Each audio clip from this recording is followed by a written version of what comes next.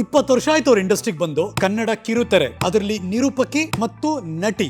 ಥಿಯೇಟರ್ನಲ್ಲಿ character ಬಂದ್ರೆ ಓ ಅಂತ ಶಿಳ್ಳೆ ಹೊಡಿತಾರೆ. ಯಾವ ಡೈರೆಕ್ಟರ್ ವಿಜಯ್ ಪ್ರಸಾದ್ ದೊಡ್ಡ ಕೋತ್ ಮಂಡೆ ಹಸನ್ಮುಖಿ ಸದಾ ಸುಖಿ. ಇಂಟರ್ವ್ಯೂ ಶುರು ಮಾಡೋದಕ್ಕೆ ಮುಂಚೆ please terms and conditions apply. Chitra candidate ಅಂತ ಸೂಪರ್ ಆಗಿದೆ, ಚೆನ್ನಾಗಿದೆ.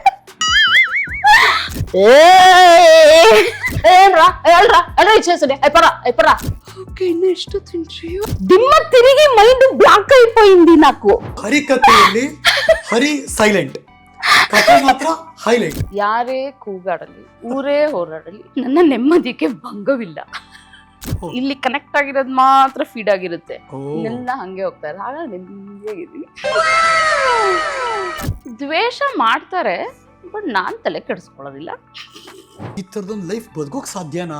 ನನಗೆ ತುಂಬಾ ಇಂಟ್ರೆಸ್ಟಿಂಗು, ಬಟ್ ಕೇಳೋರ್ಗೆ ಅಪ್ಪಾ ಗುರು. ನಮ್ ರಿಲೇಟಿವ್ಸ್ಗೆಲ್ಲ ಒಂದೊಂದು ಹೆಸರು ಇಟ್ಬಿಟ್ಟಿದ್ದಾರೆ. Obama, Nelson Mandela, Choodamma, BP. Jaggesh ಅವ್ರ ಸಿನಿಮಾದಲ್ಲಿ ಇವ್ರ ಆಕ್ಟಿಂಗ್ ಇದಕ್ಕೂ ಧರತಿ ಪೆಲ್ಲಡಿ ತೂನೆ ಅಜ್ಜಬ್ಬು ಡಬ್ಬು ಕಿಲ್ಲಡಾಯಿ.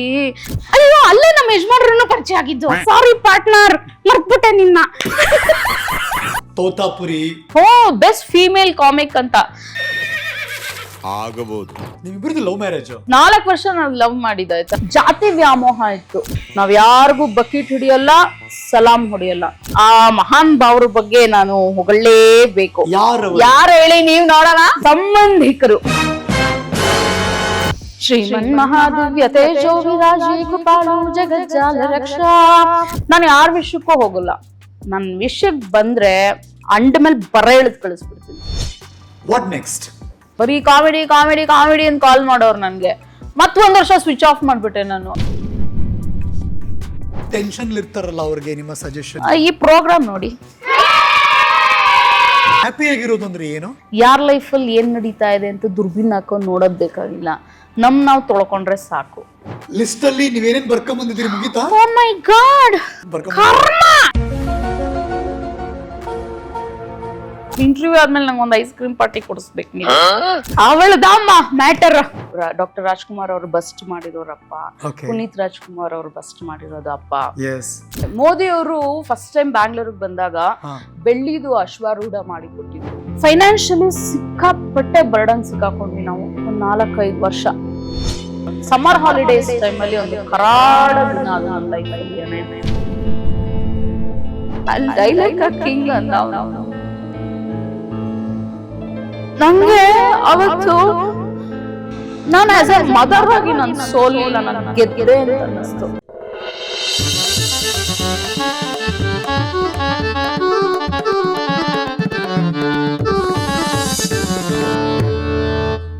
ನಮಸ್ಕಾರ, ಇದು ನ್ಯೂಸು. ನಾನು ಹರೀಶ್ ನಾಗರಾಜು. ಪ್ರೀತಿಯಿಂದ ನನ್ನ ಹರಿ ಅಂತ ಕರೀತಾರೆ. ನನ್ನ ಜೊತೆ ಕುಳಿತುಕೊಳ್ಳೋ ಸೆಲೆಬ್ರಿಟಿಗಳ ಕಥೆ ಇದು ಹರಿ ಕಥೆ. ನಿಮ್ಮೆಲ್ಲರಿಗೂ ಸ್ವಾಗತ.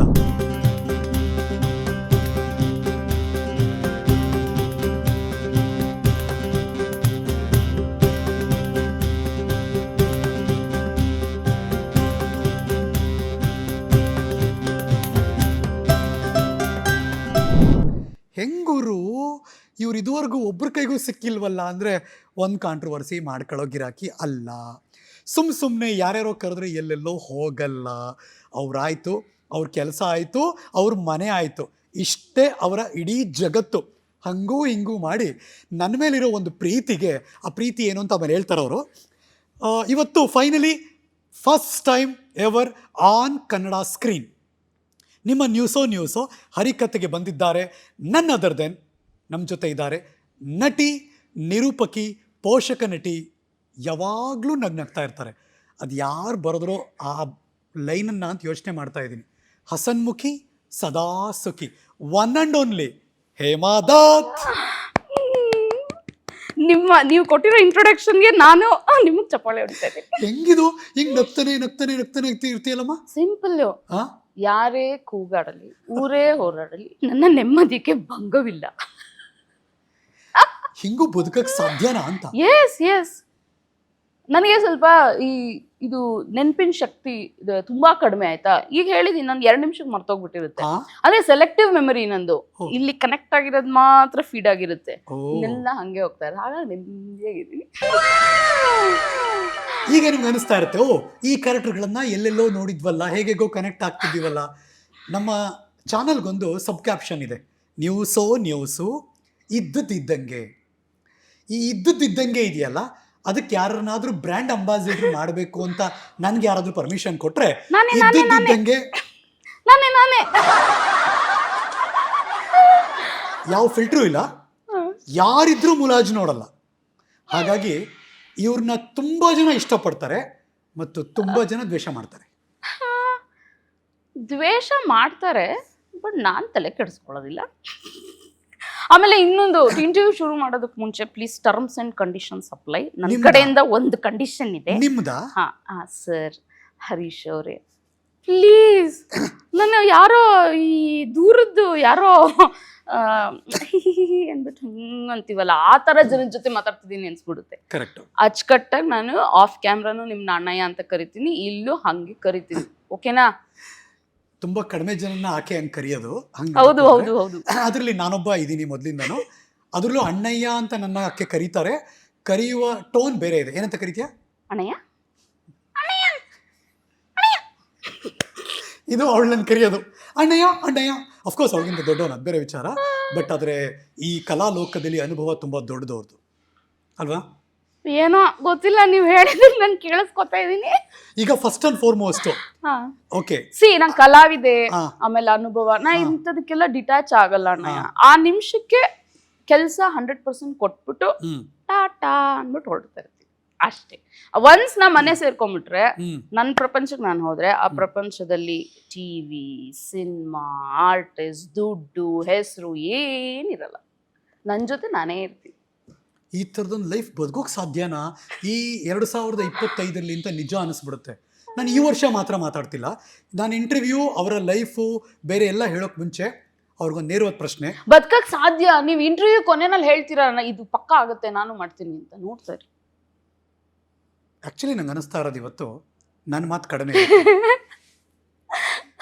ಹೇಮಾ ದತ್ ಪ್ರತಿದಿನದ ಲೈಫ್ ಹೇಗೆ ಶುರುವಾಗುತ್ತೆ, ಹೇಗೆ ಎಂಡ್ ಆಗುತ್ತೆ? ಸಿಂಪಲ್.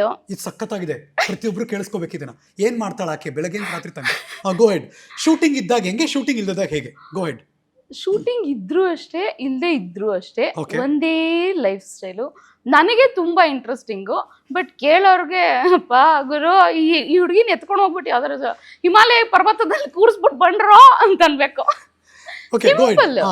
ಬೆಳಗ್ಗೆ ಒಂದು 4 ಕಾಲಿಗೆ ಹೇಳ್ತೀನಿ. 4 ಕಾಲಿಗೆ ಎದ್ದೇಳ್ತೀರಾ? ಓಕೆ. ಆಮೇಲೆ 5 ಗಂಟೆವರೆಗೂ ನಂದು ರಿಚುವಲ್ಸ್ ಎಲ್ಲ ಮುಗಿಸ್ಬಿಟ್ಟು ಅರ್ಧ ಗಂಟೆ ಯೋಗ ಮಾಡ್ತೀನಿ. ಯೋಗ ಮಾಡ್ತೀರಿ? ಅರ್ಧ ಗಂಟೆ ಪ್ರಾಣಾಯಾಮ ಮಾಡ್ತೀನಿ, ಬ್ರೀದಿಂಗ್ ಎಕ್ಸರ್ಸೈಸ್. ಅರ್ಧ ಗಂಟೆ ಧ್ಯಾನ ಮಾಡ್ತೀನಿ. ನನ್ನ ಮಗನ ಇನ್ ಕೇಸ್ ಏನಾದ್ರು ಸ್ಕೂಲ್ ರಜಾ ಗಿಜಾ ಇತ್ತು, ಟೈಮ್ ಇತ್ತು ಅಂದ್ರೆ ಇನ್ನೊಂದು ಅರ್ಧ ಗಂಟೆ ಎಕ್ಸ್ಟೆಂಡ್ ಮಾಡ್ತೀನಿ ಧ್ಯಾನ ಮಾಡೋಕ್ಕೆ. ಸೊ ಆಲ್ಮೋಸ್ಟ್ 1.5-2 hours ಯೋಗ ಮ್ಯಾಟ್ ಮೇಲೆ ನಿಶಬ್ದವಾಗಿರುತ್ತೆ. ಬೆಳಗ್ಗೆ ನನ್ನ ಉಸಿರಾಟ ನನಗೆ ಕೇಳಿಸ್ತಾ ಇರುತ್ತೆ.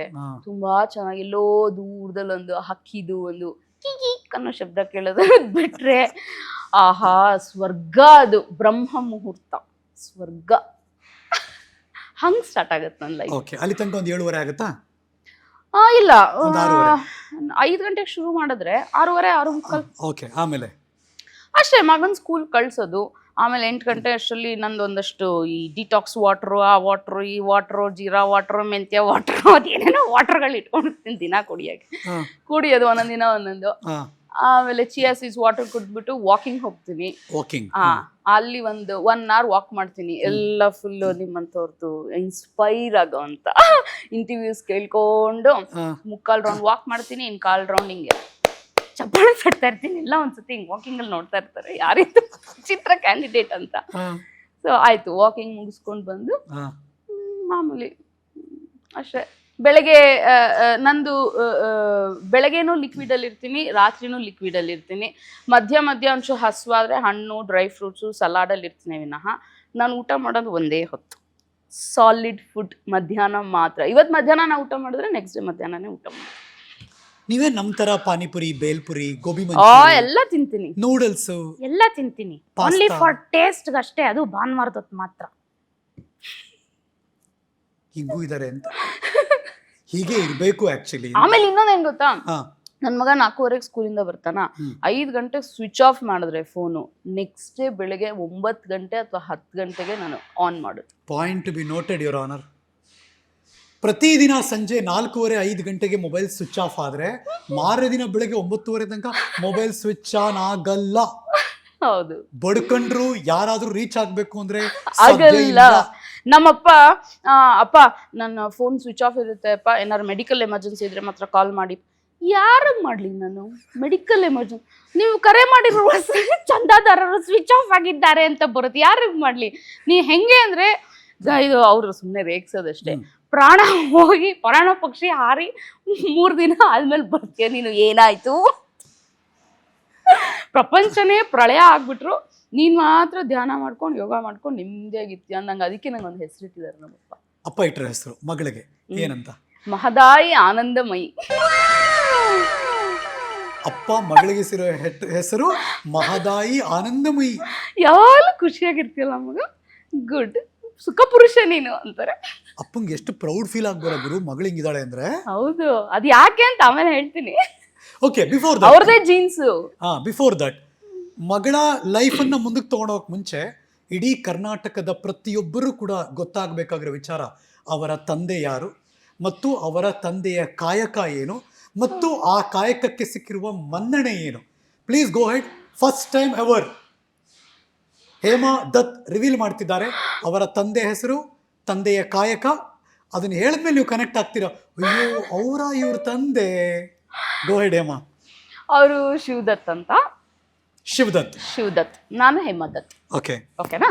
ಅವರು ಮೆಟಲ್ ಲೆಟರ್ಸ್ ಬಿಸ್ನೆಸ್ ಮಾಡೋದು. ಮೆಟಲ್ ಲೆಟರ್ಸ್ ಬಿಸ್ನೆಸ್ ಮಾಡೋರು.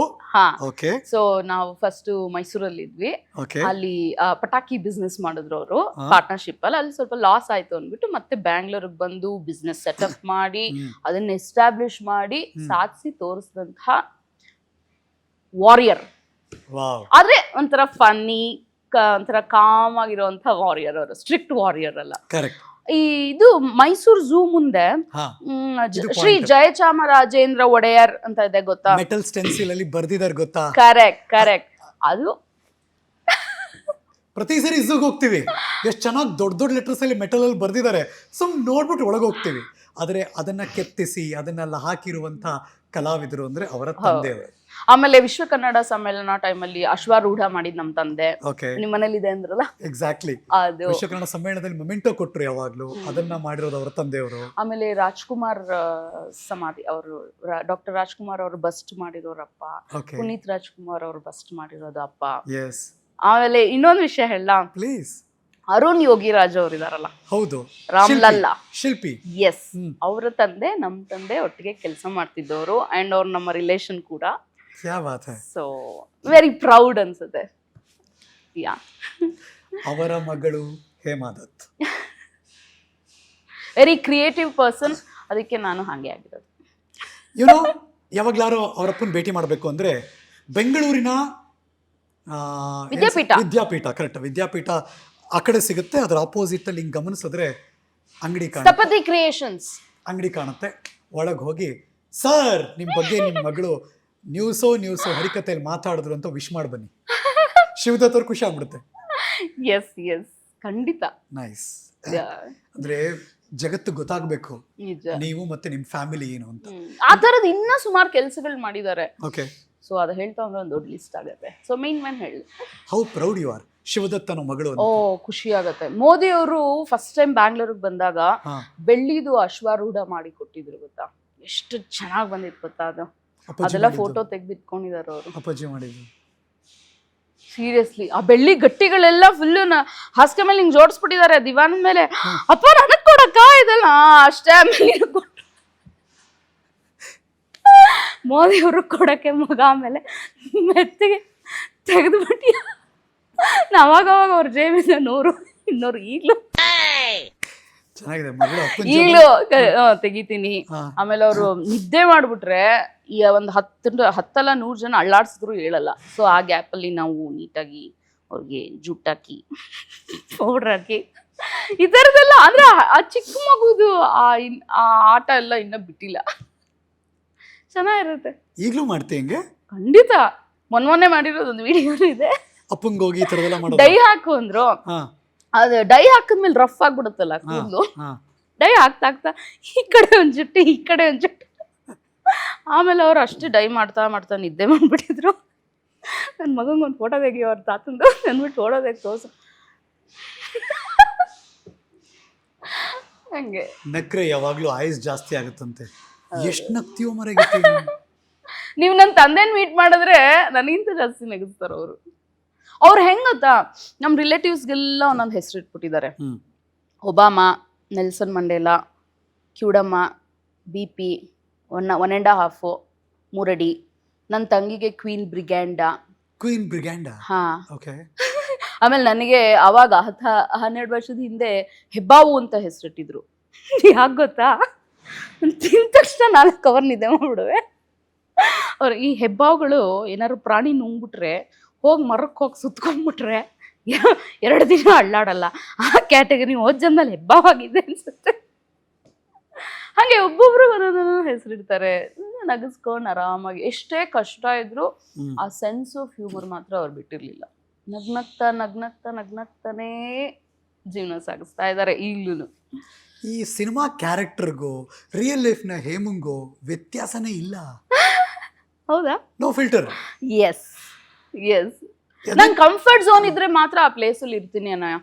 ನಾನು ಯಾರ್ದಾರು ಸಹವಾಸ ಮಾಡ್ತೀನಿ ಅಂದ್ರೆ 3 ಗುಣಗಳು ಇರ್ಲೇಬೇಕು. ಏನು? 3ರಲ್ಲಿ 1 ಗುಣನಾರು ಇರ್ಬೇಕು. ಸಾರಿ, ಏನಂದ್ರೆ ಒಂದು ನನ್ನನ್ನ ಇನ್ಸ್ಪೈರ್ ಮಾಡ್ಬೇಕು, ಇನ್ನೊಂದು ಅಟ್ಲೀಸ್ಟ್ ನಾಲೆಡ್ಜ್ ಶೇರ್ ಮಾಡೋ ಅಂಥದ್ದು, ಆ ಥರದ್ದು ನಾಲೆಡ್ಜ್ ಇಂಪ್ರೂವ್ ಆಗೋ ಅಂಥ ವಿಷಯಗಳನ್ನಾರು ಮಾತಾಡೋ ಅಂಥ ವ್ಯಕ್ತಿ ಆಗಿರ್ಬೇಕು. 2 ಮಾಡ್ಲಿಲ್ವಾ, ಫುಲ್ ಪಕ್ಕ ಕಿಲಿ ಅಂತ ನಗ್ಸೋ ಒಂದು ಸೆನ್ಸ್ ಆಫ್ ಹ್ಯೂಮರ್ ಇರಬೇಕು. ಈ 3 ಇಲ್ಲ ಅಂದ್ರೆ ನೀನು ಅಲ್ಲೇ ಇರು, ನಾನು ಇಲ್ಲೇ ಇರ್ತೀನಿ ಅಂದ್ಬಿಟ್ಟು ಜಾಗ ಖಾಲಿ ಮಾಡ್ಬಿಡ್ತೀನಿ. ಎಷ್ಟು ಜನ ಫ್ರೆಂಡ್ಸ್ ಇದ್ದಾರೆ? ತುಂಬಾ ಕೆಲವೇ ಸೆಟ್ ಆಫ್ ಫ್ರೆಂಡ್ಸು ಅಣ್ಣಯ್ಯ, ಕೆಲವೇ ಸೆಟ್ ಆಫ್ ಫ್ರೆಂಡ್ಸು. ಇದು ನಾನು ಒಂದು ಮ್ಯೂಸಿಕ್ ಚಾನಲ್ ಕೆಲಸ ಮಾಡ್ಬೇಕಾದ್ರೆ ಆ ಗ್ರೂಪ್ ಹುಡುಗಿರೆಲ್ಲ ಈಗಲೂ ಟಚಲ್ಲಿದ್ದೀವಿ. ಆಮೇಲೆ ಇನ್ನೊಂದು ಗ್ರೂಪ್ ಇದೆ, ನಾವು ಯಾವಾಗ ಸೇರಿದ್ರು ಒಂದು ಮಾಲ್ ಕರ್ಕೊಂಡು ಹೋಗ್ಬಿಡ್ತಾರೆ ಅವ್ರು ನನ್ನ. ಅದರಲ್ಲೂ ಒಂದು ಬಟ್ಟೆ ಶೋರೂಮ್ಗೆ ಕರ್ಕೊಂಡೋಗಿ ಒಂದು ಟ್ರಯಲ್ ರೂಮಲ್ಲಿ ನಿಲ್ಲಿಸ್ಬಿಡ್ತಾರೆ. ಹೋಗೋಗಿ ಎಲ್ಲ ಮಾಡರ್ನ್ ಡ್ರೆಸ್ಸಸ್ ತೊಗೊಂಬಂದು ಫಸ್ಟ್ ಮಾಡರ್ನ್ ಡ್ರೆಸ್ಸಸ್ ಟ್ರೈ ಮಾಡ್ರಿ, ನೀನು ಯಾವಾಗಲೂ ಟಾಮ್ ಬಾಯ್ ಥರ ನಿಂತಿರ್ತೀಯಾ ಅಂತಾರೆ. ಇನ್ನೊಬ್ಳು ಇದ್ದಾಳೆ ನನ್ನ ಫ್ರೆಂಡು, ಆಯಿತಾ, ರಮ್ಯಾ ಅಂತ. ಅವಳು ನೋಡು ನಿನ್ನ ಫೇಸು ಟ್ರೆಡಿಷ್ನಲ್ ಡ್ರೆಸ್ ತುಂಬ ಚೆನ್ನಾಗಿ ಸೂಟ್ ಆಗುತ್ತೆ, ಸೀರೆ ಉಟ್ಕೊಂಡು ನೀಟಾಗಿ ರೆಡಿ ಆಗು, ನಾವು ಫೋಟೋ ಶೂಟ್ ಮಾಡಿ ನಿನ್ನ ಫೋಟೋ ನಿನಗೆ ತೋರಿಸಿ, ನಾನು ಅವ್ರಿಗೂ ಪರ್ಕ್ಲಂಗೆ ರೆಡಿ ಆಗ್ಬೇಡ ಅಂತಾಳೆ. ಇನ್ನೂ ಒಬ್ಳಿದ್ದಾಳೆ ನನ್ನ ಫ್ರೆಂಡು, ಅವಳು ತುಂಬ ಆರ್ಥೋಡಾಕ್ಸ್, ಆಯಿತಾ, ಇವತ್ತಿಗೂ ದುಪ್ಪಟ, ಇನ್ನೊಂದು ಪಿನ್ನು ಇಲ್ಲೊಂದು ಪಿನ್ನು ಇಲ್ಲಿವರೆಗೂ ವೇಲು. ಹೇಮ ಹೆಂಗೆ ಸಂಸಾರನ ನಾಜೂಕಾಗಿ ನಡ್ಸ್ಕೊಂಡು ಹೋಗ್ಬೇಕಪ್ಪ, ಕ್ಯೂಟ. ನಾನು ಅದೇನೋ ತಲೆಗೆ ಹೋಗಿ ನನ್ನ ಸ್ಟೈಲಲ್ಲೇ ಇರ್ತೀನಿ ನಾನು, ಅದು ಬೇರೆ ಪ್ರಶ್ನೆ. ಆ ಥರ ಒಳ್ಳೊಳ್ಳೆ ಫ್ರೆಂಡ್ಸ್ ಇದ್ದಾರೆ. ಬಟ್ ನನಗೆ ನಿಜವಾಗ್ಲೂ ಥ್ಯಾಂಕ್ಸ್ ಹೇಳ್ಬೇಕು ಆ ಫ್ರೆಂಡ್ಸ್ಗಳಿಗೆಲ್ಲ. ಯಾಕೆ ಗೊತ್ತಾ, ಸಮ್ಟೈಮ್ಸ್ ಎಲ್ಲ ಗ್ರೂಪ್ಗೂ ನಾನು ನನ್ನ ಜೊತೆ ಟೈಮ್ ಸ್ಪೆಂಡ್ ಮಾಡಬೇಕು ಅಂತ ನಿರ್ಧರಿಸಿರುವ ಕಾರಣ ನಾನು ಎಲ್ಲ ಗ್ರೂಪ್ಗಳಿಂದ ಎಕ್ಸಿಟ್ ಆಗ್ತಾ ಇದ್ದೀನಿ. ದಯವಿಟ್ಟು ಯಾರು ಅನ್ಯಥಾ ಭಾವಿಸೋದು. ಇಷ್ಟು ಉದ್ದ ಗ್ರಂಥ ಬರಿತೀನಿ, ಬರೆದ್ಬಿಟ್ಟು ಕಳಿಸ್ಬಿಟ್ಟು ಮೆಸೇಜ್ ಹೋಯ್ತು ಅಂದ್ರೆ ಅವ್ರಿಗೆಲ್ಲರಿಗೂ ಅರ್ಥ ಆಗುತ್ತೆ, ಇವಳಿನ್ನ ಐಸೋಲೇಟ್ ಆದ್ಲು, 6 ತಿಂಗಳಾದ್ಮೇಲೆ ಸಿಗ್ತಾಳೋ 1 ವರ್ಷ ಆದ್ಮೇಲೆ ಸಿಗ್ತಾಳೋ ನಮಗ್ ಗೊತ್ತಿಲ್ಲ ಅಂತ. ಬಟ್ ಐ ಶುಡ್ ಥ್ಯಾಂಕ್ ದಮ್. ಒಳ್ಳೊಳ್ಳೆ ಒಂದೊಂದು ಮುತ್ತುಗಳು ನನ್ನ ಫ್ರೆಂಡ್ಸು, ಡೈಮಂಡ್ಗಳು. ಅವ್ರು ರೆಸ್ಪೆಕ್ಟ್ ಮಾಡ್ತಾರೆ ನನ್ನ ಡಿಸಿಷನ್ನ. ಯಾರು ನೋಡು ಹಿಂಗಾಗಿ ಎಕ್ಸಿಟ್ ಆಗ್ಬಿಟ್ಲಲ್ಲ ಗ್ರೂಪಿಂದ ಅಂತ ಬೇಜಾರಿಸ್ಕೊಳ್ಳೋದು ಅವೆಲ್ಲ ಏನಿಲ್ಲ. ಅವ್ರಿಗೆ ಗೊತ್ತಿದೆ ನನ್ನ ಮೆಂಟಾಲಿಟಿ. ಒನ್ಸ್ ಈ ಥರ ಮೆಸೇಜ್ ಹಾಕ್ತು ಅಂದರೆ ನಾನು ಒಂದು 6 ತಿಂಗಳು ವರ್ಷ ಯಾರಿಗೂ ಸಿಗಲ್ಲ.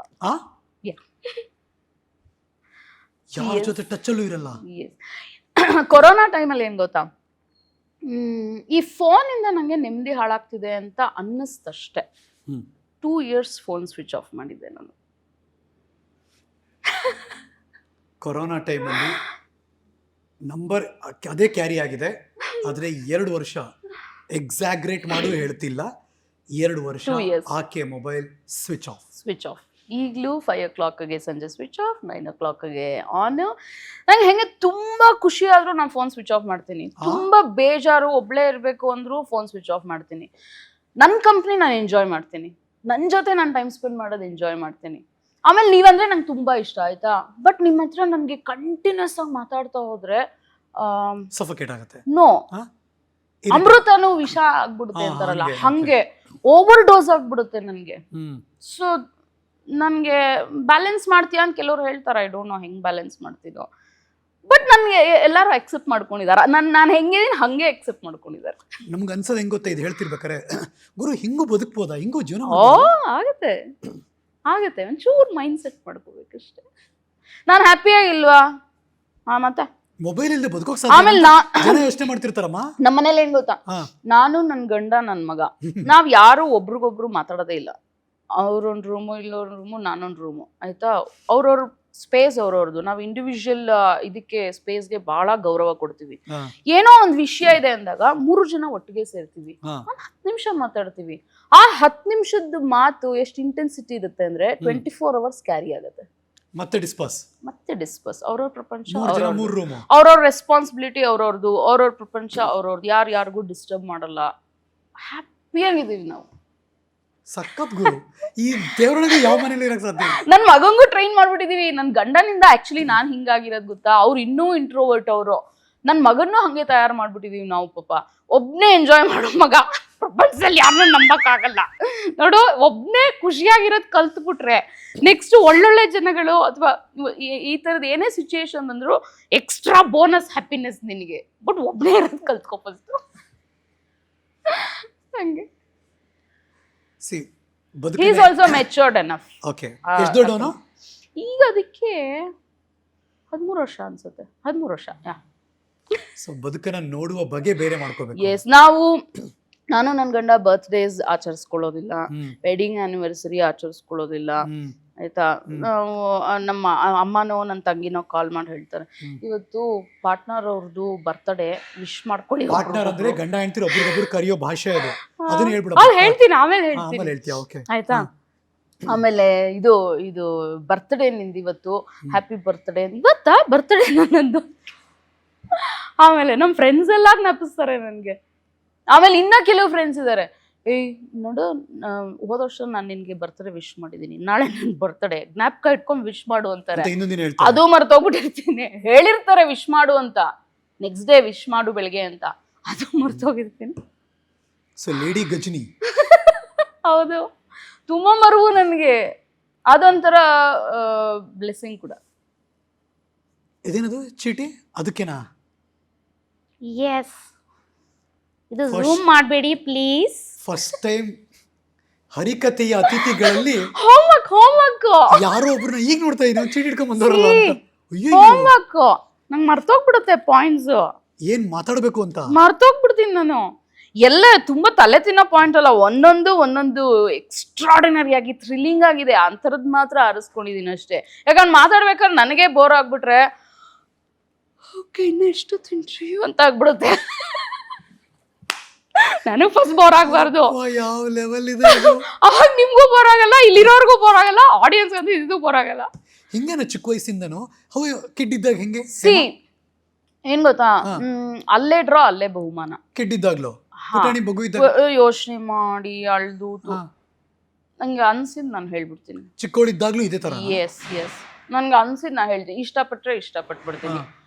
ಅಂದ್ರೆ ಸಂಜೆ 5 ಗಂಟೆವರೆಗೂ. ಅರ್ಥ ಆಯ್ತು. Switch off. ಬಟ್ ಬಾಲ್ಯದ ಲೈಫ್ ಹೆಂಗಿತ್ತು? ಚೆನ್ನಾಗಿತ್ತು. ಎಲ್ಲಾರು ಬೆಂಗಳೂರೇ? ಇಲ್ಲ, ಮೈಸೂರಲ್ಲಿ ಇದ್ವಿ. Mysuru. Okay. So birth place Mysuru? ಇಲ್ಲ ಬರ್ತ್ ಪ್ಲೇಸ್ ಇಲ್ಲಿ ಬೆಂಗಳೂರು. ಗವರ್ಮೆಂಟ್ ಹಾಸ್ಪಿಟಲ್, ವಾಣಿ ವಿಲಾಸ್. ನಾವು ಅಪ್ಪಟ ಏನಂತಾರೆ ಮಿಡಲ್ ಕ್ಲಾಸ್ ಹಂಗಂತಲ್ಲ, ಒಂಥರ ದೇಸಿ ಬೇಬಿ ನಾನು. ವಾಣಿ ವಿಲಾಸ ಆಯ್ತಾ. ಅಫ್ಕೋರ್ಸ್ ಹೌದು, ಮಿಡಲ್ ಕ್ಲಾಸ್ ಇದೆ. ಮೈಸೂರಲ್ಲಿ ಇದ್ವಿ. ಸೊ ಅಲ್ಲಿ ನಮ್ಮಮ್ಮ ಭರತನಾಟ್ಯಂ ಸೇರಿಸಿದ್ರು ನನಗೆ, ಆಯ್ತಾ. Okay. So Bharatanatyam dancer ನೀವು? ಹಾ. Okay. So when I was in 5th standard, you know, ನಂಗೆ ಹಿಂಗೆಲ್ಲ ಮಾತಾಡಕ್ ಬರಲ್ಲ. Okay. ಓಕೆನಾ? ಆಗ್ಬೋದು. ದೇಸಿ ಅಂದ್ಮೇಲೆ ಮಾತಾಡೋದೆಲ್ಲ ದೇಸಿ. When I was ಹಿಂಗೆಲ್ಲ ನಂಗೆ ಬರೋದಿಲ್ಲ. ಕನ್ನಡ ಬರುತ್ತೆ, ಆದ್ರೂ ಹಂಗೆ ಇಂಗ್ಲಿಷ್ ಅಲ್ಲಿ. ಜಗ್ಗೇಶ್ ಅವ್ರ ಸಿನಿಮಾದಲ್ಲಿ ಇವ್ರ ಆಕ್ಟಿಂಗ್ ಇದಕ್ಕೂ ಸೇಮ್ ಟು ಸೇಮ್ ಹಂಗೆ ಇದ್ದಂಗೆ. ಸೊ ಆಯ್ತಾ, ಭರತನಾಟ್ಯಂ ಸೇರಿಸಿದ್ರು. ಸೊ ಆವಾಗಲೇ ಒಂದು ಸ್ವಲ್ಪ ಎಕ್ಸ್ಪ್ರೆಷನ್ಸ್ದು, ಆ್ಯಕ್ಟಿಂಗ್ ಎಲ್ಲ ಒಂದು ಚೂರು ಐಡಿಯಾ ಆಯಿತು. 5ನೇ ಕ್ಲಾಸಲ್ಲಿ ಏನು ಐಡಿಯಾ ಬರೋಕ್ಕಾಗತ್ತೆ. ಆಮೇಲೆ ಅದೇ ನಮ್ಮ ಅಪ್ಪಂದು ಪಟಾಕಿದು ಗೊತ್ತಲ್ಲ, ಢಮ್ ಅಂತು ಲೈಫು. ಆಮೇಲೆ ಬೆಂಗಳೂರಿಗೆ ಕರ್ಕೊಂಬಂದ್ರು. ಇಲ್ಲಿನೂ ಕರಿಕ್ಯುಲರ್ ಆಕ್ಟಿವಿಟೀಸ್ ಅಲ್ಲೆಲ್ಲ ನಾನು ಸಿಕ್ಕಾಪಟ್ಟೆ ಆಕ್ಟಿವ್ ಆಗಿದ್ದೆ. ಅಂದ್ರೆ ನಾರ್ಮಲ್ ಕಿಡ್ ಇವಾಗ ಡ್ಯಾನ್ಸ್ ಸೇರ್ಕೊಂಡ್ಬಿಡು, ಹಾಡಕ್ ಸೇರ್ಕೊಂಡ್ಬಿಡು, ಸ್ಕೂಲ್ ಹಂಗಲ್ಲ. ಹಾ, ನನ್ಗೆ ಒಂದ್ ಸ್ವಲ್ಪ ನನ್ನನ್ನ ಚಾಲೆಂಜ್ ಮಾಡ್ಬೇಕು, ಆ ಥರದನ್ನ ಅಟ್ರಾಕ್ಟ್. ಇವಾಗ ಏನೋ ಬಂದಿದಲ್ಲ ಲಾ ಆಫ್ ಅಟ್ರಾಕ್ಷನ್, ಮನಿ ಅದು ಇದು, ನನ್ನನ್ನ ಚಾಲೆಂಜ್ ಮಾಡುವಂತದನ್ನೇ ಅಟ್ರಾಕ್ಟ್ ಮಾಡ್ತಾ ಇದ್ದೆ. ಹೆಂಗೆ ಅಂದ್ರೆ, ಉದಾಹರಣೆ ಅಂದ್ರೆ ಎಲ್ಲಾರು ಕನ್ನಡ ಡ್ರಾಮಾಗ್ ಸೇರ್ಕೊಂಡ್ರೆ ನಾನ್ ಸಂಸ್ಕೃತ ಡ್ರಾಮಾ ಮಾಡ್ತೀನಿ ಅಂತ ಹೋಗೋದು. ನಿಮ್ಗೆ ಸಂಸ್ಕೃತ ಗೊತ್ತಿತ್ತಾ? ಸಂಸ್ಕೃತ್ ಫಸ್ಟ್ ಲ್ಯಾಂಗ್ವೇಜ್ ತಗೊಂಡಿದ್ದೆ 8th 9th 10th ಅಲ್ಲಿ. ನಮ್ ವಿನುತಾ ಮ್ಯಾಮ್ ಅಂತ ಒಬ್ರಿದ್ರು ಸಂಸ್ಕೃತ್ ಟೀಚರು. ಅವರು ನನ್ಗೆ ಸಂಸ್ಕೃತ್ ಡ್ರಾಮಾ ಆಯ್ತು ಮಾಡೋಣ, ಅವ್ರಿಗೂ ತಲೆ ಮಾಡೋಣ ಮ್ಯಾಮ್ ಸಂಸ್ಕೃತ್ ಡ್ರಾಮಾ ಚೆನ್ನಾಗಿರುತ್ತೆ ಮ್ಯಾಮ್, ಯಾರಿಗ ಅರ್ಥ ಆಗುತ್ತೆ ಆಡಿಯನ್ಸ್ ಅಲ್ಲಿ, ಪರವಾಗಿಲ್ಲ ಮ್ಯಾಮ್ ಮಾಡೋಣ ಅಂದ್ರೆ ನನ್ ಸ್ವಾರ್ಥ. ನಾನು ಸಂಸ್ಕೃತ್ ಅಲ್ಲಿ ಮಾಡಿದೀನಿ ನಾನು ಡ್ರಾಮಾ ಅನ್ನೋ ತರ ಆಯ್ತಾ. 9th ಅಲ್ಲಿ ಇದ್ದಾಗ ಅನ್ಸುತ್ತೆ ಪ್ರಾಬಬ್ಲಿ, ನಮ್ಮ ಹಿಂದಿ ಟೀಚರ್ ಒಂದ್ ದಿವಸ ಬಂದ್ರು ನನ್ನ ಹತ್ರ. ಬಂದ್ಬಿಟ್ಟು ಒಂದ್ ಕ್ಯಾಸೆಟ್ ಕೊಟ್ಬಿಟ್ಟು 2 ಪೇಜ್ ಹಾಡಿನ ಲಿರಿಕ್ಸ್ ಕೊಟ್ಬಿಟ್ಟು, ಇದನ್ನ ಪ್ರಾಕ್ಟೀಸ್ ಮಾಡ್ಕೊಂಬ ಹೇಮಾ, ನಾಳೆ ಗಾಂಧಿ ಜಯಂತಿ ನೀನ್ ಹಾಡ್ಬೇಕಿದೀನ ಹಿಂದಿ ಹಾಡು. ನಾನು ಓಕೆ ಮ್ಯಾಮ್, 2 ಪೇಜ್ ಇದೆ ಹೆಂಗಾಗುತ್ತೆ ಮ್ಯಾಮ್? ನೀನ್ ಸಂಸ್ಕೃತ್ ಡ್ರಾಮಾನೇ ಮಾಡ್ತೀಯಾ, ಇದನ್ನ ಹಾಡಕ್ಕಾಗಲ್ವಾ? ಆಗತ್ತೆ ನಿನ್ ಕೈಲಿ, ಹೋಗಿ ಮಾಡು ಅಂತ. ಪಾಪ ಮ್ಯಾಮ್ ನನ್ನ ಮೇಲೆ ಇದು ಅಷ್ಟು ನಂಬಿಕೆ ಇಟ್ಟಿದ್ದಾರೆ, ಉಳಿಸ್ಕೋಬೇಕು ಅಂತ ಹೋದೆ. ಕ್ಯಾಸೆಟ್ ಹಾಕ್ಬಿಟ್ಟು ಟೇಪ್ ರಿಕಾರ್ಡ್ ಆನ್ ಮಾಡಿದೆ. ದಿಮ್ಮ ತಿರುಗಿ ಮೈಂಡ್ ಬ್ಲಾಕ್ అయిపోయింది నాకు. ಯಾಕೆ ಅಂದ್ರೆ ಹಂಗಿದೆ. ಅದ್ ಎಕ್ಸಾಂಪಲ್ ಹೇಳ್ಬೋದಾ? ಹೇಳ್ಬೋದು, ಪ್ಲೀಸ್ ಗೋ ಅಹೆಡ್. ಅದು ಹೆಂಗಿದೆ ಗೊತ್ತಾ ಹಾಡು? धरती पे लड़ी तूने अजब डब की लड़ाई, दागी न कही तोप न बंदूक छड़ाई, दुश्मन के किले फर भी न की तूने चढ़ाई, बहरे फकीर खूब करामात दिखाई, चुटकी में दुश्मनों को दिया देश से निकाल, साबरमती के संत तूने कर दिया कमाल, दे दी हमें आजाद बिना खड़क बिना ढाल. ಫುಲ್ಲು ಟಂಗ್ ಟ್ವಿಸ್ಟರ್, ಒಂದೊಂದು ಪದಾನು ಸ್ಟ್ರೆಸ್ ಮಾಡಬೇಕು. ಆಮೇಲೆ ಎಲ್ಲ ಮಹಾಪ್ರಾಣಗಳು ಅಲ್ಲಲ್ಲಿ. ನಾನು ಇದು ಚಾಲೆಂಜಿಂಗ್ ಆಗಿತ್ತಲ್ಲ, ಅದು ಇದಿತ್ತಲ್ಲ, ಸ್ಪೋರ್ಟಿವ್ನೆಸ್ ಇತ್ತಲ್ಲ, ಕಲ್ತೆ ಬಿಡ್ಲಿಲ್ಲ. ನೆಕ್ಸ್ಟ್ ಡೇ ಹೋದೆ ಸ್ಟೇಜ್ ಮೇಲೆ, ಒಂದು ಅಕ್ಷರ ಫಂಬಲ್ ಮಾಡಲಿಲ್ಲ. ಫುಲ್ 2 ಪೇಜ್ ಹಾಡು ಹಾಡಿದೆ, ಫುಲ್ ಕ್ಲಾಪ್ಸು. ಆಮೇಲೆ ನೀ ಕೇಳೋಕೆ ಇಷ್ಟು ಡಿಫಿಕಲ್ಟ್ ಆಗಿದೆ, ಅದು ಹೆಂಗೆ ಹಾಡಿದೆ, ಈ ಸೂಪರ್ ಕಣೆ ಸೂಪರ್ ಕಣೆ. ನಾನು ಫುಲ್ಲು ನಾನು ಒಂಥರ ಸ್ಪೆಷಲ್ ಕಿಡ್ ಅನ್ನೋ ಥರ. ಆಮೇಲೆ ಇನ್ನೊಂದು ಇನ್ಸಿಡೆಂಟ್, ನಮ್ಮ ಸ್ಕೂಲ್ಗೆ HD ಸಾಂಗ್ಲಿಯಾನ ಅವ್ರನ್ನ ಕರೆಸಿದ್ರು ಚೀಫ್ ಗೆಸ್ಟ್ ಆಗಿ, ಆಯ್ತಾ.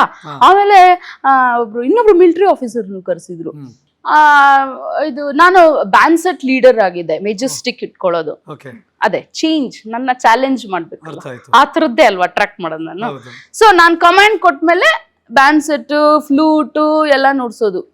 ಬಂದ್ರು HD ಸಾಂಗ್ಲಿಯಾನ್ ಅವರು, ಮಿಲಿಟರಿ ಆಫೀಸರು, ಫೀಲ್ಡಿಂದ ಸ್ಕೂಲಿಗೆ ಕರ್ಕೊಂಬರ್ಬೇಕು. ಸೊ ನಂದು ಕಮಾಂಡ್ ಶುರು, ರೆಡಿ ಬ್ಯೂಗಲರ್ಸ್, VIP ಕಾಲ್, ಜಾಸ್ ಬಿಗಿನ್ ಅಂತ done done done done done done ಶುರು. ಬಂದ್ರು, ಅವರಲ್ಲೇ ಭಾಷಣ ಎಲ್ಲ ಮಾಡಿದ್ರು, ಎಲ್ಲ ಆಯ್ತು.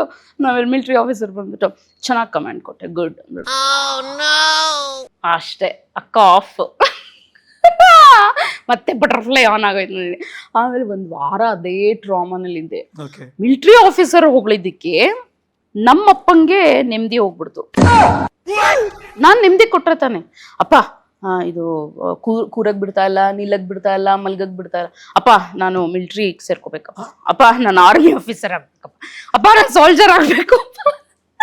ಅವ್ರು ನೋಡೋವರೆಗೂ ನೋಡಿದ್ರು. ಆಮೇಲೆ ಬಾಯ್ಲಿ ನೀನು ಆರ್ಮಿ ಆಫೀಸರ್ ಆಗ್ಬೇಕು ತಾನೆ, ಕೂತ್ಕೊಂಡು.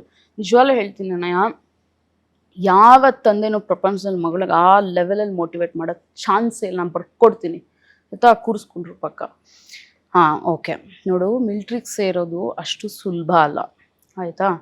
ನೀನು ಸೋಲ್ಜರ್ ಆಗಬೇಕು ಅಂದರೆ ಫಸ್ಟು ಕಣ್ಣು ಚೆನ್ನಾಗಿ ಕಾಣಿಸ್ಬೇಕು. ನಿನಗೆ ಕನ್ನಡಕ ತೆಗೆದ್ರೆ ದೂರದಲ್ಲಿ ಯಾರು ನಿಂತಿದ್ದಾರೆ ಅನ್ನೋದೇನು ಕಾಣಲ್ಲ. ಅಂಥದ್ರಲ್ಲಿ ಆ ಶತ್ರು ಸೈನಿಕ ಯಾವನಾರು ನಿನಗೆ ಬಾಂಬ್ ಹಾಕಿ ಅದು ನಿನ್ನ ಪಕ್ಕದಲ್ಲಿ ಬಿದ್ದು ನೀನು ಗಣ್ಣಿಡ್ಕೊಂಡು ನಿಂತಿದ್ರೆ ಅದನ್ನು ಗಮನಿಸ್ದಿರಾ ಅದು ಹೇಳಿ ಕೇಳಿ ಬಾಂಬು ಹಾಕಿದ್ಮೇಲೆ ಡಬ್ ಬಂದೇ ಇರಲ್ಲ. ನಿಂಗೆ ಇದೆಲ್ಲ ಸೂಟ್ ಆಗೋದಿಲ್ಲ, ಹೋಗು ತಲೆ ತಿನ್ಬೇಡ, ನಂಗೆ ಮಾಡೋಕ್ಕೆ ಬೇರೆ ಬೇರೆ ಕೆಲಸ ಇದೆ, ಬೇರೆ ಯಾವ್ದಾದ್ರು ಪ್ರೊಫೆಷನ್ ಇದ್ರೆ ಯೋಚನೆ ಮಾಡಿ ಇಟ್ಕೊಂಡಿರೋ, ಆಮೇಲೆ ಯೋಚನೆ ಮಾಡಿ. ಹಿಂಗೆ ನಮ್ಮಪ್ಪ ಮೋಟಿವೇಟ್ ಮಾಡಿದ್ ನನ್ನ. ಆಯ್ತಾ, ಆಮೇಲೆ PU ಮುಗೀತು. ಆಮೇಲೆ ನಂಗೆ ಫೈನ್ ಆರ್ಟ್ಸ್ ಸೇರ್ಕೊಬೇಕು ಅಂತ, ಯಾಕಂದ್ರೆ ನಾನು ಡ್ರಾಯಿಂಗ್ಸ್ ಎಲ್ಲ ತುಂಬ ಚೆನ್ನಾಗಿ ಮಾಡ್ತೀನಿ, ಸ್ಕಲ್ಪ್ಟರ್ ಮಗಳಲ್ವಾ. ಸೊ ಜೀನಲ್ಲಿ ಬಂದ್ಬಿಟ್ಟಿದೆ. ಹಾ ಬಂದ್ಬಿಟ್ಟಿದೆ. ಸೊ ಅಪ್ಪ ನಾನು ಫೈನ್ ಆರ್ಟ್ಸ್ ಸೇರ್ಕೊಂತೀನಿ ಅಪ್ಪ ಅಂತ. ಅವರು ಡ್ರಾಯಿಂಗ್ಸ್ ಎಲ್ಲ ನೋಡಿದ್ರು, ನಂದು ಆ ಶಾರ್ಪ್ ಸ್ಟ್ರೋಕ್ಸ್ ಇದು ಎಲ್ಲ ಚೆನ್ನಾಗಿ ಮಾಡ್ತಾಳೆ ಅನ್ಸಿತ್ತೋ ಏನೋ. ಬಟ್ ನಾನು ಚಿಕ್ಕ ಮಗು ಇದ್ದ ಹೆಂಗ್ ಮಾಡಿದೀನಿ ಡ್ರಾಯಿಂಗ್ ಅಂದಾಗ ಹೋಗ್ಬಿಟ್ಟಿರೋರು ಏನೋ ಹೇಳ್ತಿರ್ಲಿಲ್ಲ. ಸೊ ಸರಿ ಬಾಯ್ಲಿ ನಿನ್ಗೊಂದ್ ಕಡೆ ಕರ್ಕೊಂಡು ಹೋಗ್ತೀನಿ ಅಂತ ನಮ್ಮಪ್ಪ ಕರ್ಕೊಂಡು ಹೋದ್ರು. ಪ್ರಕಾಶ್ ಅಂಕಲ್ ಹತ್ರ ಕಲಾಮಂದ್ರ ಇಲ್ಲಿ ಹನುಮನಗರಲ್ಲಿದೆ. ಅವರು ಡ್ರಾಯಿಂಗ್ ಬುಕ್ ಎಲ್ಲ ತಗೊಂಡು ಹೋಗಿದೆ. ಅದ್ರ ಜೊತೆಗೆ ನಂದು ಬ್ಯಾಂಡ್ ಸೆಟ್ದು ಸಂಸ್ಕೃತ ನಾಟಕ ಫೋಟೋಸ್ ಎಲ್ಲ ಇದೆ ನನ್ನ ಹತ್ರ. ಅದನ್ನು ತಗೊಂಡು ಹೋಗಿದೆ. ಅಂದ್ರೆ ನಾನು ತುಂಬಾ ಹೈಪರ್ ಆಕ್ಟಿವ್ ಇದ್ದೀನಿ, ನೀವು ಡ್ರಾಯಿಂಗ್ ಹೇಳ್ಕೊಟ್ಟು ತಕ್ಷಣ ಕಲ್ತ್ ಬಿಡ್ತೀನಿ, ನಾನು ಒಂಥರ ಸೆಡೆ ಕ್ಯಾಂಡಿಡೇಟ್ ಅಲ್ಲ ಅಂತ ಪ್ರಾಜೆಕ್ಟ್ ಮಾಡ್ಕೋಬೇಕಲ್ಲ ನಾನು. ಆ ಥರದ್ದೆಲ್ಲ ಸ್ಟ್ರಾಟಜಿ ಚೆನ್ನಾಗಿ ಮಾಡ್ತಿದ್ದೆ ನಾನು. ಸೊ ಡ್ರಾಯಿಂಗ್ ನೋಡಿದ್ರು, ಆಮೇಲೆ ಆಲ್ಬಮ್ ನೋಡಿದ್ರು, ಡ್ರಾಯಿಂಗ್ ಬುಕ್ ಪಕ್ಕ ಇಟ್ಬಿಟ್ಟು ನೋಡ್ಬಿಟ್ಟು, ದತ್ತ ನಿನ್ನ ಮಗಳು ತುಂಬ ಚುರುಕಿದಾಳೆ, ಒಂದು ಕೆಲಸ ಮಾಡು, ಡ್ರಾಯಿಂಗ್ದು ಡಿಪ್ಲೊಮೊ ಬೇಡ, ಇಲ್ಲಿ ನಮ್ಮ ಅಕ್ಕ ಗೌರಿ ದತ್ತು ಅಭಿನಯ ತರಂಗ ನಡೆಸ್ತಾರೆ, ಅದಕ್ಕೆ ಸೇರಿಸು ಡಿಪ್ಲೊಮೊಗೆ, ಐ ಥಿಂಕ್ ಚೆನ್ನಾಗಿ ಶೈನ್ ಆಗ್ತಾಳೆ ಅನ್ಸುತ್ತೆ. ಫಸ್ಟ್ ನನ್ನಲ್ಲಿ ಟ್ಯಾಲೆಂಟ್ ರೆಕಗ್ನೈಸ್ ಮಾಡಿದ್ದೆ ಪ್ರಕಾಶ್ ಅಂಕಲ್ಲು. ಆಯ್ತಾ, ನಮ್ಮಪ್ಪ ಏನ್ ಮಗ ಡ್ರಾಮಾ ಮಾಡಿಸ್ತಾರಂತೆ ಸೇರ್ಕೋತಿಯಾ ಅಂದ್ರು. ನಾನು ಸಾಂಸ್ಕೃತಿಕ ಡ್ರಾಮಾನೇ ಮಾಡಿದೀನಿ, ಕನ್ನಡ ನಮ್ಮ ಭಾಷೆ ಹಿಂಗ್ ಮಾಡ್ತೀನಿ. ಸೇರ್ಸಿದ್ರು. ಅಲ್ಲಿಂದ ನನ್ನ ಲೈಫ್ ಬದಲಾಯ್ತು ಅಭಿನಯ ತರಂಗ ಇಂದ. ಸೊ ಟರ್ನಿಂಗ್ ಪಾಯಿಂಟ್ ಇಸ್ ಅಭಿನಯ ತರಂಗ. ಎಸ್, ಗೌರಿ ದತ್ ಅವರ ಗರಡಿ. ಎಸ್, ಅಲ್ಲಿ ಏನ್ ಗೊತ್ತಾ, ಎಷ್ಟು ನಮ್ಮ ಬ್ಯಾಚ್ಮೇಟ್ಸ್ ಎಲ್ಲ ಅಲ್ಲಿ ಶ್ರೀಧರ್ ಅವರು ಮೊನ್ನೆ ಹೋಗ್ಬಿಟ್ರು ಗೊತ್ತಾ. ಶ್ರೀಧರ್ ಅವರು ಅದೇ ಹಾಸ್ಪಿಟ್ಲ್ಗೆ ಅಡ್ಮಿಟ್ ಆಗಿದ್ರು. ಅವರು ಆಕ್ಚುಲಿ ಅಲ್ಲೇ ಸ್ಟೇ ಮಾಡೋರು, ಅಲ್ಲೇ ಉಳ್ಕೊಂಡಿದ್ರು ತರಂಗದಲ್ಲಿ. ಅವ್ರೊಂಥರ ಕ್ಲಾಸ್ ಟೀಚರ್ ತರ, ನಮ್ಗೆ ಹೇಳ್ಕೊಟ್ಟಿದ್ ಪಾಠದಲ್ಲಿ ನಾವೇನಾದ್ರು ಮಿಸ್ಟೇಕ್ ಮಾಡಿದ್ರೆ ಎಲ್ಲ ಕರೆಕ್ಟ್ ಮಾಡೋರು ನೀಟಾಗಿ. ನಮ್ಗೆ ತಂಗೆವಾ ಅಂತ ಕರಿತಿದ್ರು, ಜ್ಞಾಪಿಸ್ಕೊಂಡ್ರೆ ಬೇಜಾರಾಗತ್ತೆ. ಅವರು ಆಮೇಲೆ ಧನ್ರಾಜ್ ಬಿಗ್ ಬಾಸ್ ವಿನ್ನರ್, ಅವರು ನಮ್ಮ ಇದು ಬ್ಯಾಚ್ ಮೇಟು. ಆಮೇಲೆ ಉಮೇಶ್, ದೀಪೇಶ್, ಮಹೇಶ್ ಎಲ್ಲರೂ direction department, camera department, editing department ಒಂದೊಂದು ಆ ರಂಗದಲ್ಲಿ ಇದ್ದಾರೆ. ಅದರಲ್ಲಿ ಒಂದು ಹುಡುಗನ ಬಗ್ಗೆ ನಾನು ಹೇಳ್ತೀನಿ ಆಯ್ತಾ. ಅಯ್ಯೋ ಅಲ್ಲೇ ನಮ್ಮ ಯಜಮಾನ್ರನ್ನು ಪರಿಚಯ ಆಗಿದ್ದು, ಸಾರಿ ಪಾರ್ಟ್ನರ್ ಮರ್ತ್ಬಿಟ್ಟೆ ನಿನ್ನ. ಓಕೆ, ಒಂದು ಹುಡುಗನ ಬಗ್ಗೆ ಹೇಳ್ತೀನಿ. ನಿಮ್ದು ಡ್ರಾಮಾ ಶುರುವಾಗಿದ್ದಲ್ಲೇ ಅಲ್ಲೇ ಆಯ್ತಾ, ಅದು ಹೇಳ್ತೀನಿ ಅದೇನು ಅಂತ ಅಂದ್ಬಿಟ್ಟು ಆಮೇಲೆ ಹೇಳ್ತೀನಿ. ಒಂದು ಹುಡುಗನ ಬಗ್ಗೆ ಹೇಳಲೇಬೇಕು. ಯಾರು? ಅವ್ರು ಯಾರಂದ್ರೆ, ಆ ಹುಡುಗ ತರಂಗ ಹೆಂಗ್ ಬರೋನು ಗೊತ್ತಾ, ಇದು half sleeves, cheques formal shirt ಗೊತ್ತಾಯ್ತಾ, ಆಮೇಲೆ ಫಾರ್ಮಲ್ ಪ್ಯಾಂಟು ಇನ್ ಶರ್ಟ್ ಮಾಡ್ಕೊಂಡ್ ಬರೋನು. ನಾನ್ ಮೇಲಿಂದ ಕೆಳಗೋರು, ಇಲ್ಲೋ ಏನು ಫಾರ್ಮಲ್ಸ್ ಅಲ್ಲಿ ಬಂದು ಬೆಲ್ಟೇ ಹಾಕಿಲ್ವಲ್ಲೋ ನೀನು, ಇದ್ಯಾಕೆ ಹಿಂಗ್ ಬಂದಿದ್ಯಾ, ಎಲ್ಲಿ ಕೆಲಸ ಮಾಡೋದು? ನಾನು ಇನ್ಶೂರೆನ್ಸ್ ಆಫೀಸಲ್ಲಿ ಕೆಲಸ ಮಾಡ್ತೀನಿ, ನಮ್ಮ ಚಿಕ್ಕಪ್ಪನ ಮನೆಯಲ್ಲಿ ಉಳ್ಕೊಂಡಿರೋದು, ಆಫೀಸ್ಗೆ ಹೋಗ್ಬಿಟ್ಟು ಬಂದು ನಾನಿಲ್ಲಿ ಡ್ರಾಮಾ ಕಲಿಯಕ್ಕೆ ಬರೋದು ಅಂತೆಲ್ಲ. ನೀನು ಹೆಂಗೆ ಹೇಳ್ತೀಯಾ ಇಷ್ಟು ಕಾನ್ಫಿಡೆಂಟ್ ಆಗಿ, ಡೈಲಾಗ್ಸ್ ಎಲ್ಲ ಭಯ ಆಗಲ್ವಾ ನಿಮಗೆ? ನಾನು ಏನಿಲ್ಲ, ಡೈಲಾಗ್ಸ್ ಎಲ್ಲ ನೆನ್ಪಿಟ್ಕೊಂಡ್ಬಿಡೋದು, ಸ್ಟೇಜ್ ಮೇಲೆ ಹೋಗಿ ಆ್ಯಕ್ಟ್ ಮಾಡ್ಬಿಡೋದು, ಇದು ಹೇಳಕ್ ನಾನು ಹೇಳ್ಬೇಕು ಅಷ್ಟು ಕಣೋ ಅಂತ ನಾನು. ಹೌದಾ, ಚೆನ್ನಾಗಿ ಮಾಡ್ತೀಯ ಅದು ಇದು ಅಂತೆಲ್ಲ. ಸರಿ ಆಯ್ತು. ಥಿಯೇಟರ್ ಕೋರ್ಸ್ ಎಲ್ಲ ಮುಗಿದು 1.5 ವರ್ಷ ಆದ್ಮೇಲೆ ನನಗೆ ನನ್ ಗಂಡಂಗೆ ಗೊತ್ತಾಗಿದ್ ಸತ್ಯ ಏನಂದ್ರೆ, ಆ ಹುಡುಗ ಬೇರೆ ಯಾರು ಅಲ್ಲ, ನಮ್ಮ ಕಾಶಿನಾಥ್ ಅವ್ರ ಮಗ ಅಂತ, ಅಭಿ. ನಾನ್ ಯಾಕೆ ಈ ವಿಷಯ ಹೇಳ್ದೆ ಗೊತ್ತಾ, ಆ ಹುಡುಗ ನಂಗೆ ಗೊತ್ತು ಇದನ್ನ ಎಲ್ಲೂ ಹೇಳ್ಕೊಳಲ್ಲ. ಹೀಸ್ ಅ ಥರೋ ಜೆಂಟಲ್ಮೆನ್, ಅಷ್ಟು ಒಳ್ಳೆ ಹುಡುಗ. ಅಫ್ಕೋರ್ಸ್ ಎಲ್ಲಾ ಬ್ಯಾಚ್ ಹುಡುಗರುಗಳು ಒಳ್ಳೆ ಹುಡುಗರು, ನಾವು ಒಂದ್ 3 ಜನ ಹುಡುಗಿರು ಇದ್ವಿ, ಎಲ್ಲರೂ ಒಳ್ಳೆಯವ್ರೆ.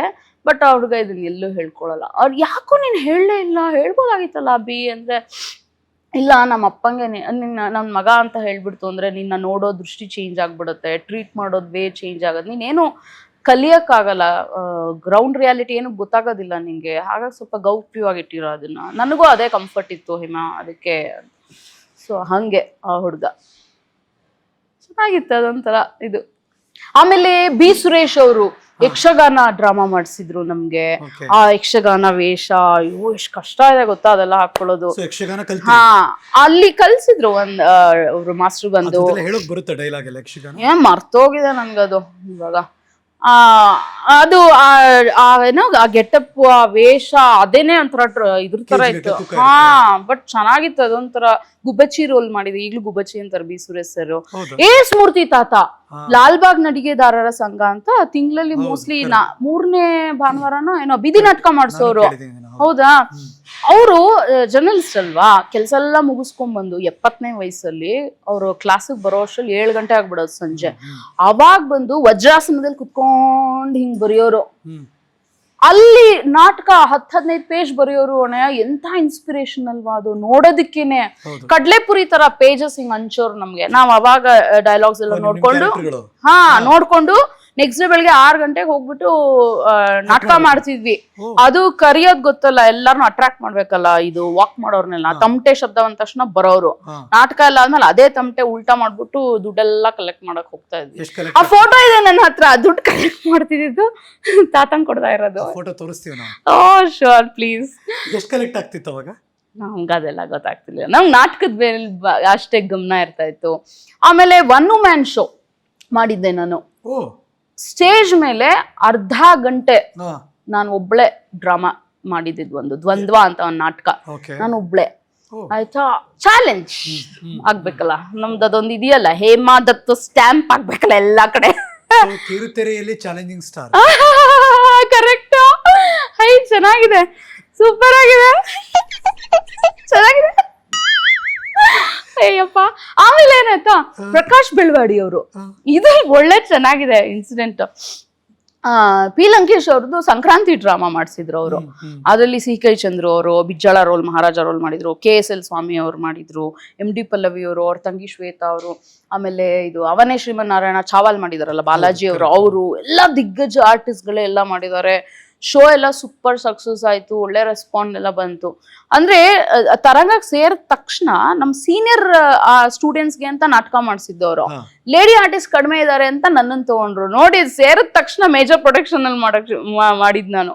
ಸರಿ, ಗೌರಿ ಆಂಟಿ ಏನ್ ಮಾಡಿದ್ರು, ಒಂದ್ ದಿವಸ ದೊಡ್ಡ ಸರ್ಕಲ್ ಅಲ್ಲಿ ನಮ್ ಬ್ಯಾಚ್ ಸ್ಟೂಡೆಂಟ್ಸ್ ನ ಹುಡುಗರನ್ನೆಲ್ಲ ಕೂರಿಸ್ಬಿಟ್ಟು, ಹೇಮಾ ನೀನು ಡ್ರಾಮಾ ಮಾಡ್ದೆ ಅಲ್ವಾ, ಎಷ್ಟೊಂದು ಬಾಂಬೆ, ಮೈಸೂರು, ಬೆಂಗಳೂರು ಸುಮಾರು ಶೋಸ್ ಆಯ್ತು, ಎಲ್ಲ ಮಾಡಿದ್ಯಾ ಅಲ್ವಾ, ಎಕ್ಸ್ಪೀರಿಯನ್ಸಸ್ ನಿಮ್ಮ ಫ್ರೆಂಡ್ಸ್ಗೆ ಶೇರ್ ಮಾಡು ಅಂದ್ರು. ಸರಿ, ನಾನು ಗೊತ್ತಲ್ಲ, ನಾನು ಶೇರ್ ಮಾಡು ಅಂತಿದ್ದಾರೆ ಅಂದರೆ ಬಟರ್ಫ್ಲೈ ಮೋಡ್ ಆನ್ ಆಗೋಗಿತ್ತು. ಆಮೇಲೆ ಮ್ಯಾಮ್ ತುಂಬ ಚೆನ್ನಾಗಿತ್ತು, ನಾವು ಎಲ್ಲ ಯಾರೂ ಒಂದು ಫಂಬಲ್ ಮಾಡಿಲ್ಲ, ಎಷ್ಟು ಚೆನ್ನಾಗಿ ಆ್ಯಕ್ಟ್ ಮಾಡಿದ್ರು, ಎಲ್ಲ ಹೌಸ್ಫುಲ್ ಜನ ಎಲ್ಲ ಎಷ್ಟು ಚೆನ್ನಾಗಿ ರೆಸ್ಪಾಂಡ್ ಮಾಡೋದು, ಇದೆಲ್ಲ ಹೇಳಿದ್ಮೇಲೆ ನಾನು, ಬಟ್ ಆಂಟಿ ನನಗೆ ಒಂದೇ ಒಂದು ತುಂಬ ಬೇಜಾರಾಯಿತು. ಏನು? ಅಲ್ಲ, ನಾನು ನೋಡಿದ್ರು ಇಷ್ಟು ಚೆನ್ನಾಗಿ ಆ್ಯಕ್ಟ್ ಮಾಡಿದ್ದೀನಿ, ಎಲ್ಲ ನಾನೇ ಸೆಲ್ಫ್ ಸರ್ಟಿಫಿಕೇಟು, ಯಾರು ಕೊಡೋದೇ ಬೇಕಾಗಿಲ್ಲ, ಹೇಮಾ ದತ್ತು ಅಂತ ಮಾಡಿದ್ದೀನಿ, ಎಲ್ಲರೂ ಇಷ್ಟು ಚೆನ್ನಾಗಿ ಪರ್ಫಾರ್ಮ್ ಮಾಡಿದ್ದಾರೆ. ಆದರೆ ಡ್ರಾಮಾ ನೋಡೋದಕ್ಕೆ ಪಿ ಲಂಕೇಶ್ ಅವ್ರು ಒಂದ್ಸಲಿನೂ ಬರಲೇ ಇಲ್ವಲ್ಲ ಅಂದ್ಬಿಟ್ಟೆ. ಅಲ್ಲಿ ಇರೋರೆಲ್ಲ ಗೊಳ್ಳಂತ ನಗ್ತಾ ಇದಾರೆ. ನನಗೆ ಐಡಿಯಾನೇ ಇಲ್ಲ ಯಾಕೆ ನಗ್ತಿದ್ದಾರೆ ಅಂತ. ಅಲ್ಲಿ ಆಫೀಸಲ್ಲಿ ಪಿ ಲಂಕೇಶ್ ಅವ್ರದ್ದು ಸಂಕ್ರಾಂತಿ ನಾಟಕ ಬುಕ್ ಇತ್ತು, ಆಯ್ತಾ. ಆ ಮುಖಪುಟ ಫ್ರಂಟ್ ಪೇಜ್ ಅಲ್ಲಿ ಇವರು ಪಿ ಲಂಕೇಶ್ ಅವ್ರದ್ದು ಏನು ಹಿಂಗೆ ಎನರ್ಜೆಟಿಕ್ ಆಗಿ ಇಷ್ಟ ಇದಾರಲ್ಲ, ಅವ್ರ ಫೋಟೋ ಇತ್ತು. ಸರ್, ಇಷ್ಟು ಒಳ್ಳೆ ಗಾಂಭೀರ್ಯವಾದ ನಾಟಕ ಬರ್ತಿದಾರಲ್ಲ, ಸೂಪರ್ ಅಂದ್ಬಿಟ್ಟು ಬುಕ್ ಇಟ್ಬಿಟ್ಟು ಬಂದ್ಬಿಟ್ಟು ನನ್ನ ಇದರಲ್ಲಿ ಏನು, ನಾನು ಅವ್ನು ಧನರಾಜ್ ಇದ್ದಾನ, ಅವನು, ನೀನು ಒಂದು ಕೆಲಸ ಮಾಡು, ನೆಕ್ಸ್ಟ್ ಟೈಮ್ ಸಂಕ್ರಾಂತಿ ನಾಟಕ ಆಡಿದಾಗ ಒಂದು ಸೀಟ್ ರಿಸರ್ವ್ ಮಾಡಿಸಿರು, ಅವ್ರು ಸ್ವರ್ಗದಿಂದ ಬಂದು ಸೀಟಲ್ಲಿ ಕೂತ್ಕೊಂಡು ನಿನ್ನ ಪರ್ಫಾರ್ಮೆನ್ಸ್ ಮಾಡ್ಬಿಟ್ಟು ಮತ್ತೆ ಸ್ವರ್ಗಕ್ಕೆ ಹೋಗ್ತಾರೆ. ಅವ್ರು ಹೋಗ್ಬಿಟ್ಟಿದಾರ. ಅವಾಗಲೇ ನಂಗೆ ಗೊತ್ತಾಗಿದ್ದು. ಅಲ್ಲಿವರೆಗೂ ನನ್ನ ತಲೆಯಲ್ಲಿ ಅವ್ರು ಬದುಕಿದ್ದಾರೆ ಅಂತಾನೆ ಅನ್ಕೊಂಡ್ಬಿಟ್ಟಿದ್ದೀನಿ ನಾನು. ಆಮೇಲೆ ಬೇರೆ ಬೇರೆ ನಾಟಕ ಎಲ್ಲ ಮಾಡಿದ್ವಲ್ಲ ನಮ್ಮ ಹುಡುಗರು. ಅಮ್ಮ ತಾಯಿ ಬೈಲಿ, ನಮ್ಮ ಶ್ರೀಧರ್ ಅವರು ಈ ನಾಟಕ ಬರ್ದಿರೋರು ಹೋಗ್ಬಿಟ್ಟಿದ್ದಾರೆ, ಆಮೇಲೆ ನನ್ನ ಪರ್ಫಾರ್ಮೆನ್ಸ್ ನೋಡಕ್ ಬಂದಿಲ್ಲ ಇವರು, ಯಾಕೆ ಬರ್ಲಿಲ್ಲ ಅಂತ ಗಲಾಟೆ ಮಾಡ್ಬಿಡ್ಬೇಡ ಮೇಡಮ್ ಹತ್ರ. ಇನ್ನೊಂದು ಯಾವ್ದೋ ನಾಟಕ ಮಾಡಕ್ ಬಾಯ್ಲಿ, ಅಮ್ಮ ತಾಯಿ ಈ ನಾಟಕ ಬರ್ದಿರೋರು ಬದುಕಿದ್ದಾರೆ, ಕಳಿಸ್ಬಿಡ್ಬೇಡ, ನೀನು ಬದುಕಿರೋರ್ನ ಕಳಿಸೋದ್ರಲ್ಲಿ ಫೇಮಸ್ಸು, ಹೋಗಿರೋರ್ನ ಬದುಕಿಸೋದ್ರಲ್ಲಿ ಎಲ್ಲ. ಅದು ಸಖತ್ ಎಂಬರಾಸ್ ಆಗ್ತಿತ್ತು. ಸೊ ಇದೇ ಇದರಲ್ಲಿ ನಾಟಕ ರಂಗಶಂಕರ ಸಂಕ್ರಾಂತಿ ಇತ್ತು. ಇದು ಫನ್ನಿ ಆಗಿದೆ. ಬೋರ್ ಆಗ್ತಾ ಇದೆಯಾ? ಇಲ್ಲ. Okay then fine. Okay, so Sankranti ನಾಟಕ ಆಯ್ತು. ನಾವೆಲ್ಲರೂ 2-3 ಅವರ್ ಮುಂಚೆನೆ ರಂಗಶಂಕರನಿಗೆ ನಾವು ಅಸೆಂಬಲ್ ಆಗ್ಬೇಕಾಯ್ತು. ಆಟ ಅದು ಫಾಸ್ಟ್ ರಮ್ ಥ್ರೂ ಅಂತೆ, ಸ್ಟೇಜ್ ನ ಯೂಸರ್ ಫ್ರೆಂಡ್ಲಿ ಮಾಡಿ ಇದೆಲ್ಲ ರಂಗಶಂಕರ ಕರೆಕ್ಟ್ ಹೋಗ್ಬೇಕಾಗಿತ್ತು. ಅಲ್ಲಿ ಹೋದ್ಮೇಲೆ ಸಿಡಿಲ್ ಬರಡ್ದಂಗೆ ನಂಗೆ ಒಂದು ವಿಷಯ ಗೊತ್ತಾಗ್ಬಿಡ್ತು. ಏನಂದ್ರೆ ಸಿ ಕೈ ಚಂದ್ರು ಅವರು ಮೇಜರ್ ರೋಲ್, ಅವರು ಇಡೀ ಬುಕ್ಲೆಟ್ಟೆ ಅವ್ರು ಹೇಳ್ಬೇಕು, ಅವರು ಫಾರಿನ್ ಹೋಗ್ಬಿಟ್ಟಿದ್ದಾರೆ, ಅವರು ಮಾಡ್ತಾ ಇಲ್ಲ ಬಿಜ್ಜಳ ರೋಲು ಅಂತ. ಹೌದಾ ಹೆಂಗೆ ಮತ್ತೆ ನಾಟಕ ಪ್ರಕಾಶ್ ಬೆಳ್ವಾಡಿ ಅವ್ರಿಗೆ ಟೆನ್ಷನ್ ಆಗುತ್ತೋ ಇಲ್ವಾ, ನನಗ್ ಟೆನ್ಷನ್ ಹತ್ಕೊಂಡ್ಬಿಡ್ತು. ಆಮೇಲೆ ಯಾರು ಮಾಡ್ತಾರಂತೆ ಮತ್ತೆ ಪ್ರಕಾಶ್ ಬೆಳ್ವಾಡಿ ಅವರೇ ಮಾಡ್ತಾರಂತೆ ಅಂತ ನನ್ಗೆ ಇನ್ನೂ ಟೆನ್ಷನ್ ಆಗೋಯ್ತು ಅವಾಗ. ಯಾಕೆಂದ್ರೆ ಅವ್ರ ಅವಾಗ ಸಣ್ಣಕ್ಕಿದ್ರು, ಇವ್ರ ಮಹಾರಾಜಾಗ್ ಸೂಟ್ ಆಗಲ್ಲ, ಇವ್ರ ಅಪೌಷ್ಟಿಕ ಮಹಾರಾಜ ತರ ಅನ್ನಿಸ್ತಾರೆ, ಅಯ್ಯೋ ಹೆಂಗ್ ಮಾಡ್ತಾರೆ, ಪಕ್ಕ ಫ್ಲಾಪ್ ಆಗುತ್ತೆ, ನಾನು ಅವ್ರಿಗಿಂತ ಮೇಧಾವಿ ಅನ್ನೋ ತರ. ಪೌಷ್ಟಿಕ ಮಹಾರಾಜ ಸಣ್ಣಕ್ಕಿದ್ರು ಅವರು. ನಾನು ದೂರದಲ್ಲಿ ಕುತ್ಕೊಂಡು ಅವ್ರನ್ನೇ ಅಬ್ಸರ್ವ್ ಮಾಡೋದು, ಹೆಂಗ್ ಪ್ರಾಕ್ಟೀಸ್ ಮಾಡ್ಕೋತಾರೆ ಇವರು, ಏನ್ ಕತೆ, ಏನ್ ಮಾಡ್ತಾರೆ ಅಂತ. ಅವ್ರು ನೋಡಿದ್ರೆ ಲೈಟಿಂಗ್ ಅದೊಂದ್ಸು ಇಲ್ಲಲ್ಲಿ ಟಿಲ್ಟ್ ಡೌನ್ ಅನ್ನೋದು MD ಪಲ್ಲವಿ ಅವರು ತಂಗಿ ಇದು ಲೈನ್ಸ್ ಕೊಡ್ತಾ ಇದ್ದಾರೆ ಅವ್ರಿಗೆ, ಕೇಳಿಸ್ಕೊತಾ ಇದಾರೆ, ಇಲ್ಲೇನೋ ಟೆಕ್ನಿಕಲ್ ವರ್ಕ್ ಮಾಡ್ತಾ ಇದಾರೆ.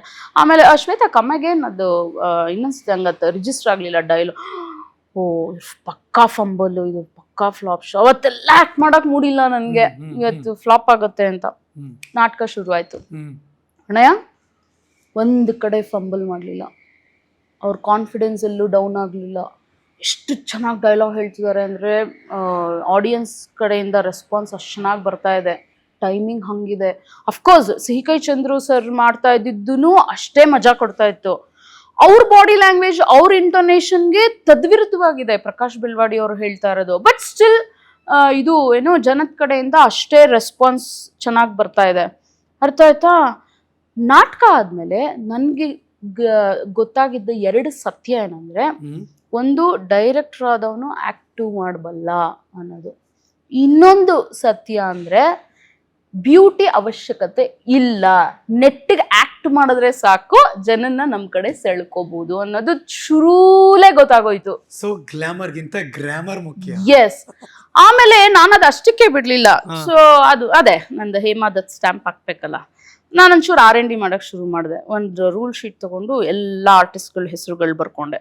ಯಾರ್ಯಾರ್ದು, ಕರಿಬಸವಯ್ಯ ಅವರು, ಹೊನ್ನವಳ್ಳಿ ಕೃಷ್ಣ ಅವರು, ಬಿರಾದಾರ್ ಅವರು, NS ರಾವ್ ಅವರು, ಆಮೇಲೆ ರಮಾದೇವಿ ಅಂತ ಸತ್ಯ ಹೆಸರು ಅವರು, ಉಮಾಶ್ರೀ ಅವರು, ಸರಿತಾ ಅವರು ದಪ್ಪ ಕಪ್ಪಿದ್ರಲ್ಲ ಅವರು, ವಾದಿರಾಜ್ ಅವರು, ದ್ವಾರ್ಕೀಶ್ ಅವರು, ಉಪೇಂದ್ರ ಅವರ ಹೆಸರು ಬರ್ದಿದ್ದೀನಿ ನಾನು ಆ ಲಿಸ್ಟ್ ಅಲ್ಲಿ.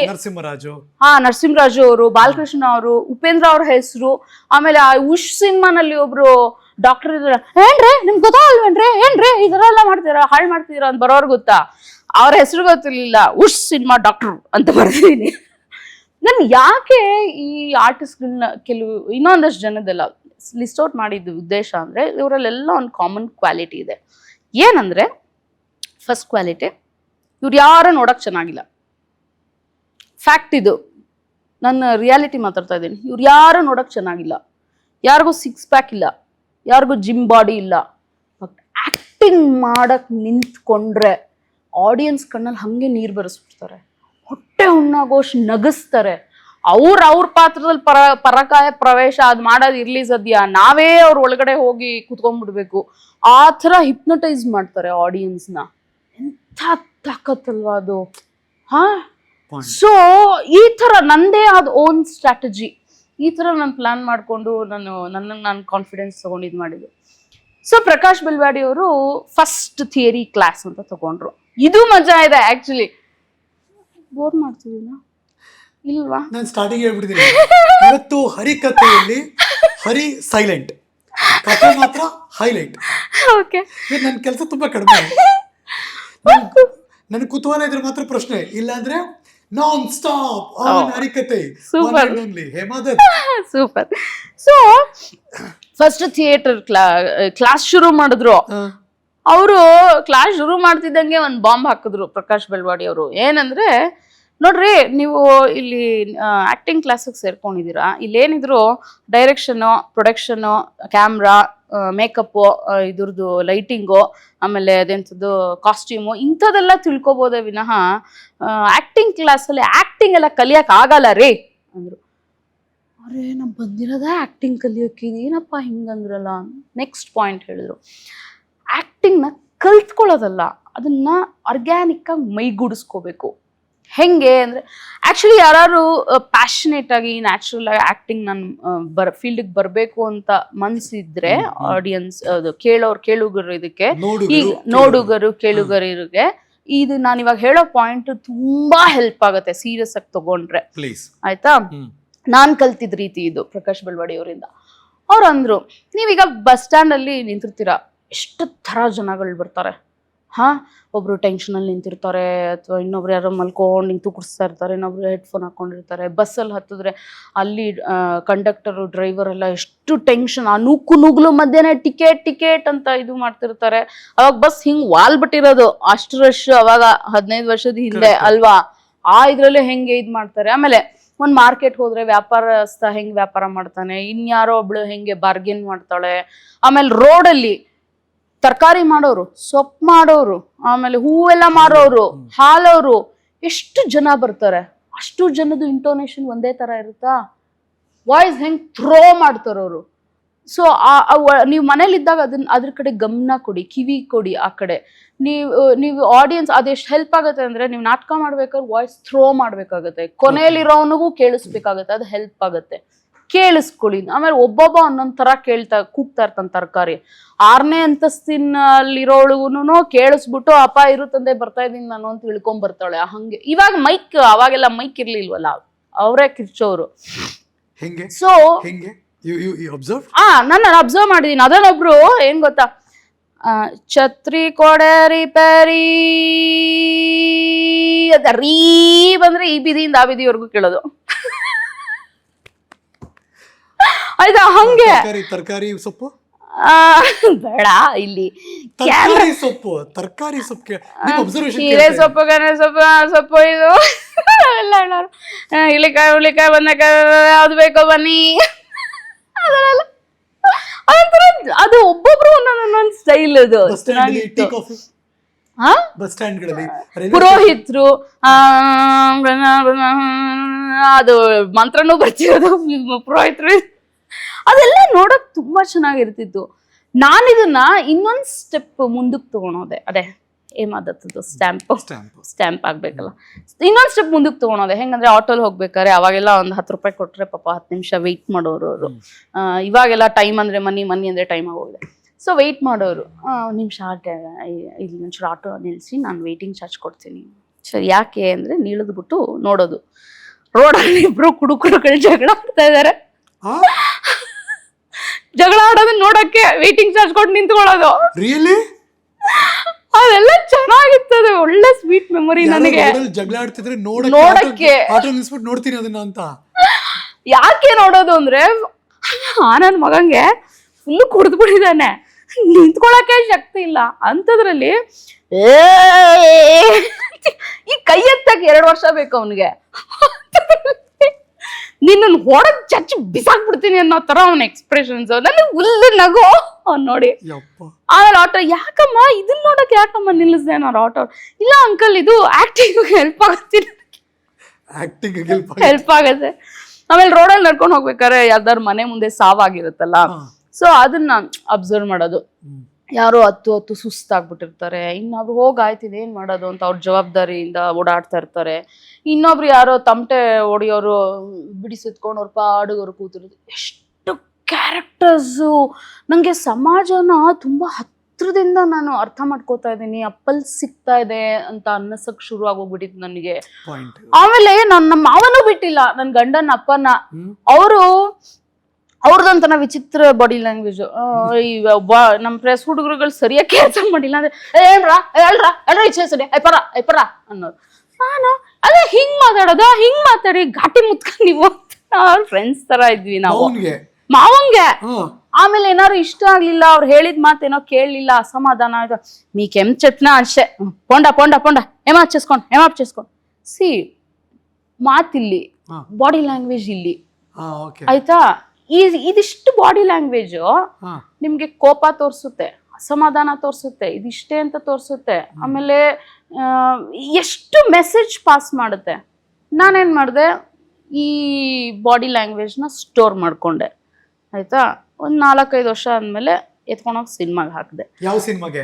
ತೋತಾಪುರಿ. ಆಯ್ತಾ? ಇಲ್ಲಿ ಕೇಳಿ, ನನ್ಗೆ ಎಲ್ಲಾರ್ಗು ಈ ಚಪ್ಪಲಿ ಕಲೆಕ್ಟ್ ಮಾಡೋದು, ಬಟ್ಟೆ ಕಲೆಕ್ಟ್ ಮಾಡೋದು, ಕೀ ಬಂಚ್ ಕಲೆಕ್ಟ್ ಮಾಡಿ, ಈ ಪ್ಯಾಷನ್ ಇದ್ರೆ ನನಗೆ ಜನಗಳ ಬಾಡಿ ಲ್ಯಾಂಗ್ವೇಜ್, ಅವ್ರ ಇಂಟೋನೇಷನ್, ಅವ್ರ ಎಕ್ಸ್ಪ್ರೆಷನ್ಸ್ನ ತಲೆಯಲ್ಲಿ ಕಲೆಕ್ಟ್ ಮಾಡ್ಕೊಳ್ಳೋ ಪ್ಯಾಷನ್ ನನಗೆ ಅವಾಗ್ಲಿಂದ.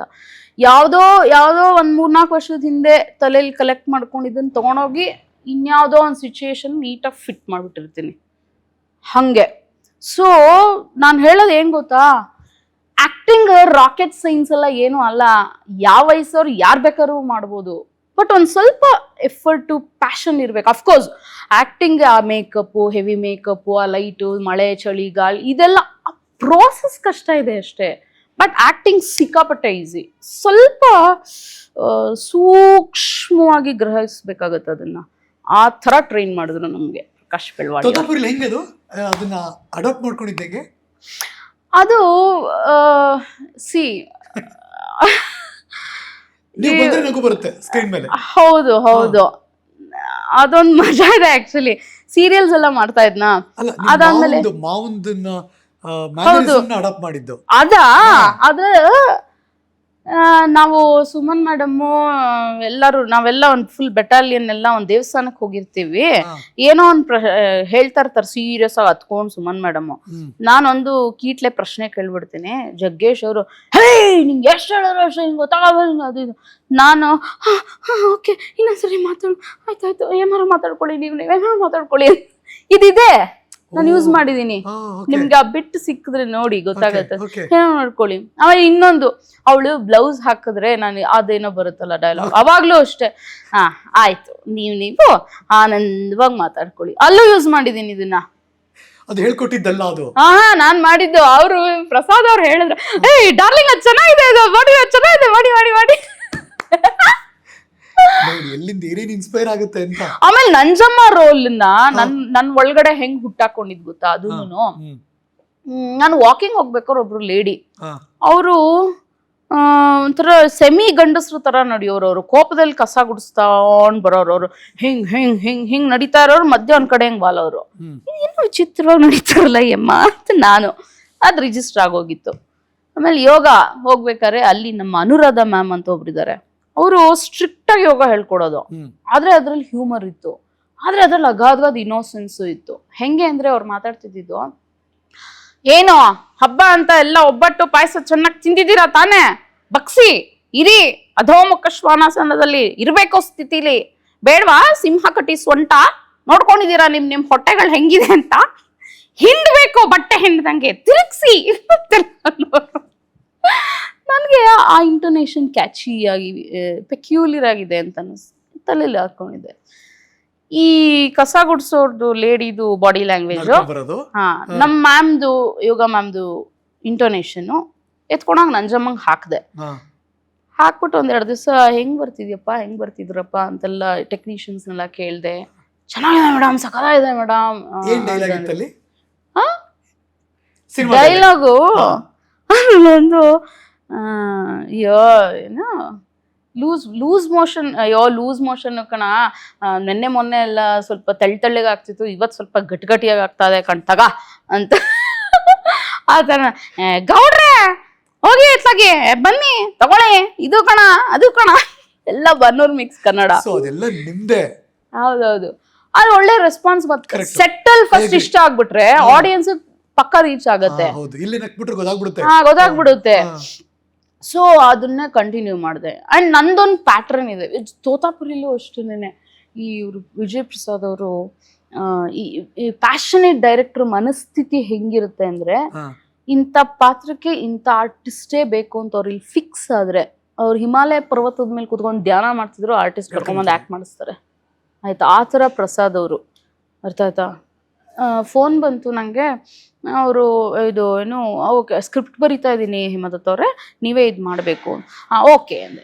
ಸ್ಕ್ರಿಪ್ಟ್ ಬರಿತಾ ಇದ್ದಾರೆ, ಇನ್ನೊಂದು 2 ವರ್ಷನ ಆಗುತ್ತೆ, ಅವಾಗ ನೋವಂದ್ರೆ ಆಯ್ತು ಬಿಡು ಅಂತ ವಾಕ್ ಮಾಡೋಕೆ ಶುರು ಮಾಡಿದೆ ನನ್ನ ಪಾಡಿಗೆ ನಾನು. 1 ವರ್ಷ ಆದ್ಮೇಲೆ ಕಾಲ್ ಬಂತು. 1 ವರ್ಷ ಆದ್ಮೇಲೆ ಕಾಲ್ ಮಾಡಿದ್ರು, 2 ದಿನದ ಶೂಟಿಂಗ್ ಇದೆ ಹೇಮದತ್ ಅವರೇ, ರೆಡಿ ಆಗಿ ಅಂದ್ರು. ನಾನು ಅಯ್ಯೋ ಪ್ರಸಾದ್ ಅವ್ರೆ ಹೆಂಗೆ ಮಗ ಚಿಕ್ಕೋನು ಗಣ್ಣ ಕ್ವಾಯ್ ಕ್ವಾಯ್ ಕ್ವಾಯ್ ಕ್ವಾಯ್ ಕ್ವಾಯ್ ಕ್ವಾಯ್ ಕ್ವಾಯ್ ಅಂತ ಶುದ್ಧ ಹೇಳಿದೆ. ಅವರು ಅವ್ರ ಬಿಸ್ನೆಸ್ ಕೊಟ್ರು ಫೋನು, ಇಲ್ಲ ಹೇಮಾ ಮಿಸ್ ಮಾಡ್ಕೋಬೇಡ, ತುಂಬಾ ಚೆನ್ನಾಗಿದೆ ನೀನ್ ಮಾಡು ಇದು ನಾನು ಕನ್ವಿನ್ಸ್ ಮಾಡಿದ್ರು. ಫಸ್ಟ್ ಹೂ ಅಂದಿದ್ ನಾನು ಪ್ರಸಾದ್ ಅವ್ರ ಮಿಸ್ಸಸ್ಗೆ ಆಯ್ತು ಅಂತ. ಅದ್ ಕೇಳಿಸ್ಕೊಂತಿದ್ದಂಗೆ ಅಲ್ಲಿ ಹಿಂದೆ ಪ್ರಸಾದ್ ಅವರು oh thank you darling, I love you darling ಅಂತ ಅವರು ಕಿರ್ಚ್ತಾ ಇದಾರೆ.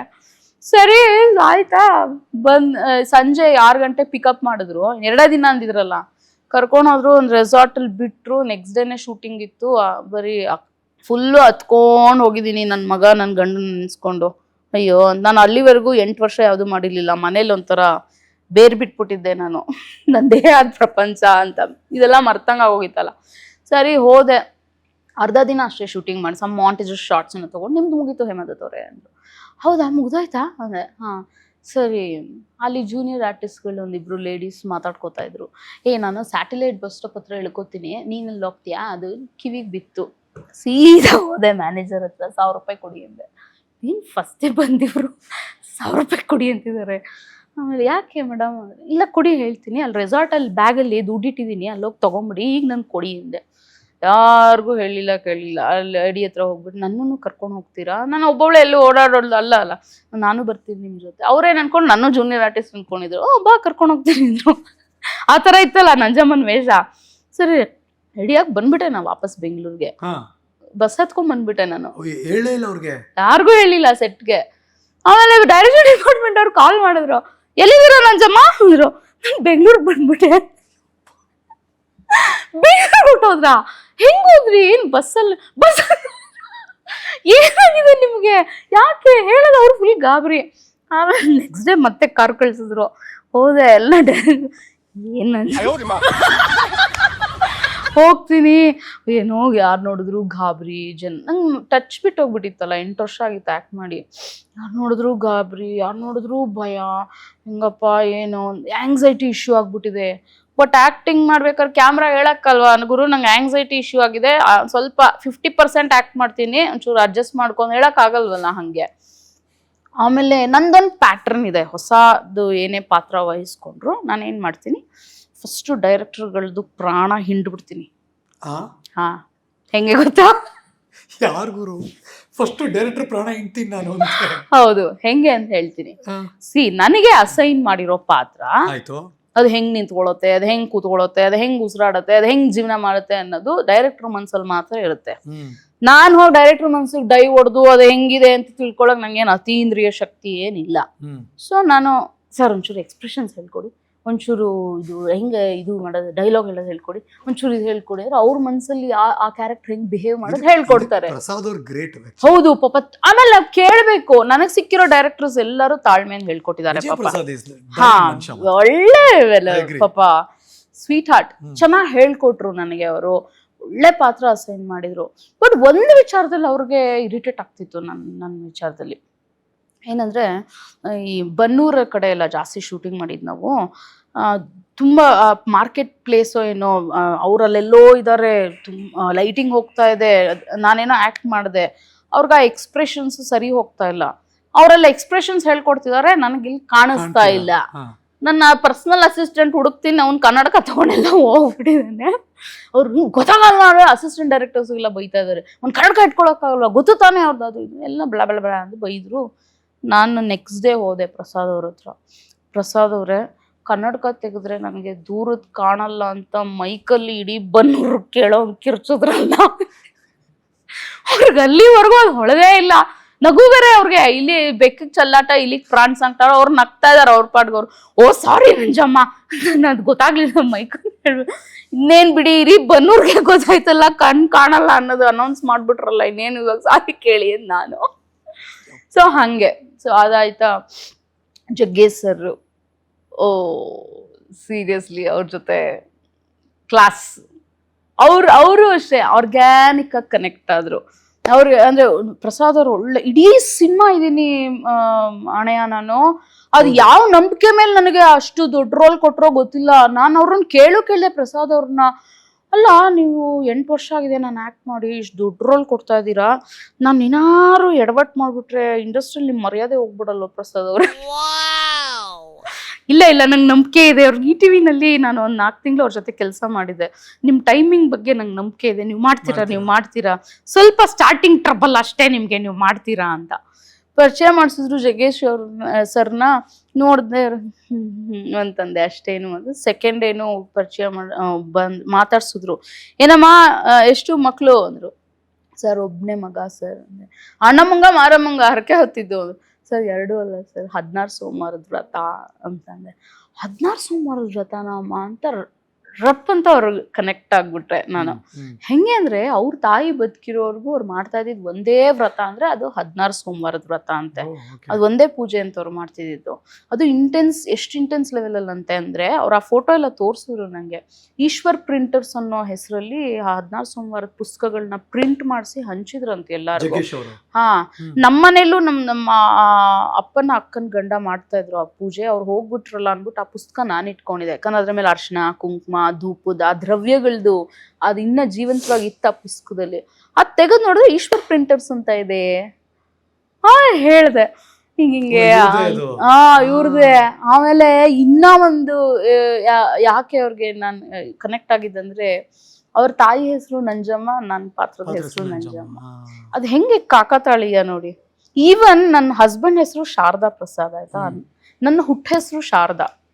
ಸೊ ನಮ್ಮ ಅಪ್ಪನ ಅಮ್ಮನ ಹೆಸರು ಶಾರದಾ, ಅವ್ರ ಅಪ್ಪನ ಅಮ್ಮನ ಹೆಸರು ಶಾರದಾ. ನೋಡಿ ಅದ್ ಹೆಂಗೆ ಕನೆಕ್ಟ್ ಆಗತ್ತೆ ಅನ್ನೋದಕ್ಕೆ.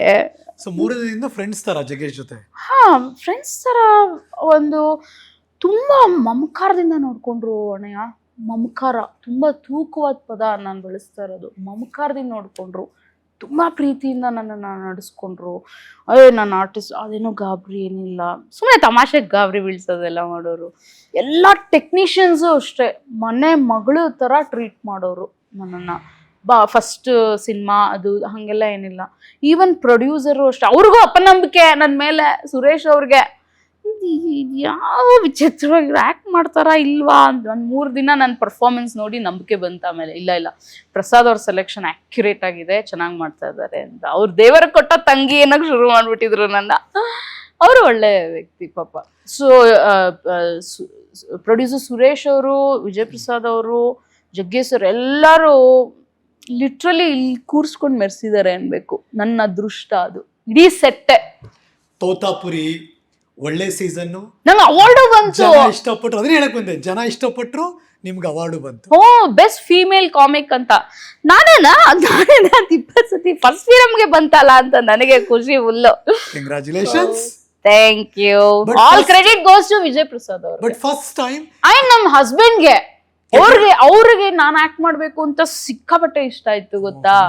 ನನಗಿಂತ ಅವ್ರಿಗೆ ಒಂಥರ ಎಕ್ಸೈಟ್ಮೆಂಟ್ ಜಾಸ್ತಿ ಆ ವಿಚಾರದಲ್ಲಿ. I am so lucky. ನಿಮ್ಮಿಬ್ಬರದು love marriage? Yes. Drama love marriage? S.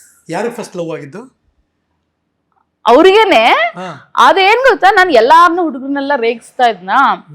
ನಮ್ಮ ಯಜಮಾನ್ರು ನನ್ನೇ ರೇಗ್ಸಕ್ ಶುರು ಮಾಡ್ತಾ ಇದ್ರು. ಇದು ಯಾಕೋ ಸರಿ ಹೋಗ್ತಿಲ್ಲ, ತಾಳು ಇದು ಫಿಕ್ಸ್ ಮಾಡೋಣ ಅನ್ಬಿಟ್ಟು, ನೋಡು ನಾನ್ ನಿನ್ನನ್ನು ರೇಗಿಸಲ್ಲ, ನೀನ್ ನನ್ನನ್ನು ರೇಗಿಸ್ಬೇಡ, ನಾವಿಬ್ರು ಸೇರ್ಕೊಂಡು ಹಿಂಗೆ ನನ್ನ ಮಕ್ಕಳನ್ನ ರೇಗಿಸ್. ಅವರು ಓಕೆ ಹಾಗಿದ್ರೆ ನಾವಿಬ್ರು ಇನ್ಮೇಲಿಂದ ಪಾರ್ಟ್ನರ್ಸ್ ಆಯ್ತು. ಅಲ್ಲಿ ಪಾರ್ಟ್ನರ್ ಶುರು ಆಗಿದೆ. ಇಲ್ಲಿವರೆಗೂ ಇದೆ. ಇವತ್ತಿಗೂ ಒಬ್ರಿಗೊಬ್ರು ಹೆಸರಿಡ್ದು ಕರಿಯಲ್ಲ. ಹೌದು. ಯಾರೇ ಇರ್ಲಿ ಮನೇಲಿ ಅಥವಾ ಬೇರೆ ಫಂಕ್ಷನ್ ಹೋಗಿರ್ಲಿ, ಪಾರ್ಟ್ನರ್ ಅಂತಾನೆ ಪಾರ್ಟ್ನರ್ ಅಂತ ಕರೆಯೋದು. ಆಮೇಲೆ ಹಿಂಗೆ ನಮ್ಮ ಮದುವೆ ಡೇಟ್ ಫಿಕ್ಸ್. 4 ವರ್ಷ ನಾನು ಲವ್ ಮಾಡಿದ್ದೆ ಆಯ್ತಾ, ಕಮಿಟ್ ಆಗಿದ್ದು. ಯಾರಿಗೂ ಗೊತ್ತಿರ್ಲಿಲ್ಲ, ಅಷ್ಟು ಸೀಕ್ರೆಟ್, ಟಾಪ್ ಸೀಕ್ರೆಟ್ ನಮ್ದು ಆಯ್ತಾ. ಮದುವೆ ದಿವಸ ಬಂತು, ಎಲ್ಲಾರ್ಗು ಶಾರದಾ ಪ್ರಸಾದ್ ಅನ್ನೋ ಹೆಸರಲ್ಲಿ ಪರಿಚಯ ಆಯ್ತಾ. ಮನೇಲಿ ಶರತ್ ಅಂತ ಕರೆಯೋದು. ನಾನ್ ಕಾರ್ಡ್ ಮೇಲೆ ಶರತ್ ಅಂತಾನೆ. ಆ card invitation card B Suresh ಅವರೇ ಬರ್ಕೊಟ್ಟಿದ್ದು. ಲಕ್ಕಿ ಹ್ಯಾಂಡ್ ಅವರು. ಏನವ ಇನ್ನ ಗಣೇಶ ಕೂರ್ಸ್ಕೊಂಡಿಲ್ಲ ಅಂದ್ರು. ನನ್ ಮಗನೇ ಹುಟ್ಟದ, ಅವನ ಹೆಸರು ಸುಮುಖ. ಸಕ್ಕತ್ ಲಕ್ಕಿ ಪರ್ಸನ್ ಅವ್ರು. ನನಗೆ ಹೇಳ್ತೀನಿ ಆಮೇಲೆ ಅವ್ರ ಬಗ್ಗೆ ಆಯ್ತಾ. ಹಿಂಗೆ ಏನ್ ಮಾಡ್ಕೊಂಡಿದ್ದಾರೆ ಅವ್ರು. ಆಕ್ಚುಲಿ ನಮ್ಮ ಯಜಮಾನ್ರು ಆಫ್ಸೆಟ್ ಪ್ರಿಂಟಿಂಗ್ ಪ್ರೆಸ್ ಬಿಸ್ನೆಸ್ ಮಾಡ್ತಾ ಇದ್ದಿದ್ದು. ಅವರು ಇಂಟೀರಿಯರ್ ಡಿಸೈನರ್ ಆಗಿದ್ದಾರೆ ಅಂದೆ ಅವ್ರಿಗೆಲ್ಲರಿಗೂ. ಆಮೇಲೆ ಮದ್ವೆ ದಿನ ಅಭಿ ಕಶಿನತ್ ಅವ್ರ ಮಗ ಅವನು ಇದು ಶಾರದಾ ಇದು ಹೇಮಂತ್ ಮದ್ವೆ ಅಲ್ವಾ ಬರ್ತೀಯನೋ ಅವ್ರನ್ನೇ ನಿಮ್ಮ ಯಜಮಾನ್ರಿಗೆ ಫೋನ್ ಮಾಡಿರೋದು. ಅವ್ರಿಗೆ ಇನ್ವೈಟ್ ಮಾಡ್ತಾ ಇದಾರೆ. ಅವಳು ನನ್ ಕರ್ದೇ ಇಲ್ಲ ಕಣೋ, ಅವಳಿಗೆ ಎಷ್ಟು ಆಟಿಟ್ಯೂಡ್, ಅವಳು ಕರ್ದಿಲ್ಲ, ನಾನ್ ಯಾಕೋ ಬರ್ಲಿ ಅವಳು ಮದ್ವೆಗೆ, ನಾನ್ ಬರೋದಿಲ್ಲ ಅಂತ ಯಜಮಾನ್ರು ಹೇಳಿದ್ರು. ಓಕೆ ಬಂದ್ರು, ಕಟ್ ಮಾಡಿದ್ರೆ ನಮ್ ಗ್ಯಾಂಗ್ ಎಲ್ಲ ಸ್ಟೇಷನ್ ಇಬ್ರನ್ನ ನೋಡಿದ್ರು. ಅಯ್ಯೋ ಕಳ್ಳನ್ ಗೌರಿ ಅಂಟಿ ಏಸ್ ಮುರ್ದಿ ತಾತಂಗೋ ಶಾಕ್. ಯಾರಿಗೂ ಗೊತ್ತಿಲ್ಲ ನೀವಿಬ್ರು ಮದುವೆ ಆಗ್ತಿರೋದು. ಆ ಫೋಟೋಸ್ ಎಲ್ಲ ಹೆಂಗಿದೆ ಅಂದ್ರೆ ಕ್ಯಾಂಡಿಡ್, ಎಲ್ಲ ಒಬ್ರಿಗೊಬ್ರು ನಗ್ತಾ ಇದೀವಿ. ಫೋಟೋಸ್ ಎಲ್ಲ ತೋರಿಸ್ತೀನಿ. ಹೌದು, ಸಕ್ಕತ್ ಅದು ಒಂಥರ ಸರ್ಪ್ರೈಸ್ ಅದು. ಸೊ ನಾವು ಮದ್ವೆ ಆಯ್ತು, ಅತ್ತೆ ಮಾವ ನಾವು ಎಲ್ಲ ಜೊತೆಲೆ ನಾವ್ ಇದ್ದಿದ್ದು. ನಮ್ಮ ಅತ್ತೆಯವ್ರು ಹೆಂಗೆ ಅಂದ್ರೆ ಅವ್ರೊಂಥರ ಮಿಲಿಟ್ರಿ ಸಿಸ್ಟಮ್ ಅವ್ರದ್ದು.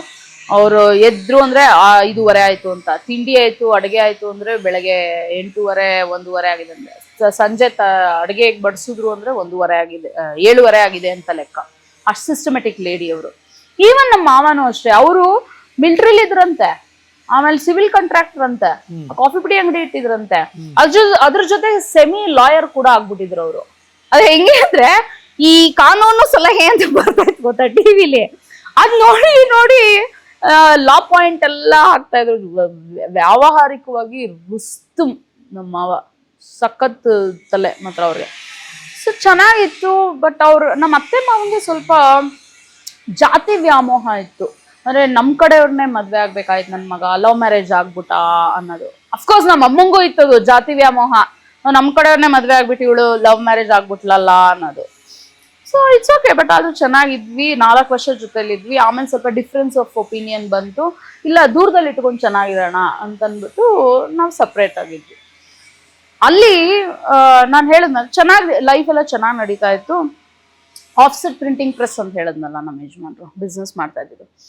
ಬಿಸ್ನೆಸ್ ಅಂದ್ರೇನೆ ವ್ಯಾಪಾರಂ ದ್ರೋಹ ಚಿಂತನಂ ಆಯ್ತಾ. ಆದ್ರೆ ನಮ್ಮ ಯಜಮಾನ್ರು ಎಥಿಕ್ಸ್ ಇಟ್ಕೊಂಡು ಬಿಸ್ನೆಸ್ ಮಾಡಿದಂಥ ಮನುಷ್ಯ. ನನ್ಗೆ ಅವ್ರ ಬಗ್ಗೆ ತುಂಬಾ ರೆಸ್ಪೆಕ್ಟ್ ಇದೆ. 23 ವರ್ಷ ಬಿಸ್ನೆಸ್ ನಡೆಸಿದ್ದಾರೆ ಅಣ್ಣಯ್ಯ, ಗೊತ್ತಾಯ್ತಾ.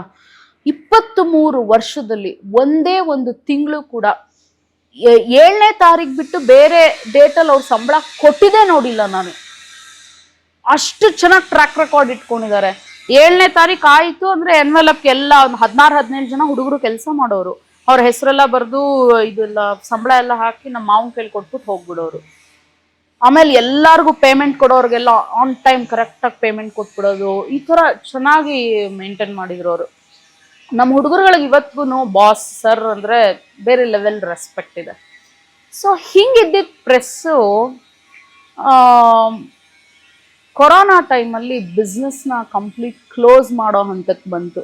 ಯಾಕೆಂದರೆ ಲಕ್ಷಾಂತರ ರೂಪಾಯಿ ಬಂಡವಾಳ ಹಾಕಿದ್ದೀವಿ, ಪೇಪರ್ಗಳು ತಂದು ಪ್ರಿಂಟ್ ಮಾಡಿ ಎಲ್ಲ ಇದಕ್ಕೆ ಕೊಟ್ಟಿದ್ದೀವಿ. ಆ ಕಡೆ ಪೇಮೆಂಟ್ ಬರ್ತಾ ಇಲ್ಲ, ಬೈಂಡರ್ಸ್ ಇಲ್ಲ, ಪ್ರಿಂಟರ್ಸ್ ಇಲ್ಲ. ಆಮೇಲೆ ಒಂದಿಬ್ಬರು ಹುಡುಗರಿಗೆ ಕೊರೋನಾ ಬಂತು ಅಂತಲೂ ಕೇಳ್ಪಟ್ವಿ ನಾವು. ಬಿಟ್ಟು ಹೋದರು. ಆಮೇಲೆ ಒಂದು ಸೈಟ್ ಮೇಲೆ ಏನೋ ಇನ್ವೆಸ್ಟ್ ಮಾಡಿಬಿಟ್ಟಿದ್ದಾರೆ ಲೋನ್ ತೊಗೊಂಡು. ಆಮೇಲೆ ಅವ್ರ ಫ್ರೆಂಡ್ ಜನಾರ್ದನ್ ಅಂತ ಒಂದು ಸಿನಿಮಾ ಮಾಡಿದ್ರು ಅಂದ್ಬಿಟ್ಟು ನಮ್ಮ ಯಜಮಾನ್ರು ಪ್ಲಸ್ ಒಂದಷ್ಟು ಜನ ಫ್ರೆಂಡ್ಸ್ನೂ ಸೇರಿಸ್ಕೊಂಡೆಲ್ಲ ದುಡ್ಡು ಇನ್ವೆಸ್ಟ್ ಮಾಡಿದ್ರು ನಮ್ಮ ಯಜಮಾನ್ರು. ಅದು ಇನ್ನೂ ಸ್ಟಕ್ ಆಗಿದೆ, ಆ ಅಮೌಂಟ್ ಇನ್ನೂ ನಮಗೆ ಬಂದಿಲ್ಲ. ಸೊ ಅದಾಯಿತು. ಆಮೇಲೆ ನಾವು ನಮ್ಮ ಪ್ರೆಸ್ಸಿಗೆ ಸ್ವಂತ ಜಾಗದಲ್ಲಿ ಅದ್ರ ಮೇಲೆ ಒಂದು ಕೇಸು, ಅದು ಬಿಡಿ, ಅದು ಇನ್ನೊಂದು ಬೇರೆ ಟ್ರ್ಯಾಕ್ ಅದು ಬೇಡ ಆ ವಿಷಯ ಆಯಿತಾ. ಅದಾಯಿತು. ಸೊ ಫೈನಲಿ ಬಿಸ್ನೆಸ್ ಕ್ಲೋಸ್ ಆಯಿತು ಆಯಿತಾ. ಈ ಕೂತ್ಕೊಂಡು ತಿಂದರೆ ಏನಂತಾರೆ, ಕುಡಿಕೆ ಹಣ ಸಾಲದಿಲ್ಲ ಅಂತಾರಲ್ಲ, ಹಾಗೆ ದಿನಕ್ರಮೇಣ ದುಡ್ಡು ಕರಗ್ತಾ ಬಂತು.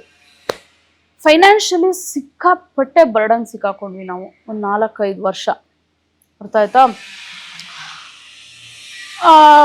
ಆ ಟೈಮಲ್ಲಿ ನಮ್ಮ ಹಸ್ಬೆಂಡ್ ಫ್ರೆಂಡ್ ಒಬ್ರು ಯಾವಾಗ್ಲಾರು ಮನೆಗೆ ಬರೋರು, ಅವರು ಒಂದು ಸ್ಟೋರಿ ಹೇಳಿದ್ರು, ನಂಗೆ ಇವತ್ತಿಗೂ ಇನ್ಸ್ಪೈರ್ ಆಗುತ್ತದು. ಅಪ್ಪ ಮಗ ಇಬ್ರು ರೋಡಲ್ಲಿ ಹೋಗ್ತಾ ಇದ್ರಂತೆ. ಮಗ ಆನೆ ಬೊಂಬೆ ಬೇಕು ಅಂತ ಸಿಕ್ಕಾಪಟ್ಟೆ ಗಲಾಟೆ ಮಾಡ್ತಾ ಇದ್ನಂತೆ. ಅಪ್ಪಂಗೆ ಕೊಡ್ಸಕ್ ಜೇಬಲ್ ದುಡ್ಡಿಲ್ಲ. ಕಟ್ ಮಾಡಿದ್ರೆ ನೆಕ್ಸ್ಟ್ ಅಪ್ಪ ಫೈನಾನ್ಷಿಯಲಿ ತುಂಬಾ ಚೆನ್ನಾಗಾಗ್ತಾನಂತೆ. ಅವತ್ತು ನನ್ನ ಮಗ ಆನೆ ಬೊಂಬೆ ಕೇಳಿದ್ದ, ಕೊಡ್ಸಕ್ ದುಡ್ಡಿರ್ಲಿಲ್ಲ. ಇವತ್ತಿದೆ, ಅವನಿಗೆ ಸರ್ಪ್ರೈಸ್ ಕೊಡೋಣ ಇರು ಅಂದ್ಬಿಟ್ಟು ರಿಯಲ್ ಆನೆನ್ ತೊಗೊಂಬಂದ್ಬಿಟ್ಟು ನಿಲ್ಸಿದ್ನಂತ ಮಗನ ಹತ್ರ. ತಗೋ ಮಗ ಮಜಾ ಮಾಡು ಅಂತ. ಆ ಥರ ಒಂದು ದಿನ ಬರುತ್ತೆ ಮಗ, ನಿನ್ಗೆ ತಲೆ ಕೆಡ್ಸ್ಕೊಬೇಡ ಅಂದ್ರೆ ನಮ್ಮ ಯಜಮಾನ್. ಎಂಥ ಇನ್ಸ್ಪಿರೇಷನ್, ಮೋಟಿವೇಶನ್ ಮಾತಲ್ವಾ. ಆಮೇಲೆ ನಮ್ಮ ತಂದೆ ಅವರು ಅಷ್ಟೇ, ಸರ್ ಹುಲಿ ಹಳ್ಳಕ್ಕೆ ಬಿದ್ದರೆ ಆಳ್ಗೆ ಒಂದೊಂದು ಕಲ್ಲು ಅಂತ ಮಾತಿದೆ. ಈಗ ಹಳ್ಳಕ್ಕೆ ಬಿದ್ದಿರ್ಬೋದು, ನೀವು ಒನ್ಸ್ ಮೈ ಕೊಡುಕೊಂಡು ಮೇಲ್ ಬಂದರೆ ಯಾವ ನನ್ನ ಮಕ್ಕಳು ನಿಮ್ಮ ಮುಂದೆ ನಿಂತ್ಕೊಳ್ಳೋದಿಲ್ಲ ಅಂತ. ಟಚ್ಡ್ ಇವತ್ತಿನ ದಿನ ನಾವು ಆ ಪರಿಸ್ಥಿತಿಲಿ ಇದ್ದೀವಿ. ನಮ್ಮ ಯಜಮಾನ್ರು ಮೈ ಕೊಡುಕೊಂಡು ನಿಂತ್ಕೊಂಡು ಆಗಿದೆ ಆಯ್ತಾ. ಟಚ್ಡ್ ಅಂದರೆ ಆ ಬಿಸ್ನೆಸ್ ಮೆನ್ ಕಷ್ಟ ಬಿಸ್ನೆಸ್ ಮೆನ್ಗೆ ಅಲ್ಲ, ಅದು ಪಲ್ಸ್ ಗೊತ್ತಾಗೋದು. ನಮ್ಮ ಅಪ್ಪನೂ ಪಟಾಕಿ ಬಿಸ್ನೆಸ್ ಮಾಡಿ ಲಕ್ಷಾಂತರ ರೂಪಾಯಿ ಕಳ್ಕೊಂಡು ಎಲ್ಲ ಆಗಿತ್ತಲ್ಲ.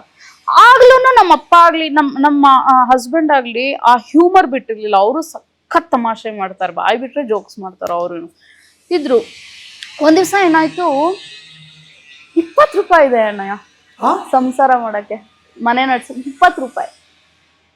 ನಮ್ಮ ಯಜಮಾನ್ರು ನೋಡಿದ್ರು, ಪಾರ್ಟ್ನರ್ ಹೆಂಗ್ ಪಾರ್ಟ್ನರ್ ಮೇಂಟೈನ್ ಮಾಡ್ತೀಯಾ ನೀನು ಅಂದ್ರು. ಅಂದ್ರೆ ನಮ್ ಪ್ರೆಸ್ ಅಲ್ಲಿ ಈ ಪೇಪರ್ ಕಟ್ ಮಾಡದ್ಮೇಲೆ ಜಲ್ಲಿ ಬರುತ್ತಲ್ಲ, ಅದನ್ನ ಮಾರಿದ್ರೇನೆ 20-30 ಸಾವಿರ ರೂಪಾಯಿ ಬರೋದು, ವೇಸ್ಟ್. ಅಷ್ಟಿದೆ, ಆಗಿದ್ದ ಕಾಲ ಅದು. 20 ರೂಪಾಯಿ, ಬರೀ 20 ರೂಪಾಯಿ. ಸಂಸಾರ ಹೆಂಗ್ ಮಾಡೋದು? ನಂಗೆ ಗೊತ್ತಾಯ್ತು ಹೀಸ್ ಇನ್ ಅ ಶಾಕ್ ಅಂತ. ನಾನ್ ಪಾರ್ಟ್ನರ್ 20 ರೂಪಾಯಿ ಇದೆ, 10 ರೂಪಾಯಿ ಮನೆಗೆ ಹಾಕ್ತೀನಿ, 5 ರೂಪಾಯಿ ನಾಳೆಗೆ ಇಟ್ಕೋತೀನಿ, 5 ರೂಪಾಯಿ ಪಾರ್ಟಿ ಮಾಡೋಣ ಬಾ, ನೋಡ್ತೀಯಾ ಹೆಂಗ್ ಪಾರ್ಟಿ ಮಾಡೋಣ ಅಂತ ಅವ್ರಿಗೆ ಹಿಂಗ್ ಹೇಳಿದ್ರೆ ಅವ್ರ ಕನೆಕ್ಟ್ ಆಗ್ತಿತ್ತು ಅವ್ರಿಗೆ. ಅದ್ಬಿಟ್ಟು ಪಾರ್ಟ್ನರ್ ಸಂಸಾರ ಆದ್ಮೇಲೆ ಇದೆ, ಸಹಿಸ್ಕೋಬೇಕಪ್ಪ ಕಷ್ಟ, ಹಿಂಗಂದ್ರೆ ಅವ್ರಿಗೆ ನೋಡಿ ಕೈ ಎತ್ತು ಫಸ್ಟ್ ನೀನು ಅಂತಾರೆ. ಅವ್ರ ಅನುಕಂಪ ಅವೆಲ್ಲ ಅದು ಹಂಗೆ ಅವ್ರಿಗೆ ಸಹಿಸಲ್ಲ. ಬಾಡಿ ಲ್ಯಾಂಗ್ವೇಜು ಮಹಾನ್ ಸ್ವಾಭಿಮಾನಿ ಅಣ್ಣ ಅವರು. ನಾನು ಕೆಲವು ಅಳಿಯಂದ್ರು ನೋಡಿದೀನಿ, ಹೆಂಗೆ ಅಂದ್ರೆ ಅತ್ತೆ ಮಾವನ ಹತ್ರ ದುಡ್ಡಿತ್ತು ಅಂತಾನೆ ದುಡ್ಡಿಸ್ಕೊಂಬಿಡೋಣ, ಒಂಚೂರು ಬಂಡವಾಳ ಹಾಕ್ಸ್ಕೊಂಬೋಣ, ಸೆಟ್ಲ್ ಆಗ್ಬಿಡೋಣ. ಸೊ ಇನ್ನೊಂಚೂರು ಅವ್ರು ಹುಡ್ಸಿದ ಮಕ್ಳಿಗೂ ಫೀಸ್ ಕಟ್ಟಲ್ಲ ನನ್ನ ಮಕ್ಳು, ಅತ್ತೆ ಮಾವನ ಹತ್ರನೇ ಇಸ್ಕೊಂಬಿಟ್ಟು ಅವ್ರ ಫೀಸ್ ಕಟ್ಟೋಣ ಅನ್ನೋದು. ಅಥವಾ ಇನ್ನೊಂಚೂರು ಆಸ್ತಿ ಗೀಸ್ತಿ ಇದ್ರೆ ಹೆಂಗೋ ಮನೆ ಅಳಿಯಾಗಿ ಮೆತ್ತಿಗೆ ಸೆಟ್ಲ್ ಆಗ್ಬಿಡೋಣ. ಅದು ಊರೆಲ್ಲ ಉಗಿತಾ ಇರ್ತಾರೆ ಕ್ಯಾಕರ್ಸಿ, ಆದ್ರೂ ಹಿಂಗ್ ಒರೆಸ್ಕೊಂಡು ನನಗಲ್ಲ ಅನ್ನೋ ಥರ, ಹೆಂಗೋ ಈ ಜನ್ಮ ತಳ್ಬಿಡೋಣ ಅನ್ನೋ ಥರ ಇರ್ತಾರೆ. ಆಮೇಲೆ ಇನ್ನ ಕೆಲವು ಹೆಣ್ಮಕ್ಳು ಅಷ್ಟೇ, ಅಪ್ಪ ಅಮ್ಮನ ಹತ್ರ ಆಸ್ತಿ ಇದೆ, ಬಿಡು ನನಗೆ ಹೇಗಿದ್ರು ಮಗಳಿಗೆ ತಾನೆ ಬರೋದು ಅನ್ಕೊಂಡ್ ಊರೆಲ್ಲ ಮ್ಯಾನಿಪುಲೇಟ್ ಮಾಡ್ಕೊಂಡು ಓಡಾಡೋದು ಅನ್ನೋದು. ಅಥವಾ ಗಂಡನ ಹತ್ರ ದುಡ್ಡಿದೆ ಬಿಡು, ನನ್ನ ಲೈಫ್ ಸೆಟ್ಲು. ನಾನು ನನ್ನ ಗಂಡ ನಾವು ದುಡ್ದಿದ್ದ ದುಡ್ಡಷ್ಟನ್ನೇ ನಾವು ಕನ್ಸಿಡರ್ ಮಾಡೋದು. ನಾವು ಯಾರಿಗೂ ಬಕೆಟ್ ಹಿಡಿಯಲ್ಲ, ಸಲಾಮ್ ಹೊಡಿಯಲ್ಲ. ನಮ್ಗೆ ಯಾರು ಬಕೆಟ್ ಹಿಡಿತಾರೆ, ಸಲಾಮ್ ಹಿಡಿತಾರೆ, ನಾವು ಅವ್ರನ್ನ ಹತ್ರಕ್ಕೂ ಸೇರಿಸ್ಕೊಳ್ಳಲ್ಲ. ಯಾಕೆಂದ್ರೆ ಬಕೆಟ್ ಹಿಡಿಯೋರ್ ಮನಸ್ಥಿತಿ ಹೆಂಗಿರುತ್ತೆ ಅಂದ್ರೆ ಅವ್ರೊಂಥರ ಜೀತ ಪದ್ಧತಿ ತರ ಇರ್ತಾರೆ. ಅವ್ರ ಸ್ವಾಭಿಮಾನ ಅನ್ನೋದು ಗಂಧ ಗಾಳಿ ಏನು ಗೊತ್ತಿರಲ್ಲ. ಅವ್ರಿಂದ ಏನ್ ಮೋಟಿವೇಶನ್ ಸಿಗುತ್ತೆ ಲೈಫಲ್ಲಿ.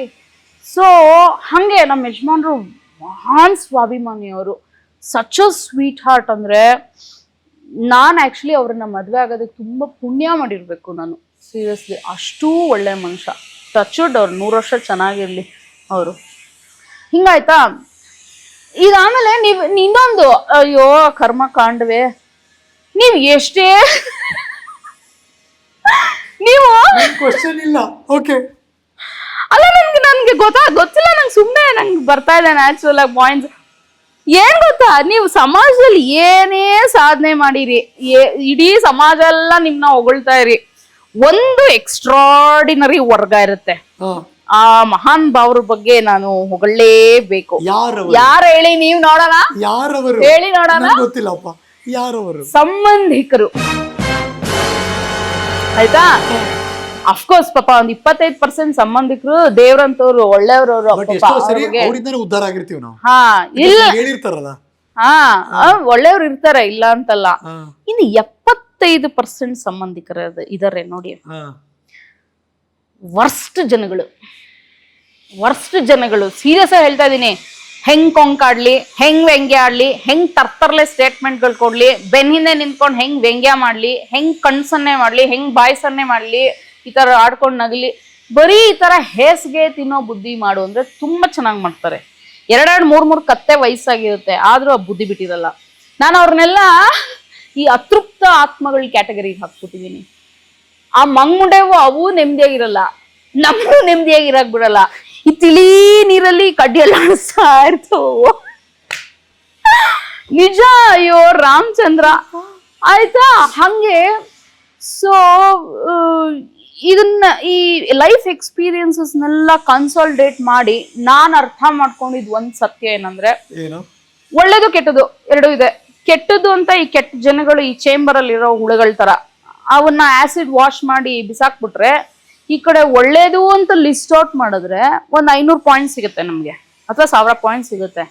ಅದ್ರ ಬಗ್ಗೆ ಫೋಕಸ್ಡ್ ಆಗಿದ್ರೆ, ಅದ್ರ ಬಗ್ಗೆ ಸ್ವಲ್ಪ ಕಾನ್ಸಂಟ್ರೇಟ್ ಮಾಡಿದ್ರೆ, ಹ್ಯಾಪಿಯಾಗಿ ಇದ್ಕೊಂಡು ಯಾರೇ ಕೂಗಾಡಲಿ, ಊರೇ ಹೋರಾಡಲಿ, ನಮ್ಮ ನೆಮ್ಮದಿಗೆ ಭಂಗವಿಲ್ಲ ಅಂತೀರ. ಬೋರ್ ಆಗ್ತಿದ್ಯಾ?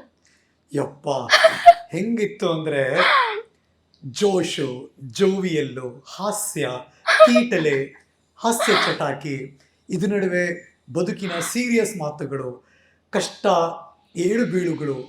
ಹೆಂಗಿತ್ತು ಅಂದ್ರೆ ಒಂದ್ ಜರ್ನಿನ ಸುಮ್ಮನೆ ಅವ್ರ ಜೊತೆ ನಾವು ಜರ್ನಿ ಮಾಡ್ತಾ ಇದೀವಿ. Nice actually. ಬಟ್ ಇದೆಲ್ಲ ನಮ್ಮ ಅಪ್ಪನಿಂದ ಬಂದಿರೋದು ನಂಗೆ ಗುಣ. ಲೈಫ್ ನ ಸ್ವಲ್ಪ ಲೈಟ್ ಆಗಿ ತಗೊಳ್ಳೋದು, ಅದು ಇನ್ನೊಂದ್ ಸ್ವಲ್ಪ ಪಾಲಿಶ್ಡ್ ವರ್ಷನ್ ಆಗಿ ನನ್ ಗಂಡನಿಂದ. ನಮ್ಮಮ್ಮ ಸ್ವಲ್ಪ ಸ್ಟ್ರಿಕ್ಟ್ ಮಿಲಿಟರಿ ಸಿಸ್ಟಮ್ ತರ, ಎಷ್ಟು ಬೇಕೋ ಅಷ್ಟು ಮಾತಾಡೋದು, ಎಷ್ಟು ಬೇಕೋ ಅಷ್ಟು ನಗೋದು. ಫಸ್ಟ್ ಯಾವಾಗ ಗೊತ್ತಾ ನೋಡಿದ್ದು, ಹೇಮಾ ಅನ್ನೋ ಹುಡುಗಿನ ಒಂದು ಖಾಸಗಿ ಟಿವಿ ವಾಹಿನಿಯಲ್ಲಿ ಒಬ್ಬ ನಿರೂಪಕಿ. ಯಾಕೆ ಇಷ್ಟು ಮಾತಾಡ್ತಾರೆ ಕ್ವಶನ್ ಇಂದ ಅಂದ್ರೆ, ಆಕೆನು ಆಂಕರ್, ಲೈಫ್ ಅಲ್ಲಿ ಆಂಕರ್ ಆಗಿ ಶುರು ಮಾಡಿದವರು. ಅದು ಅದ್ಭುತ. ಅದು ಹೌದು. ಈ ಆಂಕರಿಗೆ ಹೆಂಗಿತ್ತು ಅವಾಗ? ನಾನು ದೊಡ್ಡ ಖಾಸಗಿ ಟೆಲಿವಿಷನ್ ವಾಹಿನಿಯಲ್ಲಿ ಮ್ಯೂಸಿಕ್ ಚಾನೆಲ್ ಅಲ್ಲಿ ಕೆಲಸ ಮಾಡ್ಬೇಕಾರೆ, ಫಸ್ಟ್ ಮ್ಯೂಸಿಕ್ ಚಾನೆಲ್ ಕನ್ನಡಗೆ ಯೂಟ್ಯೂಬ್ ಮ್ಯೂಸಿಕ್ ಚಾನೆಲ್ ಆಯ್ತಾ, ಅಲ್ಲಿ ಸೇರ್ಕೊಂಡಿದ್ ಒಂದ್ 3 ತಿಂಗಳಿಗೇನು ಅಣ್ಣವ್ರು ಡಾಕ್ಟರ್ ರಾಜ್ಕುಮಾರ್ ಅವ್ರು ಹೋಗ್ಬಿಟ್ರು ಆಯ್ತಾ. ಅವ್ರು ನಾಟಕ ಶುರು ಮಾಡ್ದಾಗ್ಲಿಂದ ಹಿಡಿದು ಅವ್ರ ಕೊನೆ ಶಬ್ದವೇದಿ ಸಿನಿಮಾವರೆಗೂ ಒಂದೊಂದು ಸಿನಿಮಾಗೆ ಲಿರಿಕ್ಸ್ ಬರ್ದವ್ರು ಯಾರು, ಸಂಭಾಷಣೆ, ನಿರ್ದೇಶನ, ಇದು ಪ್ರತಿ ಒಂದು ಡೀಟೇಲ್ಸ್. 6 ತಿಂಗಳೇನೋ ಪ್ರೋಗ್ರಾಮ್ ಮಾಡಿದ್ದೆ ನಾನು. ಇನ್ಫ್ಯಾಕ್ಟ್ ನಂಗೆ ಈ ತರ ಇದ್ರದ್ದು ಥಿಯೇಟರ್ ಮಾಡೋ ಟೈಮಲ್ಲಿ ಶಿವರಾಜ್ ಕುಮಾರ್ ಸರ್ನ ಚೀಫ್ ಗೆಸ್ಟ್ ಆಗಿ ಕರ್ಸಿದ್ರು. ಅವಾಗ ನನ್ಗೆ ಅವ್ರು ಹೇಳಿದ್ರು ಆಯ್ತಾ, ನಾವು ನಿಮ್ಗೆ ಸರ್ಪ್ರೈಸ್ ಕೊಡ್ಬೇಕು ಅಂತ ನಾನು ನಮ್ಮ ಮನೆಯವ್ರು ಎಲ್ರು ನಿಮ್ಗೆ ಕಾಲ್ ಮಾಡಕ್ ಟ್ರೈ ಮಾಡಿದ್ವಿ, ಲೈನ್ ಸಿಕ್ಲಿಲ್ಲ. ತುಂಬಾ ಚೆನ್ನಾಗಿ ನೀವು ಪ್ರೋಗ್ರಾಮ್ ನಡೆಸ್ಕೊಟ್ರಿ ನಮ್ಮ ಅಪ್ಪಾಜಿ ಬಗ್ಗೆ, ತುಂಬಾ ಥ್ಯಾಂಕ್ಸ್ ಅಂದ್ರು. ಇಂಥ ಇದು ಅಲ್ವಾ ವ್ಯಕ್ತಿತ್ವ. ಆಮೇಲೆ ETV ನಲ್ಲಿ ಕಂಪೇರಿಂಗ್ ಮಾಡ್ಬೇಕಾರೆ ಅದು ಒನ್ ವುಮನ್ ಶೋ, ಅದೇನೋ ರೀಲ್ಸ್ ಗಳ ರಾಣಿ ಅಂತನೋ ಏನೋ ಒನ್ ವುಮನ್ ಶೋ, ಅದು TRP ನಂಬರ್ 1 ಇತ್ತದು. ಅವಾಗ್ಲೂ ಒನ್ ವುಮನ್ ಶೋ ಮಾಡಕ್ ಆಗತ್ತಾ ಅಂದ್ರೆ, ಮಾಡ್ತೀಯಾ ಅಂತ ಡೈರೆಕ್ಟರ್ ನೋಡ್, ನಾನು ಒನ್ ವುಮನ್ ಶೋ ನಾಟಕದಲ್ಲೇ ಅರ್ಧ ಗಂಟೆ ಹೇಳಿದ್, ಇದಾದ್ರೆ ಬಿಟ್ಸ್ ಅಂಡ್ ಪೀಸಸ್ ತಾನೆ, ಆರಾಮಾಗಿ ಮಾಡ್ಬೋದು, ನೋ ಪ್ರಾಬ್ಲಮ್. ಅವ್ರಿಗೆ ಕಾನ್ಫಿಡೆಂಟ್ ಡೌನ್ ಆಗ್ಬಿಡ್ಬೇಕು ಡೈರೆಕ್ಟರ್. ಓಕೆ ಮಾಡಮ್ಮ ಆಯ್ತು ಆಯ್ತಾ ಮಾಡಿದೆ. ಅದನ್ನ ನೋಡಿ ಹೈದ್ರಾಬಾದ್ ETV ತೆಲುಗು ಡೈರೆಕ್ಟ್ರು ಅವರು ತುಂಬಾ ಚೆನ್ನಾಗಿ ಆಕ್ಟ್ ಮಾಡ್ತಾರಲ್ಲ ಅಂತ JSR ಮೂರ್ತಿ ಅಂತ ಅಲ್ಲಿಂದ ಬರೋರು, ಟೇಕ್ 1 ಆರ್ಟಿಸ್ಟ್ ಅಂತ ಒಂದು ಪ್ರೋಗ್ರಾಮ್ ಮಾಡಕ್, ಅದು ಒನ್ ವುಮನ್ ಶೋ, ಬೇರೆ ಬೇರೆ ವೇಷದಲ್ಲಿ ಮಾಡೋದು ಎಲ್ಲ. ಅವರಿಗೆ ಕನ್ನಡ ಬರಲ್ಲ, ನನಗೆ ತೆಲುಗು ಬರಲ್ಲ, ಭಾಷೆ ಪ್ರಾಬ್ಲಮ್ಮು. ಬಟ್ ಸ್ಟಿಲ್ ಪ್ರೋಗ್ರಾಮ್ ಮಾತ್ರ TRP ನಂಬರ್ 1. ಅದಾದ್ಮೇಲೆ ಸೀರಿಯಲ್ ಜಂಪ್ ಆದೆ, ತಕ್ಕದಿಮಿತ ಫಸ್ಟ್ ಸೀರಿಯಲ್ B ಸುರೇಶ್ ಅವರು ಇದ್ ಮಾಡಿದ್ರು. ಅದು ಅಷ್ಟೇ, ಕಾಲೆಂಬ ಕಂಬವು ನಾಟಕ ಮಾಡಿಸಿದ್ರಲ್ಲ, ಆ ಟೈಮಲ್ಲಿ ನಾನು ಫೋಟೋ ಸೆಷನ್ ಮಾಡಿಸಿ ಫೋಟೋಸ್ ಎಲ್ಲ ಇಟ್ಕೊಂಡು ನಮ್ಮ ಹುಡುಗರಿಗೆ ತೋರಿಸಿದ್ದೆ. ಅಂದ್ರೆ ನಾನು ಸ್ವಲ್ಪ ಸ್ವಾಭಿಮಾನಿ. ಸರ್ಗೆ ಹೋಗ್ಬಿಟ್ಟು, ಸರ್ ನಾನು ಫೋಟೋಸ್ ಇದು ಮಾಡ್ಸಿದ್ದೀನಿ ಸರ್, ನಂಗೊಂದು ಚಾನ್ಸ್ ಕೊಡಿ ಸರ್, ಅದೆಲ್ಲ ಆಗಲ್ವಲ್ಲ. ಅವ್ರು ಅಲ್ಲಿಂದ ಬರ್ತಾ ಇದ್ರು ನಡ್ಕೊಂಡು, ನೋಡ್ರೋ ನನ್ನ ಫ್ರೆಂಡ್ಸ್ ಹುಡುಗರುಗಳಿಗೆ ನನ್ನ ಫೋಟೋ ಇದು ಮಾಡಿದ್ದೀನಿ, ಪೋರ್ಟ್ಫೋಲಿಯೋ ಅಂತಾರ ಅದಕ್ಕೆ, ನೋಡಿ ಅಂತ. ನಂಗೆ ಗೊತ್ತಿತ್ತು ಅವ್ರು ಬಂದು ನೋಡ್ತಾರೆ ಅಂತ. 3 ದಿನ ಕಾಲ್ ಬಂತು ನನಗೆ, ಸೀರಿಯಲ್ಗೆ ಸೇರ್ಕೊಬಾ ಅಂತ. ನೋಡಿ ನಾನು ಎಂತ ಪುಟ್ಟ ತಲೆಯಲ್ಲಿ ಎಂತ ಸ್ಟ್ರಾಟಜಿ. ಸುರೇಶ್ ಸರ್ ನೋಡಿದ್ರೆ ಗುಬ್ಬಚ್ಚಿ ಕಿವಿ ಇಡ್ತಾರ ನನಗೀಗ. ಸೊ ತಕ್ಕದಿಮಿತ ಸೀರಿಯಲ್ ಚಾನ್ಸ್ ಕೊಟ್ರು. ಅವರು ಅಷ್ಟೇ, ನಾನು ಇನ್ನೊಬ್ರು ಚಸ್ವಾ ಅಂತ ಆರ್ಟಿಸ್ಟ್ ಅನ್ಸುತ್ತೆ, ಪುಣ್ಯಕ್ಕೆ ಅವರು 20 ದಿನ ಡೈರೆಕ್ಟ್ ಮಾಡಿದ್ರು. ಇಬ್ಬರೇ ಆರ್ಟಿಸ್ಟ್ ಇದ್ದಿದ್ದು. ಆ 20 ದಿನ ಎಂಥ ಪಾಠ ಹೇಳ್ಕೊಟ್ರು ಗೊತ್ತಾ B ಸುರೇಶ್ ಸರ್. ಲೈಟಿಂಗ್ ಹೆಂಗೆ ತಗೋಬೇಕು, ಇನ್ನೊಬ್ರು ಆರ್ಟಿಸ್ಟ್ ಲೈಟ್ ಹೆಂಗೆ ಕಟ್ ಮಾಡಬಾರ್ದು, ಸಜೆಷನ್ ಅಂದ್ರೇನು, ಡಚ್ ಶಾಟ್ ಅಂದ್ರೇನು, ಕ್ಲೋಸ್ ಅಪ್, ಮಿಡ್, ವೈಡ್ ಅಂದ್ರೇನು, ಟೆಕ್ನಿಕಲ್ ಆಗಿ ನನಗೆ ತುಂಬಾ ಚೆನ್ನಾಗಿ ಪಾಠ ಹೇಳ್ಕೊಟ್ರು ಅವರು. ನಂಗೆ ಅದು ಇವತ್ತವರೆಗೂ ಕಾಯ್ತಾ ಇದೆ ಆ ಪಾಠ. ಆಮೇಲೆ ಅವ್ರ ಮಿಸ್ಸಸ್ ಶೈಲಜಾ ನಾಗೋರು, ಅವರು ಅಷ್ಟೇ ಒಂದ್ ದಿವಸ ಕರೆದ್ರು ಮನೆ ಆಫೀಸ್ಗೆ ಬಾಯ್ಲಿ ಅಂತ ಹೋದೆ. ಆಮೇಲೆ ನಾನು ಎಡಿಟಿಂಗಲ್ಲಿ ನೋಡಿದೆ, ನಿಂದು ಕೆಲವು ಶಾರ್ಟ್ಸು ತುಂಬ ಚೆನ್ನಾಗಿ ಆ್ಯಕ್ಟ್ ಮಾಡಿದ್ಯಾ, ನಿಂಗೆ ಒಳ್ಳೆ ಫ್ಯೂಚರ್ ಇದೆ, ತುಂಬ ಚೆನ್ನಾಗಿ ದುಡ್ಡು ಸಂಪಾದನೆ ಮಾಡ್ತೀಯ ನೀನು ಮುಂದಕ್ಕೆ. ನೋಡು ಒಂದು ಹೇಳ್ತೀನಿ ಕೇಳು, ಹಣ ಸಂಪಾದನೆ ಮಾಡೋದು ಇಂಪಾರ್ಟೆಂಟ್ ಅಲ್ಲ, ಅದನ್ನು ಹೆಂಗೆ ಕಾಪಾಡ್ಕೋಬೇಕು ಅನ್ನೋದು ಗೊತ್ತಿರಬೇಕು. ಟ್ಯಾಕ್ಸ್ ಫೈಲ್ ಮಾಡು, ಅಕೌಂಟ್ಸ್ ಮೇಂಟೈನ್ ಮಾಡು ಅಂದ್ಬಿಟ್ಟು ಮಂಜು ಅನ್ನೋರು ನಂಬರ್ ಕೊಟ್ಟರು ಆಯಿತಾ. ಅವರು ನನ್ನ ಅಕೌಂಟ್ಸ್ ಎಲ್ಲ ಮೇಂಟೈನ್ ಮಾಡೋರು. ಅವರು ಒಬ್ರಿಗೆ ಒಳ್ಳೇದಾಗಬೇಕು ಅನ್ನೋದಿದ್ರೆ ಯೂನಿವರ್ಸೇ ಒಂದಾಗ್ಬಿಡುತ್ತಂತೆ. ಆ ಥರ ನನ್ನ ವಿಷಯದಲ್ಲಿ ಆಯಿತು. ಎಲ್ಲ ಶುರುಲೇ ಒಳ್ಳೇದಾಗ್ತಾ ಬಂತು, ಹಂಗೆ ಹೇಳಿದ್ರು. ಅದಾದಮೇಲೆ ಗುಪ್ತಗಾಮಿನಿ ಒಳ್ಳೆ ಬ್ರೇಕ್ ಕೊಟ್ಟಂಥ ಸೀರಿಯಲ್ಲು.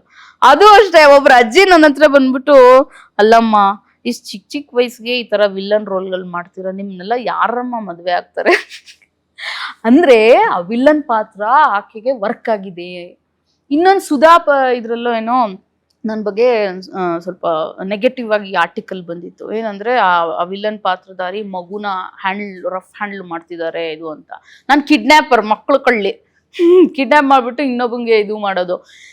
ಮಕ್ಳನ್ನ ಹಿಂಗೆ ಎತ್ತೋ ಫೋರ್ಸ್ ಅಷ್ಟೇ ಅದು ಕ್ಯಾಮ್ರಾ ಅಲ್ಲಿ ಕಟ್ ಮಾಡೋದು ಅವನ ಹತ್ರ ಇರುತ್ತೆ. ಅದ್ ನಾವು ಗಟ್ಟಿಗೆ ಹಿಡ್ದಿರ್ತೀವಿ, ನಾವೇನ್ ಬೀಳಿಸ್ಬಿಡ್ತೀವ ಕಂಡೋರ್ ಮನೆ ಮಕ್ಕಳನ್ನ, ಅದು ಅವ್ರಿಗೆ ಗೊತ್ತಿಲ್ಲಲ್ಲ ಅದು. ಬಟ್ ದಟ್ ಮೀನ್ಸ್ ಅದು ವರ್ಕ್ ಆಗಿದೆ ನಾನು ಆಕ್ಟ್ ಮಾಡಿರೋದು ಅದು.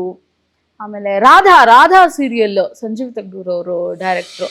ಅದು ಹೆಂಗೆ ಅಂದ್ರೆ ಮದುವೆ ಆಗಿ 20 ದಿನ ಆಗಿದೆ ಅಣ್ಣಯ್ಯ, ಅರ್ಶಿನದ ದಾರ ಇದೆ, ಕಪ್ಪು ಬಳೆ, ಹಸಿರು ಬಳೆ ಎಲ್ಲ ಇನ್ನ ಇದೆ, ತೆಗ್ದ್ಬಿಟ್ಟು ಆಕ್ಟ್ ಮಾಡ್ಬಿಟ್ಟು ಮತ್ತೆ ಹಾಕೊಳ್ಳೋದು ಹಂಗೆ ಮಾಡ್ತಿದ್ದೆ. ಹೋಗ್ತೀನಿ ಸೆಟ್ಗೆ, ಇದು ಏನ್ ಸರ್ ಇವತ್ತು ಸೀನು ಅಂತಾನೆ, ಗಂಡ ಹೋಗ್ಬಿಟ್ಟಿರ್ತಾನೆ ಮರಿ ಆಕ್ಟಿಂಗ್ ಇದು ಇವತ್ತಿನ ಸೀನು. ವಾಟ್ ಅಂತ. ಆಮೇಲೆ ಅವರು ಸ್ಕ್ರಿಪ್ಟ್ ರೈಟ್ರು ಹೇಳಿದ್ರಂತೆ ಸಂಜೀವ್ ಸರ್ಗೆ, ಹಿಂಗೆ 20 ದಿನ ಆಗಿದೆ ಮದ್ವೆ ಆಗಿ, ಇದು ಇನ್ನೊಂದ್ ಸ್ವಲ್ಪ ಹಿಂಗೆ ಆಗ್ತಾ ಇಲ್ಲ ಮರಿ ಮಾಡುತ್ತೆ ಬಿರಿ ಮಾಡುತ್ತೆ ಬಿರಿ ಮರಿ ಮಾಡುತ್ತೆ ಅಂತ. ನನ್ಗೆ ಓಕೆ ಫೈನ್ ಆಯ್ತು ಬಿಡು ಆಕ್ಟಿಂಗ್ ತಾನೆ ಅಂತ ಹೋದೆ. ಆಕ್ಟ್ ಮಾಡ್ತಾ ಇದ್ದೀನಿ, ನಿಜವಾಗ್ಲೂ ಅಳು ಬರ್ತಿದೆ, ದುಃಖ ಬರ್ತಾ ಇದೆ. ಇದು ಎಲ್ಲ ಇದು ಆಗತ್ತಲ್ಲ ರಿಚುಯಲ್ಸ್, ಗಂಡ ಹೋದ್ಮೇಲೆ ಅದೆಲ್ಲ ಆಗ್ತಿದೆ. ಆ ರಿಚುಯಲ್ಸ್ ಎಲ್ಲ ಮಾಡ್ತಾ ಇದ್ದಾರೆ. 2-3 ದಿನ ಯಾರ ಹತ್ರನೂ ನಾನು ಮಾತಾಡಿಲ್ಲ. ಆಮೇಲೆ ಒಂದು 20 ದಿನ ಒಂಥರ ಡಿಪ್ರೆಷನ್ಗೆ ಹೋಗ್ಬಿಟ್ಟಿದ್ದೆ. ಮದುವೆ ಆದ ಹೊಸ್ಟ್ರಲ್ಲಿ ಮಕ್ಕಳು ಇದು ಹೆಣ್ಮಕ್ಳೆಲ್ಲ ಜಿಂಕಿ ಮರಿ ತರ ಓಡಾಡ್ಕೊಂಡಿದ್ರೆ ನಾನು ಡಿಪ್ರೆಷನ್ ತಳ್ಳಿದ್ರು ಸಂಜೀವ್ ಸರ್ ನನ್ನನ್ನ ಹಂಗೆ. ಅದು ಆಮೇಲೆ ಒಂದಷ್ಟು ಕಾಮಿಡಿ ಸೀರಿಯಲ್ಸ್, ಪಾರ್ವತಿ ಪರಮೇಶ್ವರ, ಇದು ಒಂದಷ್ಟು ಸೀರಿಯಲ್ಸ್ ಎಲ್ಲ ಮಾಡಿದೆ. ಆಮೇಲೆ ಅಷ್ಟರಲ್ಲಿ ಒಂದು 11 ವರ್ಷ ಆಗಿತ್ತು ಸೀರಿಯಲ್ ಮಾಡಿ. ಫೈನಾನ್ಷಿಯಲಿ ಸೆಟ್ಲ್ ಆಗಿದ್ದೆ, ಚೆನ್ನಾಗಿ ಹೆಸರೆಲ್ಲ ಬಂದಿತ್ತು. ಬೆಳಿತರ ನೀವು ಒಳ್ಳೆ ಕಲಾವಿದೆ ಆಗ್ಬೇಕು ಅಂತ ಹೇಳಿದ್ರು, ಸಡನ್ ಆಗಿ ನೋಡಿದ್ರೆ ಹೇಮಾ ದತ್ ಸ್ಕ್ರೀನ್ ಇಂದ ಔಟ್. ಹೌದು, ನಂಗೆ ಅದೇ ಹೇಳಿಲ್ವಾ, ಏನು ಚಾಲೆಂಜ್ ಮಾಡ್ತಿಲ್ಲ ನನ್ನ, ಏನೋ ಮಜಾ ಅದು ಬಲವಂತವಾಗಿ ಪುಷ್ ಮಾಡ್ತಿದ್ದೆ ನಾನು ಆಕ್ಟಿಂಗ್. 1 ವರ್ಷ ಬಲವಂತವಾಗಿ ಆಕ್ಟ್ ಮಾಡಿದೀನಿ ನಾನು. ಆಮೇಲೆ ಪ್ರೆಗ್ನೆನ್ಸಿ ಕನ್ಫರ್ಮ್ ಆಯ್ತು ನಂದು, ಇದೇ ಒಳ್ಳೆ ನೆಪ ಅಂತ ಹೇಳಿ 1 ಮಂತ್ ಪ್ರಿಯರ್ 4 ಸೀರಿಯಲ್ ಏನೋ ಮಾಡ್ತಿದ್ದೆ ಹೇಳ್ಬಿಟ್ಟು ಅಬ್ರಪ್ಟ್ ಆಗಿ ಎಲ್ಲ ಸೀರಿಯಲ್ ಬಿಟ್ಬಿಟ್ಟೆ. ಅದಾದ್ಮೇಲೆ 8 ವರ್ಷ ನಾನು ಬರಲಿಲ್ಲ. ಒಂದು ಕ್ಷಣ ಯಾರಿಗೂ ನೀವು not reachable. Yes Hema Dutt ಅನ್ನೋ ಒಬ್ಬ ಕಲಾವಿದೆ ಇದ್ದಾಳೆ ಅನ್ನೋದನ್ನ ಮರೆಸ್ಬಿಟ್ರಿ. ಹೌದು ಯಪ್ಪ ನಂದು ಅದೇನೋ ನಂಗೆ ರಿಲ್ಯಾಕ್ಸ್ ಆಗಿ ಅನ್ಕೊಂಡ್ ಹಂಗ ಇರಕ್ ನನ್ ಕೈಲಿ ಆಗಲ್ಲ. ನನ್ಗೆ ಈವನ್ ನನ್ಗೆ ಈ ಇಂಟರ್ವ್ಯೂ ಕೊಡೋದಕ್ಕೂ ಸ್ವಲ್ಪ ಇರ್ಸು ಮುರ್ಸು ಯಾಕೆ ಗೊತ್ತಾ? ಈಗ ಒಂದು ಕ್ವಶನ್ ಕೇಳ್ತೀನಿ ನಾನು. ಇಷ್ಟು ವರ್ಷದ ಜರ್ನಿನಲ್ಲಿ ಯಾರಿಗೂ ಇಂಟರ್ವ್ಯೂ ಕೊಟ್ಟಿಲ್ಲ, ಹೌದೌದು, ಯಾರ ಜೊತೆನೂ ಕೂತಿಂಗ್ ಮಾತಾಡಿಲ್ಲ. ಹೌದು, ಏನಕ್ಕೆ ಗೊತ್ತಾ ರೀಸನ್? ವೈ ಹರಿಕತೆ ಯಾಕೆ ನನ್ಗೆ ಅದ್ ಹೇಳ್ತೀನಿ. ಅದಕ್ ಮುಂಚೆ ಯಾಕೆ ಇಂಟರ್ವ್ಯೂ ಕೊಡಕ್ ಇರ್ಸು ಮುರ್ಸು ಹೇಳ್ಬಿಡ್ತೀನಿ. ನನಗೆ ಚೆನ್ನಾಗಿ ಹೆಸರು ಮಾಡ್ಬೇಕಾಗಿತ್ತು, ನಾನ್ ಚೆನ್ನಾಗಿ ದುಡ್ಡು ಸಂಪಾದನೆ ಮಾಡ್ಬೇಕಾಗಿತ್ತು, ನಾನ್ ಲೈಫಲ್ಲಿ ಸೆಟ್ಲ್ ಆಗ್ಬೇಕಾಗಿತ್ತು. ಅದಕ್ಕೊಂದಷ್ಟು ಕಾಂಪೇರಿಂಗ್ ಮಾಡಿದೆ, ಸೀರಿಯಲ್ ಸಿನಿಮಾ ಮಾಡಿದೆ. ಅದ್ ಬಿಟ್ರೆ ಸಮಾಜಕ್ಕೆ ಅಂತ ಚಿಕ್ಕಪುಟ್ಟದ್ ಬಿಟ್ಬಿಡಿ, ದೊಡ್ಡ ಮಟ್ಟದ ಕಾಂಟ್ರಿಬ್ಯೂಷನ್ ಅಂತ ಏನು ಆಗಿಲ್ಲ ನನ್ನಿಂದ. ಹಾಗಾಗಿ ಎಥಿಕಲಿ ಒಂದ್ ಸ್ವಲ್ಪ ಗಿಲ್ಟ್ ಅಷ್ಟೇ ಇಂಟರ್ವ್ಯೂ ಕೊಡೋದು, ಇನ್ನೇನು ಇಲ್ಲ. ನಿಮ್ಮ ಹತ್ರ ಮಾತಾಡಕ್ ಯಾಕೆ ಕಂಫರ್ಟ್ ಗೊತ್ತಾ? ನೀವು ಅಂದ್ರೆ ಈ ಇಂಟರ್ವ್ಯೂ ನೋಡಿ ಅಂತಲ್ಲ, ಆಫ್ ಕ್ಯಾಮ್ರಾ ಯಾವಾಗ ಸಿಕ್ಕಿದ್ರು ಏನು HD ಏನು ಹೌದಾ ನಾನೇನಾರು ಹೇಳ್ದಾಗ ಹೌದಾ ಹಾಗ ವಾವ್ ಸೂಪರ್ ಹೌದಾ ಹೇಳಿ ಕೇಳಿಸ್ಕೊಳ್ಳೋಣ ಹಿಂಗೆ ಹೇಳ್ತೀರಾ. ನಾನು ಆ ಬಾಡಿ ಲ್ಯಾಂಗ್ವೇಜ್ನ ಯಾರಲ್ಲಿ ನಾನು ಅಬ್ಸರ್ವ್ ಮಾಡಿದ್ ಗೊತ್ತಾ? ಪುಟ್ಟು ಮಕ್ಕಳು ಅವು ಹೊಸದನ್ನೇನಾರು ಕೇಳಿದ್ರೆ ಅಥವಾ ಹೊಸದನ್ನೇನಾರು ನೋಡಿದ್ರೆ ಅವಕ್ಕೆ ಇಷ್ಟ ಆಗ್ಬಿಟ್ರೆ ಬೆರ್ಗುಗಣ್ಣಿಂದ ನೋಡುತ್ತವೆ, ಅವನ್ನ ಖುಷಿಯಾಗಿ ಸ್ವೀಕಾರ ಮಾಡತ್ವೆ. ಆ ಮಕ್ಕಳಲ್ಲಿ ಇರುವಂತಹ ಮುಗ್ಧತೆ, ಇಂಟೆನ್ಸಿಟಿ ಇದೆ ನಿಮ್ಮಲ್ಲಿ. ಅದಕ್ಕೆ ನಂಗೆ ಸೆಕೆಂಡ್ ಥಾಟೇ ಬರಲಿಲ್ಲ, ಆಯ್ತು ನಾನು ಇಂಟರ್ವ್ಯೂ ಕೊಡ್ತೀನಿ. ಆಯ್ತು, ನಾನು ಅಬ್ಸರ್ವ್ ಮಾಡಿದ್ದು ನಿಮ್ಮಲ್ಲಿ ಅದೇ ಹೇಳಿವ ಸಮಾಜನ ಅಬ್ಸರ್ವ್ ಮಾಡಿ ನಂಗೂ ಗೊತ್ತಿಲ್ಲ ಆಕೆ ಇಷ್ಟಲ್ಲ. ತುಂಬಾ ಗಂಟೆಗಟ್ಟಲೆ ಹರಟೆ ಹೊಡೆದಿದ್ದೀವಿ, ನಮ್ದೊಂದು ಗ್ಯಾಂಗ್ ಇದೆ, ಅದೆಲ್ಲ ಕರೆಕ್ಟ್. ಆಕೆ ನನ್ನ ಅಣ್ಣಯ್ಯ ಅಂತ ಕರೀತಾಳೆ. ನಾನು ಪ್ರತಿಯೊಬ್ಬರನ್ನು ಅಬ್ಸರ್ವ್ ಮಾಡ್ತೀನಿ, ಎಲ್ಲರನ್ನೂ ನನ್ನ ತಲೆಯಲ್ಲಿ ಹೇಳ್ತಿರೋದು ಹಂಗ್ ನೋಡಕ್ ಹೋದ್ರೆ ಗುಡ್ ಯಾ. ನಂಗೂ ನಾನು ಕುತೂಹಲದಲ್ಲಿ ಕೇಳಿಸ್ಕೊತಾ ಇದೀನಿ ಇವತ್ತು. ಏನೋ ಅಬ್ಸರ್ವ್ ಮಾಡಿದಳು ಗುರು ಇಷ್ಟೆಲ್ಲ ಕೂತ್ಕೊಂಡು. ನಾನು ಪ್ರತಿಯೊಬ್ಬರನ್ನು ಅಬ್ಸರ್ವ್ ಮಾಡ್ತೀನಿ. ಒಂದ್ ಮಕ್ಳು ಅಲ್ಲಿ ಬಿದ್ದು ಒದ್ದಾಡ್ತಾ ಇದ್ರು ನಾನು ಅಬ್ಸರ್ವ್ ಮಾಡ್ತಾ ಇರ್ತೀನಿ, ಹಿಂಗೆ ಅವ್ರ ಬಾಡಿ ಲ್ಯಾಂಗ್ವೇಜ್, ಅವ್ರ ಎಕ್ಸ್ಪ್ರೆಷನ್ಸ್. ಈಗ ನನಗೆ ಯಾವ್ದೋ ಒಂದು ಹುಚ್ಚಿ ರೋಲ್ ಬಂತು, ಅದ್ರಲ್ಲಿ ಏನೋ ಪುಟ್ಟು ಮಗು ತರ ನಾನ್ ಮಾಡ್ಬೇಕಾಗಿತ್ತು. ಆ ಮಕ್ಳನ್ನ ಅಬ್ಸರ್ವ್ ಮಾಡಿದ್ರೆ ತಾನೇ ಆ ಎಕ್ಸ್ಪ್ರೆಷನ್ಸ್ ನನ್ಗಲ್ಲಿ ಕೊಡಕ್ಕಾಗೋದು. ಅದ್ರ ನಾನು ಹೇಳಿಲ್ಲ, ಎಕ್ಸ್ಪ್ರೆಷನ್ಸ್ ನ ಕಲೆಕ್ಟ್ ಮಾಡೋ ಪ್ಯಾಷನ್ ಇದೆ ನನಗೆ. ನಾನು ಬದುಕಿರೋರ್ಗೂ ಮಾಡ್ತೀನಿ, ನಂಗೆ ಅದೊಂಥರ ಮಜಾ ಬರುತ್ತೆ. ನಂತರನೇ ಆಕ್ಚುಲಿ ನನ್ ಮಗನು ವಿಯರ್ಡ್, ಸುಮುಖ. ಹಾ ಸುಮುಖ. ಹೆಂಗ್ ಗೊತ್ತಾ, ನನ್ ಪ್ರೆಗ್ನೆನ್ಸಿ ಟೈಮಲ್ಲಿ ಅದೊಂದು ಹೇಳ್ಬೇಕು, ಬೆಡ್ ರೆಸ್ಟ್ ಹೇಳ್ಬಿಟ್ಟಿದ್ರು, ಏನೋ ಮೆಡಿಕಲ್ ಏನೋ ಇದು ಆಗಿದೆ ಪ್ರಾಬ್ಲಮ್ ಅಂತ ಅಂದ್ಬಿಟ್ಟು. ಅವಾಗ್ಲೂ ಸ್ವಲ್ಪ ಚಾಲೆಂಜ್ ಮಾಡುವಂಥದ್ದು ಏನಾದ್ರು ಮಾಡ್ಬೇಕು ಅನ್ನೋದು ಇರ್ತಾ ಇತ್ತ. ಎಲ್ಲಿ ಹೋಗುತ್ತದು. ನಮ್ಮ ಯಜಮಾನ್ರ ಕಸಿನ್ ಒಬ್ರು ದುಬೈಲಿದ್ರು, ಪ್ರದೀಪ್ ಅಂತ, ಅವರು ಕೇಸರಿ ಎಲ್ಲ ತಂದ್ಕೊಟ್ಟಿದ್ರು. ಅವ್ರು ಹೇಳಿದ್ರು, ರಾಜ್ಕುಮಾರ್ ಅವ್ರ ಸಿನಿಮಾ ನೋಡಮ್ಮ, ಅಣ್ಣವ್ರದ್ದು, ಸಮಾಜಕ್ಕೆ ಒಳ್ಳೊಳ್ಳೆ ಸಂದೇಶ ಕೊಟ್ಟಿರೋ ಇದು ಇದೆ ಸಿನಿಮಾಗಳು, ಅದನ್ನ ನೋಡು, ಹೊಟ್ಟೆಲಿರೋ ಮಗುಗೆ, ಹೊಟ್ಟೆಲಿರೋ ಮಗುಗೆ ಒಳ್ಳೆ ಇದು ಹೋಗುತ್ತೆ. ಹಾ ಸರಿ. ನಮ್ಮ ಯಜಮಾನ್ರು ಡೈಲಿ ಬರೋರು, ಅಮ್ಮನ ಮನೇಲಿದ್ದೆ ನಾನು, ರಾಜ್ಕುಮಾರ್ ಅವ್ರ ಸಿನಿಮಾಗಳು ತಗೊಂಡ್ಬರೋರು. ಅದಲ್ಲಿ ಒಂದು ಪರ್ಟಿಕ್ಯುಲರ್ ಸಿನಿಮಾ ಸತ್ಯ ಹರಿಶ್ಚಂದ್ರ ಎಷ್ಟು ಸರಿ ನೋಡಿರ್ಬೋದು ಹೇಳಿ? ಒಂದ್ 300 ಸಲ ನೋಡಿದೀನಿ ನಾನು ಪ್ರೆಗ್ನೆನ್ಸಿ ಟೈಮಲ್ಲಿ. ಹಾ ಆಯ್ತಾ. ಆ ಸಿನಿಮಾಲಿ ಒಂದ್ ಹಾಡು ಬರುತ್ತೆ, ಒಂದು ಹಳೆಗನ್ನಡದ ಒಂದು ಪುಟಾಣಿದ್ ಒಂದು ಪದ ಬರುತ್ತೆ, ಗೊತ್ತಾ? ಪಂಡರಿಬಾಯಿ ಅವರು, ನೆನಪಾಗ್ತಿಲ್ಲ ನಂಗೆ, ನಾ ಹೇಳ್ತೀನಿ ನಿಮ್ಗೆ ಗೊತ್ತಾಗತ್ತೆ ಪಕ್ಕ. ಪಂಡರಿಬಾಯಿ ಅವರು ಈ ಕಾಡ್ಗಿಚ್ಚು ಬಂದ್ಬಿಡುತ್ತೆ, ಆ ಅಗ್ನಿ ದೇವನ ಶಮನ ಮಾಡಕ್ಕೆ ಒಂದು ಇದು ಬರುತ್ತೆ ಗೊತ್ತಾ, ಸಣ್ಣ ಬಿಟ್ಟು. ಅದು ನನ್ಗೆ ಇದು ಚಾಲೆಂಜ್ ಮಾಡ್ತಾ ಇದೆಯಲ್ಲ ನನ್ನ, ಸಖತ್ತಾಗಿ ಏನೋ ವಿಚಿತ್ರವಾಗಿ, ಇದೇ ತರನೇ ಹಿಂದಿದು ಟಂಗ್ ಟ್ವಿಸ್ಟರ್ ತರ ಇದೆ ಅದು. ಹಾಡ್ತೀನಿ ನಾ, ಅದು ಪ್ಲೇ ಮಾಡೋದು, ಪಾಸ್ ಮಾಡೋದು, ಬರ್ಕೊಳ್ಳೋದು, ಬರ್ಕೊಂಡು ಕಲ್ತ್ಬಿಟ್ಟೆ ಬಿಡ್ಲಿಲ್ಲ. ಮಜಾ ಅಂದ್ರೆ ನನ್ ಮಗ ಹಂಗೆ ಹುಟ್ಟು ಒಂದ್ 3-4 ವರ್ಷ ಆದ್ಮೇಲೆ ಅದಕ್ಕಿಂತ ಮಾತಾಡೋದು, ಆದ್ರೂ ಹಾಡು ಹೇಳ್ಕೊಟ್ಬಿಟ್ಟಿದ್ದೆ, ಅವನು ಕಲ್ತ್ಬಿಟ್ಟಿದ್ದ. ಅದ್ ಚೆನ್ನಾಗಿದೆ ಇದು. Ready action.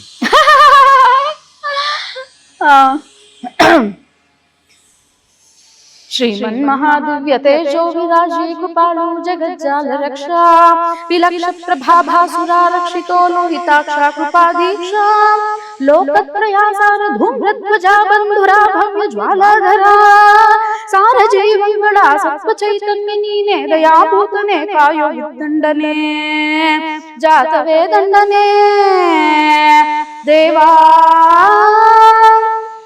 ಏಕೀಗ ನಿನಗೆ ಮಹಾರೂಪ ಕೋಪಾರ್ಘಟಜ್ವಾಲಿಕಾಗಿ ಸ್ವಯಂ ಜಾತಿ ಭೋರ್ಗರದ ಧೂಳ್ಗೈವ ದೋರ್ದಂಗದಾವೇಶ ಪ್ರಭು ಮನ್ನಿಸನ್ನಾಹುತಿಗೊಂಡು ನೀ ಶಾಂತಿಯಂ ತಾಳುವುದೋ ಸಂತರಂ ಕಾವುದೋ ನ್ಯಾಯವಂ ತೋರ್ವುದೋ ಅಗ್ನಿದೇವ ನಮಸ್ತೆ ನಮಸ್ತೆ ನಮಃ. ಇದು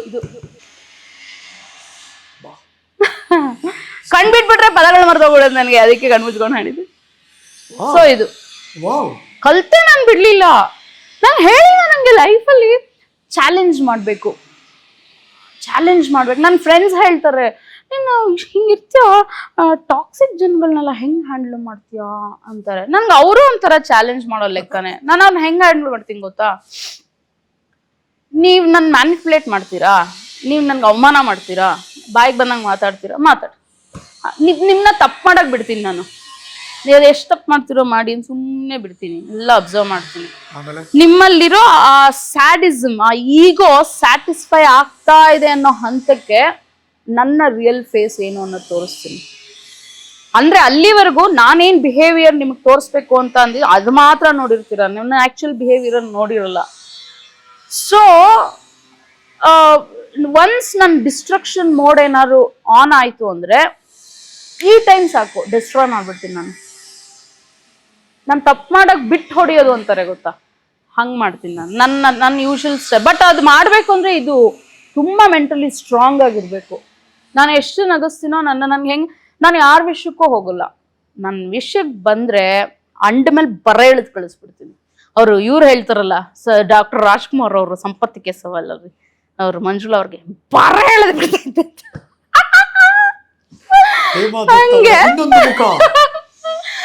ಹಂಗೆ. ಸೊ ನನ್ ಮಗ ಹೆಂಗ್ ವಿಯರ್ಡ್ ಗೊತ್ತಾ, ಅವನು ಒಂದ್ಸಲಿ ಬಂದ, ಅಮ್ಮ ಹಾಡು ಕಲ್ತಿದ್ದೀನಮ್ಮ ಹೇಳ, ಹಾಡಪ್ಪ, ಏನೋ ಅರ್ಥ ಆಗ್ತದೆ, ಯಾವ್ದೋ ಇದು ಹಾಡು, ಅಮ್ಮ ಭೋಜ್ಪುರಿ ಹಾಡಮ್ಮ, ಇದನ್ನ ಯಾಕೋ ನಮ್ ಕನ್ನಡದ ಯಾವ್ದೋ ಬರ್ಲಿಲ್ಲ, ಏನೋ ಇಷ್ಟ ಆಯ್ತು ನಾನು ಕಲ್ತೆ ಅಮ್ಮ ಅಂದ. ಇನ್ನೊಂದ್ಸಲಿ ಬಂದ್ಬಿಟ್ಟು, ಅಮ್ಮ ನಾನು ಒಂದಷ್ಟು ಇನ್ಫಾರ್ಮೇಶನ್ ತಿಳ್ಕೊಂಡಿದೀನಿ ಹೇಳ ಅಂದೆ. ಹೇಳಪ್ಪ, ಏನ್ ಹೇಳ್ತಾ ಇದ್ದಾನೆ, AK-47 missiles, machine gun, guns, pistol, timer bomb, ಆಮೇಲೆ ಇದು ಎಂಥದ್ದು war tank, air jet, submarine, ಇದೆಲ್ಲ ಯಾಕೋ ತಿಳ್ಕೊಂಡೆ ಅಂದೆ ನಾನು. ನೀನು ಯಾವಾಗ್ಲೂ ಸೋಲ್ಜರ್ಸ್ ಇಂಟರ್ವ್ಯೂ ನೋಡ್ತಾ ಇರ್ತೀಯ ಅಲ್ವಾ, ಅದಕ್ಕೆ ನಂಗೆ ಇದು ತಿಳ್ಕೊಬೇಕು ಅಂತ. ಇಂಥ ಮಗು 1.5 ಅವರ್ ಮಾತಾಡಿದಾನೆ. ನಾನು ಅದ್ರದ್ದೆಲ್ಲ ವಿಡಿಯೋ ಮಾಡಿಟ್ಟಿದ್ದೀನಿ ನಾನು. ಇಂಥ ಮಗು ಸ್ಟೇಟ್ ಸಿಲೆಬಸ್ ಅಲ್ಲಿ ಓದ್ತಾ ಇದ್ದಿದ್ದು ಒಂದು ಸ್ಕೂಲ್ ಸ್ಕೂಲ್ ಹೆಸರು ಬೇಡ, 2, 4, 6 ಸಬ್ಜೆಕ್ಟ್ ಅಲ್ಲಿ 4 ಸಬ್ಜೆಕ್ಟ್ ಫೇಲು ಅಣ್ಣ. ಯಾಕೋ ಅಂದ್ರೆ ಅಮ್ಮ ಅವ್ರು ಓದೋರ್ಗೆ ಮಾತ್ರ ಅವ್ರು ಕಾನ್ಸಂಟ್ರೇಟ್ ಮಾಡ್ತಾರೆ, ನಮ್ಗೆ ಬರೋದೇ ಇಲ್ಲ. ಇದು ಇದಿಷ್ಟುದ್ದಲ್ಲಿ ಲಿಸ್ಟ್ ಹೇಳ್ತು. ಸರಿ ಬಿಡು, ನಾನೇನು ಅವ್ರು ನೋಡಿ ಹೆಂಗ್ ಓದ್ತಾ, ನೀನ್ ಹಿಂಗೆ ಹಂಗೆಲ್ಲ. ಯಾಕ ನನ್ನ ಬ್ಲಡ್ಡೇ ಗೊತ್ತಲ್ವಾ, ನಂದು ನನ್ನ ಗಂಡನ ಬ್ಲಡ್ಡೇ, ಹೆಂಗ್ ವರ್ಕ್ ಆಗತ್ತೆ ಅನ್ನೋ ನಮ್ಗೆ ಗೊತ್ತಿದೆ. ಅದು ಸುಮ್ಮನಿದ್ದೆ. ಹಿಂಗೆ ಇದ್ದಾಗ ಅವನಿಗೆ 5th ಸ್ಟ್ಯಾಂಡರ್ಡ್ ಸಮ್ಮರ್ ಹಾಲಿಡೇಸ್ ಟೈಮಲ್ಲಿ ಒಂದು ಕರಾಳ ದಿನ ಅದು ನನ್ನ ಲೈಫಲ್ಲಿ. ಅಣ್ಣಯ್ಯ ಅವ್ನಿಗೆ ಯಾರೋ ಫೀಡ್ ಮಾಡಿಬಿಟ್ಟಿದ್ದಾರೆ, ದುಡ್ಡು ಆಸ್ತಿ ಇದ್ರಾಯ್ತು, ಓದೋದಲ್ಲ ಏನು ಇಂಪಾರ್ಟೆಂಟ್ ಅಲ್ಲ, ಆರಾಮಾಗಿದ್ಬಿಡೋ ಅಂತ. ಅವನು ಅದನ್ನ ಡೀಪಾಗಿ ತೊಗೊಂಡ್ಬಿಟ್ಟಿದ್ದಾನೆ. ಮಹಾರಾಜ ನೀನು ಅನ್ನೋದನ್ನ ಹೆಂಗಿದ್ರು ತಲೆಗೆ ಹತ್ತಾ ಇಲ್ಲ, ಹಿಂಗೆ ಇದು ದುಡ್ಡು ಇದ್ದಿದ್ರೆ ಸಾಕು ಬಿಡು ಅಂತ. ಇದಕ್ಕೆ ಸಂಬಂಧಪಟ್ಟಂಗೆ ನಮ್ಮ ಯಜಮಾನ್ರು ನಮ್ಮ ಪಾರ್ಟ್ನರ್ ಹತ್ರ ಮಾತಾಡ್ತಾ ಇದ್ದಾನ. ಅವನು ಕೇಳಿಸ್ತು ನನಗೆ. ನಾನು ಹೋದೆ. ಸುಮುಖ ಅನ್ನೋದು ಯಾವಾಗಲೂ ದುಡಿದು ತಿನ್ಬೇಕಪ್ಪ, ಈ ಥರ ಎಲ್ಲ ಶಾರ್ಟ್ಕಟ್ ಜೀವನ ಬಗ್ಗೆ ಆಸೆ ಪಡಬಾರ್ದು, ಏನೋ ಹೇಳ್ತಾ ಇದ್ದೀನಿ ನಾನು. ಅಮ್ಮ ಅವನು ನಾನು ಸ್ವಲ್ಪ ನಂತರ ಮೊಕ್ಕಕ್ಕೆ ಹೊಡೆದಂಗೆ ಮಾತಾಡ್ತಾನೆ, ಅಲ್ಲೇ ಡ್ರಾ ಅಲ್ಲೇ ಬಹುಮಾನ, ಆಯಿತಾ ಅಮ್ಮ, ಇದು ನನಗೂ ಅಪ್ಪಂಗೂ ಸಂಬಂಧಪಟ್ಟಿರೋ ವಿಷಯ ಅಮ್ಮ, ಪ್ಲೀಸ್ ನೀನು ಇಂಟರ್ಫಿಯರ್ ಆಗಬೇಡ ಅಂದ. ನಂಗೆ ಅಲ್ಲೇ ತಲೆ ಸುತ್ತ ಬೀಳೋಂಗಾಗೋಯ್ತು. ಹಂಗಂದ. ಇವತ್ತು ಮಧ್ಯಾಹ್ನ 3 ಗಂಟೆಗೆ ಅಂದ. ನೆಕ್ಸ್ಟ್ ಡೇ 11 ಗಂಟೆಗೆ ಅವನಿಗೆ ಬೋರ್ಡಿಂಗ್ ಸ್ಕೂಲ್ ಅಡ್ಮಿಷನ್ ಮಾಡ್ಬಿಟ್ಟಿದ್ದೆ ನಾನು, ಗುರುಕುಲಕ್ಕೆ ಹಾಕ್ಬಿಟ್ಟಿದ್ದೆ. ಅಲ್ಲಿಂದ ಅವ್ನ ಲೈಫ್ ಸ್ಟೈಲೇ ಚೇಂಜ್ ಆಗೋಯ್ತು ಅಣ್ಣಯ್ಯ ನನ್ನ ಮಗಂದು. ಇದು ಟಾಪ್ 7th 8th ರ್ಯಾಂಕಲ್ಲಿ ಇದ್ದಾನೆ ಈಗ. ಅದು ಅವಾಗ ಸ್ಟೇಟ್, ಈಗ CBSE ಸಿಲೆಬಸ್ ಆದ್ರು. ಆಮೇಲೆ ಇದು ಫುಡ್ ವೇಸ್ಟ್ ಮಾಡಲ್ಲ, ದುಡ್ಡು ಹೆಂಗೆ ಮ್ಯಾನೇಜ್ ಮಾಡ್ಬೇಕಂತ ಗೊತ್ತಾಯ್ತು ಅವನಿಗೆ. ಆಮೇಲೆ ಎಲ್ಲ ಸ್ಟೇಟ್ ಹುಡುಗರುಗಳೆಲ್ಲ ಇರೋರಲ್ಲ, ಯಾರನ್ನು ಹೆಂಗೆ ಮ್ಯಾನೇಜ್ ಮಾಡಬೇಕು ಅನ್ನೋ ಸ್ಕಿಲ್ಸ್ ಕಲ್ತ. ಆಮೇಲೆ ಇದು ಏನು 4 ಭಾಷೆ ಕಲ್ತ್ಬಿಟ್ಟ ಆರಾಮಾಗಿ, ಆಯಿತಾ. ಕನ್ನಡ, ಇಂಗ್ಲೀಷು, ಹಿಂದಿ, ತೆಲುಗು, ಅವನಿಗೆ ಮೋದಿ ಅವ್ರು ಇಷ್ಟ ಅಂತೆ, ಅದಕ್ಕೆ ಗುಜರಾತಿ ಕಲಿಯೋಕ್ಕೆ ಶುರು ಮಾಡಿಬಿಟ್ಟಿದ್ದ. ಅಂದರೆ ಅವ್ನು ತುಂಬ ಫೋಟೋಗ್ರಾಫಿಕ್ ಮೆಮರಿ ಇದೆ ಅವನಿಗೆ. ಹಂಗೆ ಇದು ಮಾಡ್ದ. ಆಮೇಲೆ ಬೋರ್ಡಿಂಗ್ ಅಲ್ಲಿದ್ದಾಗ ಅವಾಗವಾಗ ರಜಕ್ಕೆ ಬರೋನಲ್ವಾ, ಇದು ಹೇಳೋನು, ಅಮ್ಮ ಇವತ್ತು ಸ್ಪಿರಿಚುವಲ್ ಕ್ಲಾಸಲ್ಲಿ ನಮ್ಮ ಸ್ವಾಮೀಜಿ ಏನು ಹೇಳ್ಕೊಟ್ರು ಗೊತ್ತಾ, ಇದು you should all die like a king ಅಂತ ಅಂದರು ಅಮ್ಮ. ನಾನು ಹಂಗೆ ಬದುಕು ತೋರಿಸ್ತೀನಿ ಅಮ್ಮ, ಅಲ್ಲಿ ಡೈ ಲೈಕ್ ಅ ಕಿಂಗ್ ಅಂದ ಅವನು. ನನಗೆ ಅವತ್ತು ಆ ಮಾತು ಕೇಳಿದ ತಕ್ಷಣ I die like a king ಅಂತಿದ್ದಾನ ಅವನು. ನಾನು ಆ್ಯಸ್ ಅ ಮದರ್ ಆಗಿ ನಾನು ಸೋಲಿಲ್ಲ, ನಾನು ಗೆದ್ದೆ ಅಂತ ಅನ್ನಿಸ್ತು. ನನ್ನ ಹಸ್ಬೆಂಡು ಅಷ್ಟೇನೆ, ಬೋರ್ಡಿಂಗಿಗೆ ಸೇರಿಸಿದಾಗ ಅವ್ರಿಗೆ ಸ್ವಲ್ಪ ಅಸಮಾಧಾನ ಆಯಿತು, ಒಬ್ಬನೇ ಮಗ ಯಾಕೆ ಆರಾಮಾಗಿರಲಿ ಅಂತ. ಬಟ್ ನಾವಿಬ್ಬರು ಏನೇ ಡಿಸಿಷನ್ ತೊಗೊಂಡ್ರು ಅದು ಕರೆಕ್ಟಾಗಿರುತ್ತೆ ಅನ್ನೋ ನಂಬಿಕೆ ಇದೆ ನನಗೆ, ನನ್ನ ಗಂಡಂಗೆ ಒಬ್ರಿಗೊಬ್ರ ಮೇಲೆ. ಹಾಗಾಗಿ ಅವರು ಓಕೆ ಫೈನ್ ಅಂತಿದ್ರು. ಅವನು I die like a king ಅಮ್ಮ ಅಂದಾಗ ನನ್ನ ಥರ ಗೂಸ್ ಬಮ್ ಮೂಮೆಂಟ್ ಅದು. ನಾನು ಗೆದ್ದೆ ನಾನು ಆ್ಯಸ್ ಎ ಮದರ್ ಆಗಿ ಅಂತ, ಗೊತ್ತಾ. ಸೀರಿಯಸ್ಲಿ ಇವತ್ತಿನ ದಿನ ನನ್ನ ಮಗ ಅವನೇ ಒಂದು ಮಿಸೈಲ್ ಥರ ರೆಡಿ ಆಗಿದ್ದಾನೆ. ನೀವು ಈ ಪ್ರಪಂಚದಲ್ಲಿ ಯಾವ ಮೂಲೆಯಲ್ಲಾರು ಬಿಡಿ, ಬದುಕು ತೋರಿಸ್ಕೊಂಡು ಬರ್ತಾನ ಅವನು. ಅಂದರೆ ನಾನು ಏನು ಹೇಳೋದು ಗೊತ್ತಾ, ಬೆಳೆಯುವ ಪೈರು ಮೊಳಕೆಯಲ್ಲಿ ಅಂತಾರಲ್ಲ, ಕೆಟ್ಟದ್ದು ಅಂದ ತಕ್ಷಣ ಸ್ವಲ್ಪ ಮನ್ಸಿಗೆ ಕಲ್ಲು ಮಾಡ್ಕೊಂಡಾರು ಸರಿ, ಅದು ಅಲ್ಲೇ ಚಿವ್ಟ್ ಬಿಡಬೇಕು. ಇವತ್ತು ನಾವು ಬೈತಾ ಇದ್ದೀವಿ, ನಾಳೆ ಸಮಾಜ ಬೈದು ಬಿಡುತ್ತಿಲ್ಲ. ಆವಾಗ ಹೆತ್ ಕರಳು ಚುರ್ರು ಅನ್ನತ್ತೆ. ನಮ್ಮ ಮಕ್ಳನ್ನ ಬೇರೆ ಯಾರು ಬೈದ್ರೆ ನಾವು ಬೈಬೋದು, ಪರವಾಗಿಲ್ಲ. ಹಾಗೆ ಇವತ್ತಿನ ದಿನ ನನ್ನ ಮಗ ನನಗೆ ಕೆಲವೆಲ್ಲ ವಿಷಯಗಳೆಲ್ಲ ನಮ್ಮ ಸ್ವಾಮೀಜಿ ಅಲ್ಲೂ ಅಷ್ಟೇ. ಅವ್ರ ಸ್ವಾಮೀಜಿಯವರು ಒಂದು ಪಾಲಿಟಿಕ್ಸಿಂದ ಹಿಡಿದು, ಆಮೇಲೆ ಒಂದು ಕರೆಂಟ್ ವಿದ್ಯಮಾನಗಳು ಏನೇನು ನಡೀತದೆ ಅದರಿಂದ ಹಿಡಿದು, ಒಂದು ಸೆಕ್ಸಿಂದ ಹಿಡಿದು, ಪ್ರಾಸ್ಟಿಟ್ಯೂಟಿಂದ ಹಿಡಿದು, ಸೈನಿಕರಿಂದ ಹಿಡಿದು, ಪ್ರತಿ ದೇವರಿಂದ ಹಿಡಿದು ಪ್ರತಿ ಒಂದು ವಿಷಯನೂ ಮಾತಾಡ್ತಾರೆ. ಮಕ್ಕಳನ್ನ ಅಡಲ್ಟ್ಸ್ ಥರ ಟ್ರೀಟ್ ಮಾಡಬೇಕು ಅನ್ನೋ ಕಾನ್ಸೆಪ್ಟಲ್ಲಿ ಅವರು ಆ ಸಂಸ್ಥೆ ನಡೆಸ್ತಾ ಇರೋದು. ಎಷ್ಟು ಮೆಚೋರ್ಡ್ ಆಗಿದ್ದಾನೆ ಗೊತ್ತಾ ನನ್ನ ಮಗ. So happy. Proud mother. Yes. ಹಿಂಗಿರೋದ್ ನೋಡಿದ್ರೆ ಯಾರು ಆದ್ರೂ ಕೆಣಕ್ತಾ ಇರ್ತೀನಿ ಅವನ್ನ ಅಂತ. ಅಲ್ಲ, ನೀವಿರೋದ್ ನೋಡಿದ್ರೆ ಯಾರು ಹೇಳಲ್ಲ ಅಷ್ಟು ದೊಡ್ಡ ಮಗ ಇದ್ದಾನೆ ಅಂತ. 8th ಸ್ಟ್ಯಾಂಡರ್ಡ್ ಅದು ತುಂಬಾ ಜನ ಹೇಳಿರ್ತಾರಲ್ಲ. ಇದಕ್ಕೆ ಕಾರಣ ಏನಪ್ಪ ಅಂದ್ರೆ, ಹೇಮಾ ದತ್ ಅವರು ಅವಾಗ ಬೆಂಗಳೂರು ಬಿಟ್ಬಿಟ್ಟು ಅಲ್ಲೆಲ್ಲೋ ಬೆಟ್ಟ ಗುಡ್ಡ ಹತ್ತಕ್ಕೆ, ಅಂದ್ರೆ ಏನಂತಾರೆ ಅದಕ್ಕೆ, ಚಾರಣಿಗರು. ಹೌದು, ಎಸ್, ಟ್ರೆಕ್ಕಿಂಗ್ ಒಂಥರ ಟಾಂಬಾಯ್ ಇದು. ನಂಗೆ ತುಂಬಾ ಇಷ್ಟ. ಇಂಟ್ರ್ಯೂ ಬಾಮ್ಮ ಅಂತ ನನ್ ಕರೆದ್ರೆ ನಾನು ಅನ್ಕಂಡೆ ಒಂದೊಳ್ಳೆ ನೀಟಾಗಿ ಸಲ್ವಾ ಕಮೀಸು ಅಥವಾ ಅನಾರ್ಕಲಿ ಡ್ರೆಸ್ಸು ಅಥವಾ ಸೀರೆ ಹಿಂಗೇನಾದ್ರೂ ಉಟ್ಕೊಂಡ್ ಬರ್ತಾರೆ ಅಂತ. ಬಂದ್ ಕಾರ್ ಇಳಿದ್ರೆ ಸೂಪರ್ ಡೂಪರ್ ಆಗಿ ಟ್ರೆಕ್ಕಿಂಗ್ ಒಂದು ಬ್ಯಾಗ್ ಹಾಕೊಂಡ್ಬಿಟ್ಟು ಹಲೋ ಅಯ್ಯೋ ಬರ್ತಾ ಇದ್ದಾಳೆ. ನಾನ್ ಲೈಕ್ ಎಲ್ಲಿ ಬಂದ್ಯಮ್ಮ ನೀನು? ಕಂಫರ್ಟ್ ಅದು ನನ್ಗೆ. ಆಕ್ಚುಲಿ ನಾನು ಸೀರಿಯಲ್ ಬಿಟ್ಬಿಟ್ಟಿದ್ನಲ್ಲ ಅವಾಗ 8 ವರ್ಷ, ಇನ್ನೇನ್ ಕೆಲ್ಸ. ಮತ್ತೆ ಇದು ಒಂದಷ್ಟು ಬುಕ್ಸ್ ಗಳೆಲ್ಲ ಎಕ್ಸ್ಪ್ಲೋರ್ ಮಾಡಿದೆ ನಾನು. S.L. ಭೈರಪ್ಪನವ್ರದ್ದು, ರವಿ ಬೆಳಗೆರೆ ಅವ್ರದ್ದು, ಆಮೇಲೆ ಯಾರು ತುಳಿಯದ ಹಾದಿ, ನರೇಂದ್ರ ಮೋದಿ, ಪ್ರತಾಪ್ ಸಿಂಹ ಅವ್ರು ಬರೆದ್ರು, ಅದು ಹಿಮಾಲಯನ್ ಮಾಸ್ಟರ್ಸ್ ಬಗ್ಗೆ ಎಲ್ಲ ಒಂದಷ್ಟು ಓದ್ನಾ. ಸೊ ಕೂತ್ಕೊಂಡು ತಿನ್ನೋದು ಓದೋದು ಮಗುನ್ ನೋಡ್ಕೊಂಡು ಆಗಿ ಒಂದು ಫೈನ್ ಡೇ ನೋಡ್ತೀನಿ ಕತ್ಸುತ್ತ ಕಪ್ಪು ಮಾರ್ಕ್ ಬಂದ್ಬಿಟ್ಟಿದೆ. ನಾನೆಲ್ಲ ಚೆನ್ನಾಗಿ ಮಾಡ್ತೀನಲ್ಲ, ಇದು ಡಾಕ್ಟರ್ ಹತ್ರ ಹೋದೆ, ಸ್ಕಿನ್ ಡಾಕ್ಟರ್ ಹತ್ರ. ಅವರು ನೀನೇನಾದ್ರು ತೂಕ ಇಳಿಸ್ಲಿಲ್ಲ ಅಂದರೆ ಇನ್ನು 2 ವರ್ಷದಲ್ಲಿ ಹೈ ಡಯಾಬಿಟಿಕ್ ಪೇಷಂಟ್ ಆಗ್ತೀಯ ಅಂದರು. ಅಬ್ಬಾ, ಡಯಾಬಿಟಿಕ್ ಪೇಷಂಟ್ ಇಲ್ಲ ಯೋಗಕ್ಕೆ ಸೇರಿದೆ. ಬೆಳಗ್ಗೆ 5 ಗಂಟೆಗೆ ಒಂದು ಬ್ಯಾಚು, ಮತ್ತೆ 11 ಗಂಟೆಗೆ ಒಂದು ಬ್ಯಾಚು, ಫುಲ್ ಯೋಗ ಮಾಡಿ ಮೈ ಬಗ್ಸ್ ಸಣ್ಣ ಆದೆ. ಅಲ್ಲಿ ಯಾರು ಟ್ರೆಕ್ಕಿಂಗ್ ಇಂಟ್ರೊಡ್ಯೂಸ್ ಮಾಡಿಸಿದ್ರು ನನಗೆ. ಸರಿ, ಟ್ರೆಕ್ಕಿಂಗ್ ಹೋಗ್ತಾ ಏನಾಯಿತು, ಅದೊಂಥರ ಸ್ಪಿರಿಚುವಲ್ ಆಗಿ ನೋಡ್ತೀನಿ ನಾನು ಅದನ್ನು, ಟ್ರೆಕ್ಕಿಂಗ್ನ. ಹೆಂಗಂದರೆ ನಾವು ಹಿಂಗೆ ಅಂತ ಹರಾಡ್ತಿರ್ತೀವಲ್ವಾ, ಅಲ್ಲೊಂದು ಅರ್ಧ 1 hour ಹತ್ತುತ್ತಿದ್ದಂಗೆ ಅಂತಿರ್ತೀವಿ. ಅಂದರೆ ನಮ್ಮ ಫಿಸಿಕಲ್ ಫಿಟ್ನೆಸ್ ಎಷ್ಟಿರುತ್ತೆ ಅಂತ ಗೊತ್ತಿರುತ್ತಲ್ವ.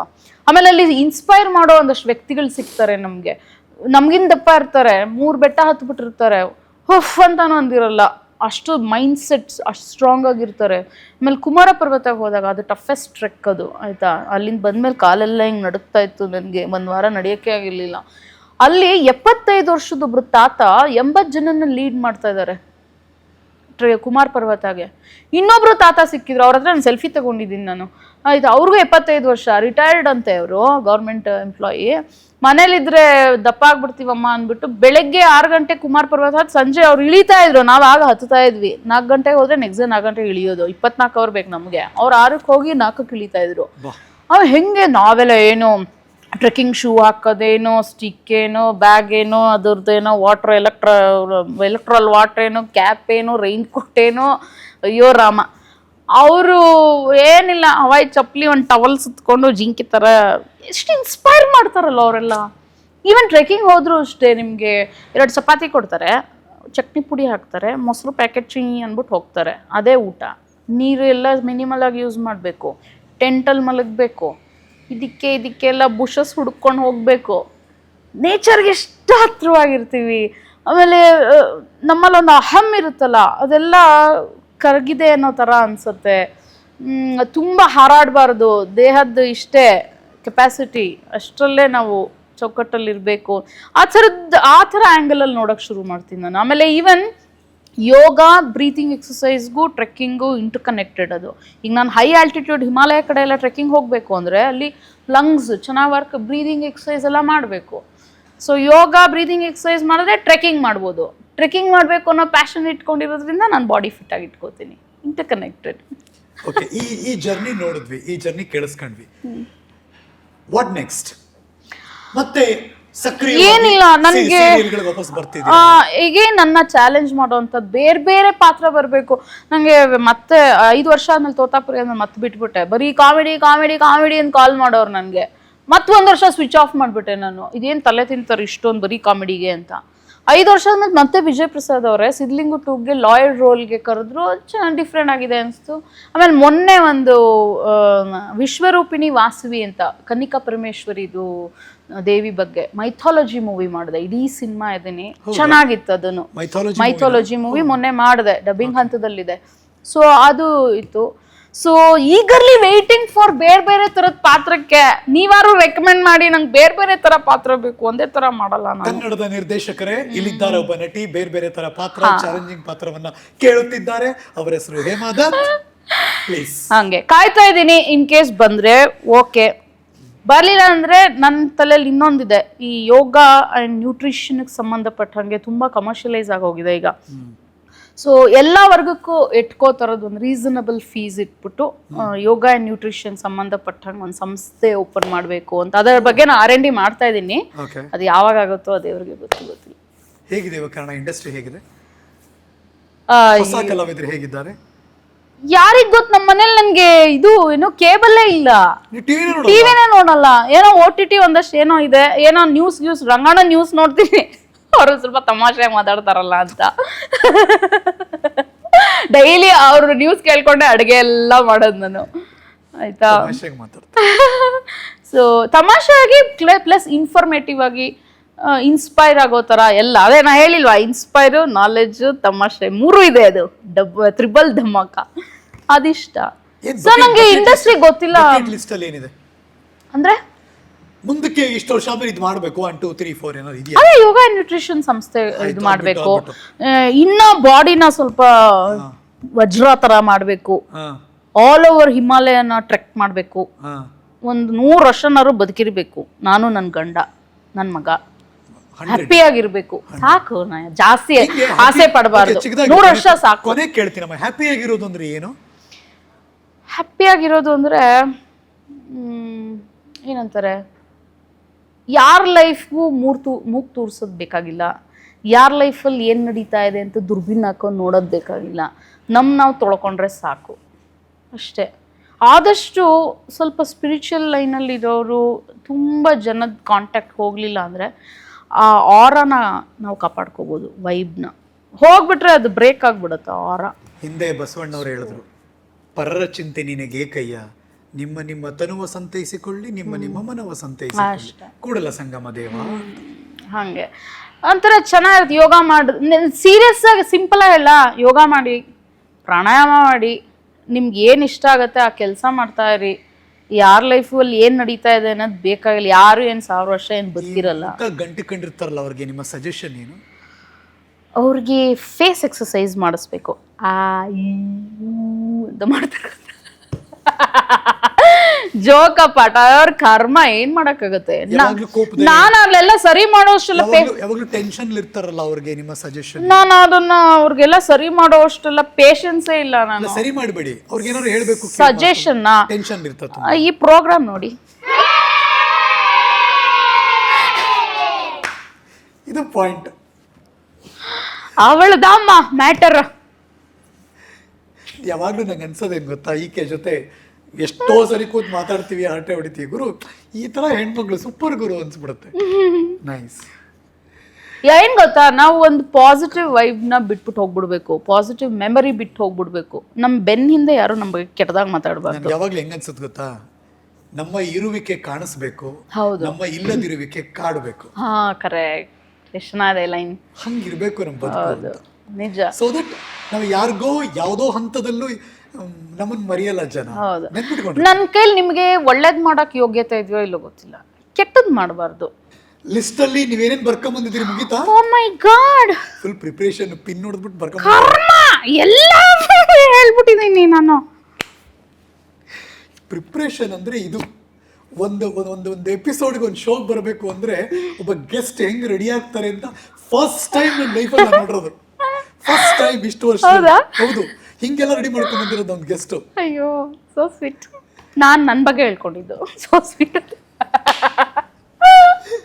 ನನ್ನ ಪ್ರಕಾರ ನೀವೆಲ್ಲರೂ ಇಷ್ಟಪಟ್ಟು ಆಮೇಲೆ ನನ್ನ ಲೈಫ್ ಸೀಕ್ರೆಟ್ಸ್ನೆಲ್ಲ ರಿವೀಲ್ ಮಾಡಿದ್ದೀರಾ. ಇಂಟರ್ವ್ಯೂ ಆದ್ಮೇಲೆ ನಂಗೆ ಒಂದು ಐಸ್ ಕ್ರೀಮ್ ಪಾರ್ಟಿ ಕೊಡಿಸ್ಬೇಕು ನೀವು. ಹೆಂಗ್ ಗೊತ್ತಾ, ಇವರು ನಾವೆಲ್ಲೋ ಇರ್ತೀವಿ, HD, ನಾನು HD ಅಂತ ಕರಿತೀನಿ ಆಕೆನ. HD ನಾವಿಲ್ಲಿದ್ದೀವಿ, ಬರಬೇಕು. HD ಸುಮ್ಮನೆ ಬರಲ್ಲ, ಅಲ್ಲಿ ಪಕ್ಕ ಒಂದು ಐಸ್ ಕ್ರೀಮ್ ಅಂಗಡಿಗೆ ಹೋಗುತ್ತೆ. ಯಾವ್ದು famous? Death by chocolate. Death by chocolate. ಅದೊಂದು ದೊಡ್ಡ ಟಂಬ್ಲರ್ ತಗೊಂಡು ನೀವೆಲ್ಲ ತಿನ್ನಿ ಬನ್ನಿ ಅಂತ ತಗೊಂಡ್ಬರ್ತಾರೆ ನಮಗೆಲ್ಲ. ದಟ್ ಕೈಂಡ್ ಆಫ್ ಅಂದ್ರೆ ಒಳ್ಳೆ ಹೃದಯ ಶ್ರೀಮಂತಿಕೆ ಇರುವಂತ ಒಂದು ಹೆಣ್ಣು ಮಗಳು, ಒಂದು ಕಲಾವಿದೆ. ಸೊ ಹಾಗಾಗಿ ನಾವೆಲ್ಲರೂ ಇಷ್ಟಪಡುವಂತಹ ಕಲಾವಿದೆಯಾಗಿದ್ದೀರಾ. ನಿಮ್ಮನ್ನ ತುಂಬಾ ಹೆಚ್ಚು ನಾವು ಮಿಸ್ ಮಾಡಿಸ್ಕೋಬಾರ್ದು. ಅವಾಗ ಕಾಣಿಸ್ಕೊಳ್ಳಿ. ಅದು ಇಂಡಸ್ಟ್ರಿ ಕೈಲಿದೆ. ಧಾರಾವಾಹಿಗಳಲ್ಲಿ ಏನೋ ಕೇಳ್ಪಟ್ಟೆ, ಏನೇನೋ ಬ್ರೇಕಿಂಗ್ ನ್ಯೂಸ್, ಏನೋ ಧಾರಾವಾಹಿಗೆ ರೀ ಎಂಟ್ರಿ ಕೊಡ್ತಿದ್ದೀರಾ ಅಂತ. ಹೌದಾ? 14 ವರ್ಷ ಆದ್ಮೇಲೆ ಒಂದ್ ಲುಕ್ ಟೆಸ್ಟ್ ಕೊಟ್ಟೆ ಅದು 14 ವರ್ಷ ಆದ್ಮೇಲೆ 14 ವರ್ಷ ಆದ್ಮೇಲೆ ಸೀರಿಯಲ್ ಮಾಡ್ತಿರೋದು. ಏನ್ ಸಿಂಕು 14 ವರ್ಷ ವನವಾಸದಿಂದ ಮರಳಿ ಬಂದಳು Hema. Good, Correct, welcome back. ಇನ್ನು ಪ್ರಜ್ವಲಿಸ್ಲಿ, ಎಸ್ ಇನ್ನು ನಮ್ಮನ್ನ ಎಂಟರ್ಟೈನ್ ಮಾಡಿ, ಎಸ್ ಆ ಮನೋರಂಜನೆ ನಮಗ್ ಕೊಡಿ, ಎಸ್ ನಾವು ನೋಡೋಕ್ ಕಾಯ್ತಾ ಇರ್ತೀವಿ. Thank you. ಅಂಡ್ ಹರಿಕತೆಗೆ ಬಂದಿದ್ದಕ್ಕೆ ಪ್ರಣಾಮಗಳು. So sweet. ಹರಿಕತೆಯ ಅತಿಥಿ ಹೇಮಾ ದತ್ ಅವರನ್ನ ಒಂದು ಪ್ರೀತಿಯ ಗೌರವದೊಂದಿಗೆ ಕಳಿಸ್ಕೊಡಕ್ ಬಯಸ್ತಾ ಇದ್ದೀನಿ. ಇವತ್ತಿನ ಹರಿಕತೆಯ ಅತಿಥಿ one and only Hema Dutt. ಆಕೆಗೆ ಆ್ಯಕ್ಚುಲಿ ಇಲ್ಲಿರೋದೆಲ್ಲ ತುಂಬ ಇಷ್ಟವಾಗಿರೋ ಐಟಮೇ ಇದೆ, ಬಿಕಾಸ್ ಶಿ ಲೈಕ್ಸ್ ದಿಸ್. ಯಾಕೆಂದರೆ ಒಂದು ಹೆಲ್ದಿ ತಿಂಡಿ ತಿನಿಸುಗಳು ಕೇಕ್ವಾಲ ಮತ್ತು ತಾಜಾ ಮಿಠಾಯಿ ಕಡೆಯಿಂದ, ಮತ್ತು ಆಕೆ ಕುಡಿಯುವ ಗ್ರೀನ್ ಟೀ, ಬ್ಲ್ಯಾಕ್ ಕಾಫಿ ತುಂಬ ಇಷ್ಟ. ನಂತರ ಅದು ನಮ್ಮ ಜಗ್ಗಲ್ಲಿ ಕುಡಿಲಿ ಅಂತ ಹೇಮಾ ದತ್ ಅವರಿಗೆ ಒಂದು ಪ್ರೀತಿಯ ಗೌರವ, ಪ್ಲೀಸ್. Thank you. ನಮ್ಮ ಎಪಿಸೋಡ್ ಹೇಗೆ ಅನಿಸ್ತು? ಕಮೆಂಟ್ ಬಾಕ್ಸ್ ಓಪನ್ ಆಗಿದೆ, ನೀವು ತಿಳಿಸಿ.